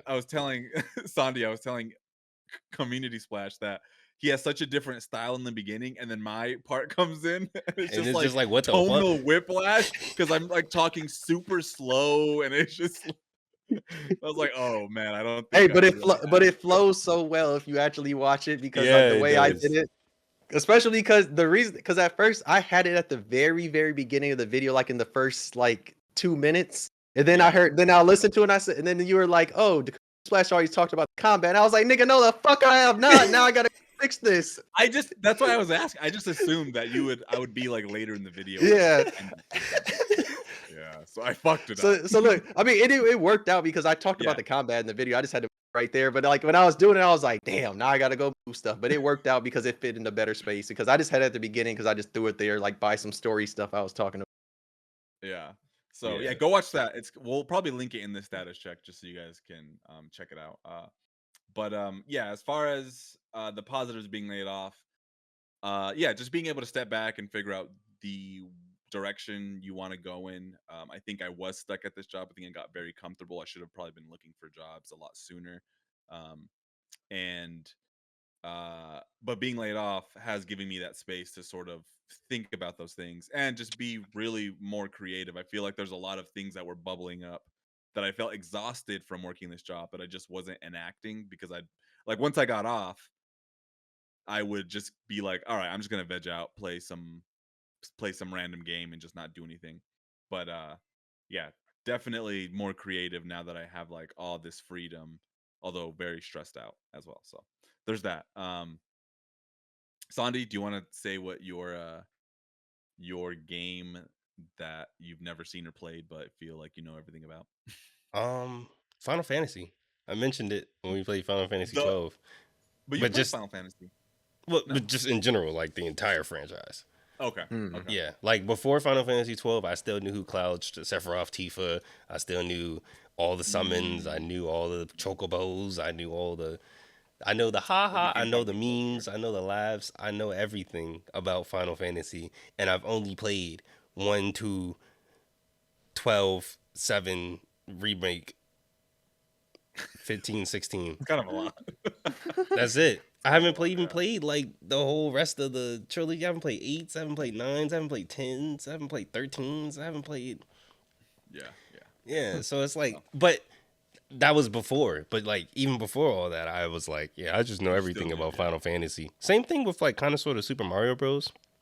Like when I played the Super Yeah. Mario Because Bros. 1, I was like, 1 feels like second nature to me. I knew exactly where the uh, warp room was, so I could hop straight to the final level and all that stuff. Like it's like things you just see other people do and just all the life and flash games and other bullshit. It just became like I was like, oh yeah, this is just Mario. I just know how to do it. Keep moving. right. Um, for me, I would say that I'm I kind of don't pay too much attention to internet discourse, so this doesn't really, I don't think, affect me probably the same way that it does for him with Thunderbolts. But I think Demon Slayer, because was so popular and like there's so much there's just so much out there for it that I was like, I kind of feel like I already know what this is about. And I think I eventually did try watching it, and I was like, yeah, not impressed. I'm just I'm not not gonna gonna do lie. it. When I first made my Sondi Twitter, I was Yeah. like I made it specifically to be like an anime Twitter. I was like I'm sick of all this other shit on my other Twitter. I'm just gonna make this just for anime and video games. Oh, And okay, okay. every fucking week they would talk nonstop about the Demon Slayer chapter. I'm like, God damn, I know what's Hmm. going on. I didn't even read the chapter. Same Yeah. with Haikyuu. It's like, Hey, thanks, I at know least you weren't everything. paying attention to stupid JJK stuff, cause JJK that was was ridiculous. worse. Oh my Yeah, it was god. Yeah. ridiculous. Yeah. I don't know if Cosmo has seen Thunderbolts, but based on this, I'm guessing he hasn't, but he already knows everything about it. But that's that's what's. I mean, dude, Twitter and like fucking You gotta log out, YouTube, like man. yeah, like YouTube too. Like they'll fucking spoil it in the like the thumbnail and the title. I'm like, come on, dude, what the fuck, nigga? Once Just like I'm spoil at the it. point now, if I know I'm going to play or like something like South of Midnight, I watched that one trailer during the when they showed like Expedition 33 and Ninja Gaiden 4, that whatever that Yeah, direct Xbox did. That's all I watched, and I was like, "Yep, Mm. I'm not looking at no more trailers, no more gameplay, no more nothing." Same with Expedition, where I was like I've seen it now because I'm like on the fence on if I should cop it or not. But I'm like, at Switch first out. I was like, I ain't seeing nothing until I picked this game up. Then I started hearing about it. I'm like, Yes. I think once you Yeah. start hearing more about internet discourse, and I think Sinners fell into that hole for me, where I knew a lot about what happened in Sinners. So when I was Okay. watching Sinners, I was listening to what everybody was saying and look and seeing what they were seeing, but then also trying to pull what I was trying to Mm, pull. And so by the time I finished it, I was like, I don't see what y'all was seeing. This isn't. Mm. But it's just because everybody hyped it to be like, oh, this is like that, and I'm like, it's actually about right here, and yeah. like it's still good, but it's just not the up here that y'all said it was. Yeah. That's why I have to see movies like the Thursday Mm. before the Friday that they come out.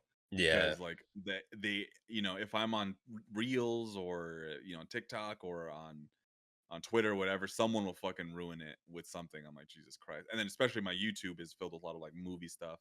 Mm. Someone will ruin it there too. So I'm just like, let me just go form my own opinion before, like with this movie, so that way I can enjoy it and not worry that everybody's fucking ruining it for me. But Mm. also Sonic and Mario games I put to some extent. I feel like I already know so much about them because of the discourse on the internet for Sonic and specific characters, and I'm like, oh, that's yeah, from Sonic. Okay, cool, yeah. yeah. I know when I play So Super Mario 64, I'm gonna find the magical hat, and I'm gonna try to do the little backwards jump up the stairs. I'm gonna try to yeah, throw the penguin off the cliff. I'm gonna try. There's a bunch of shit in Super Mario 64 that I just know already, and I've never yeah. played that Also, game in my life. the newer Pokemon games to some extent, like the ones that I haven't played. Like I didn't play a lot of Oh, those. the Like Switch ones. yeah, the Switch ones, and then some of the DS ones, like Black, like Mm. and Probably the Platinum. three. They're probably all the 3DS ones too. So Yeah, yeah. So I know a lot about those, even though I haven't played them. But I also watched one of your videos, community on those, so I know. So I oh yeah, know you quite a watch my video complaining. bit. Yeah, I Why watched. did we not get Pokemon Platinum? But yeah, go ahead. What's yours, community? Not really a movie, but a TV show because I've been seeing so much of it is The Last of Us part 2 or Last of Us season 2. Because I've been seeing so much stuff of it, like, because I mean the season's over now, but that's all I would see on my TikTok, just people talking about like all the stuff they didn't do or the stuff they messed up on. So I just feel like I've seen it all. Because I watched What? season 1 as it was airing, but season Yeah, 2 I was not going to watch mainly because I Yeah. don't have HBO Max and I was not going on my way to get it. yeah, But But I've been to here, be I've fair, basically heard it everything. is essentially 1-to-1, just like the first Yeah. season. And I did Oh, did you watch it? predict, yeah, and I did predict that The Last of Us season 2 would just be the first part of Last of Us, and then the Yeah, third season would be Abby's perspective, and then the fourth yeah. season would be the wrap up of everything like that. Mm. Um, I from what I've Where does it end? heard, oh, hmm, Sorry. just Where does the it? same Where way, does season the two end? same, it's saying the same way as the game where you theater. Oh, okay, Yeah, it okay. just ends it there. From what I've heard, the one thing there's a few things I was hoping they would have done is like they would have expanded more on. I'm hoping they do it in the Abbey section.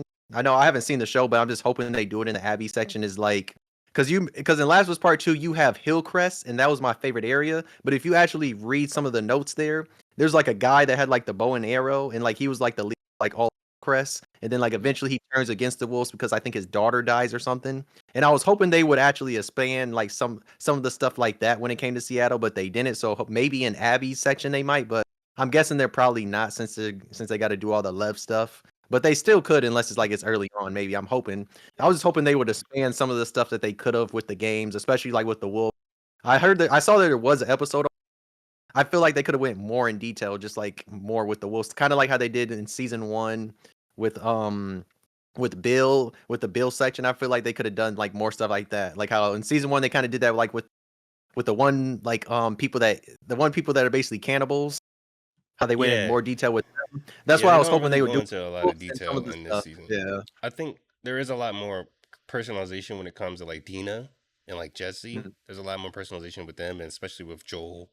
Um, but there isn't really the main thing I critique the show about is like I don't really give a fuck about Bella Ramsey not being 5 years older looking or Abby not being buff. Even though I still feel like Abby being buff is an important narrative thing, especially when it comes to the finale, like in the final battle that they both have. I think it is necessary that the show the degradation of her muscles and how Yeah. small she got because of the torture that was going on.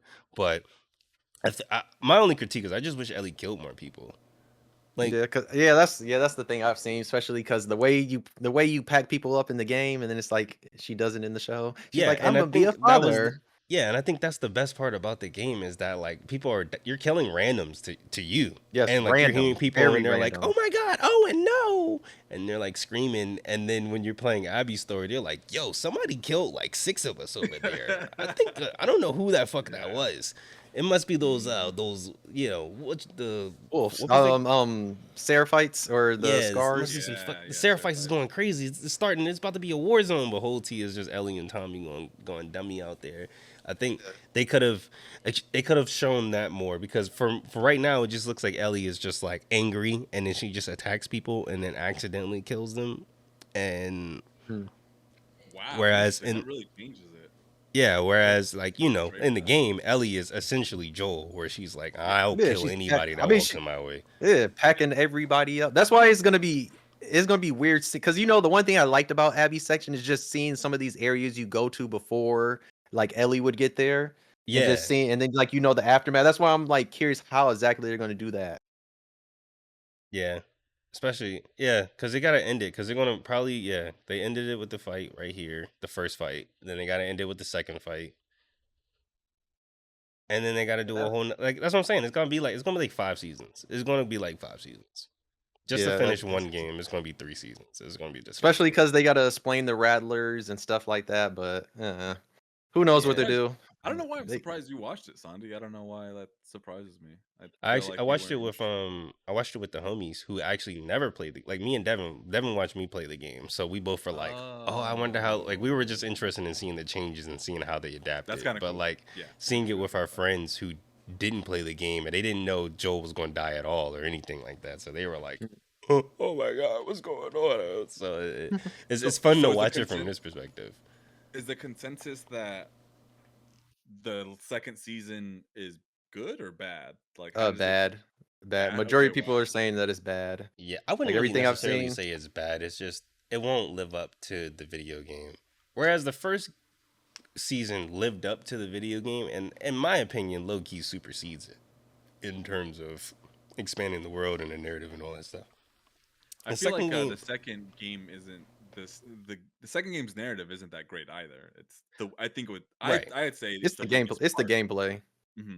right, So The yeah, gameplay is so much is like the gameplay carries the game. Like I know the discourse about like the whole with Ellie Abby situation, but it's like when you look at the gameplay is so fun. That's why they made the one mode. yeah, which is great. I love that mode. yeah, and I The think show could have did a better job at expanding that story to make it more compelling.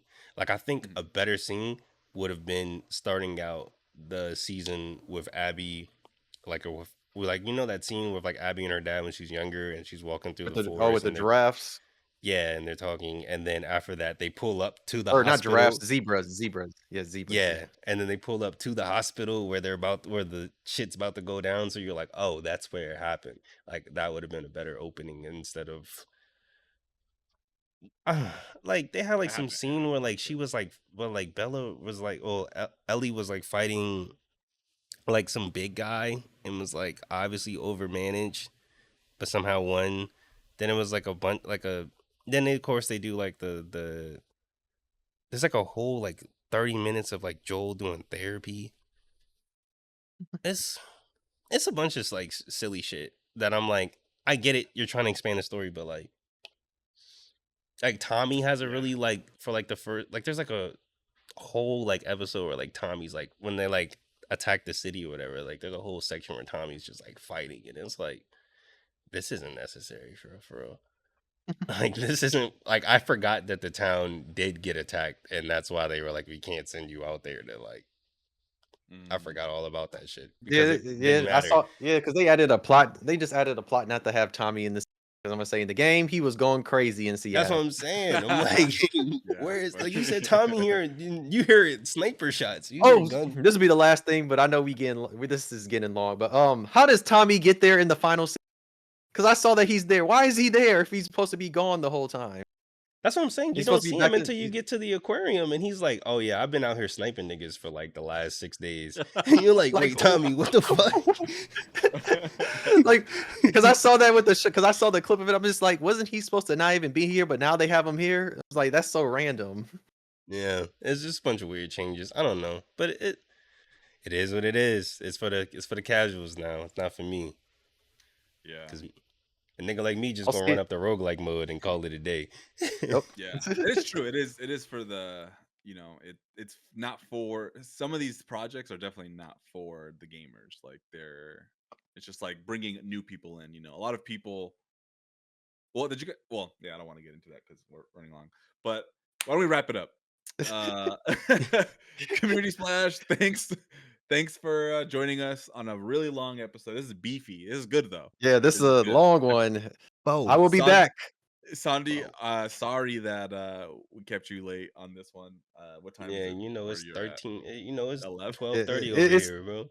it's 10 for me. I still got to finish my food that I was That's about what to I'm eat saying. before I this. still gotta eat that. Sorry, guys.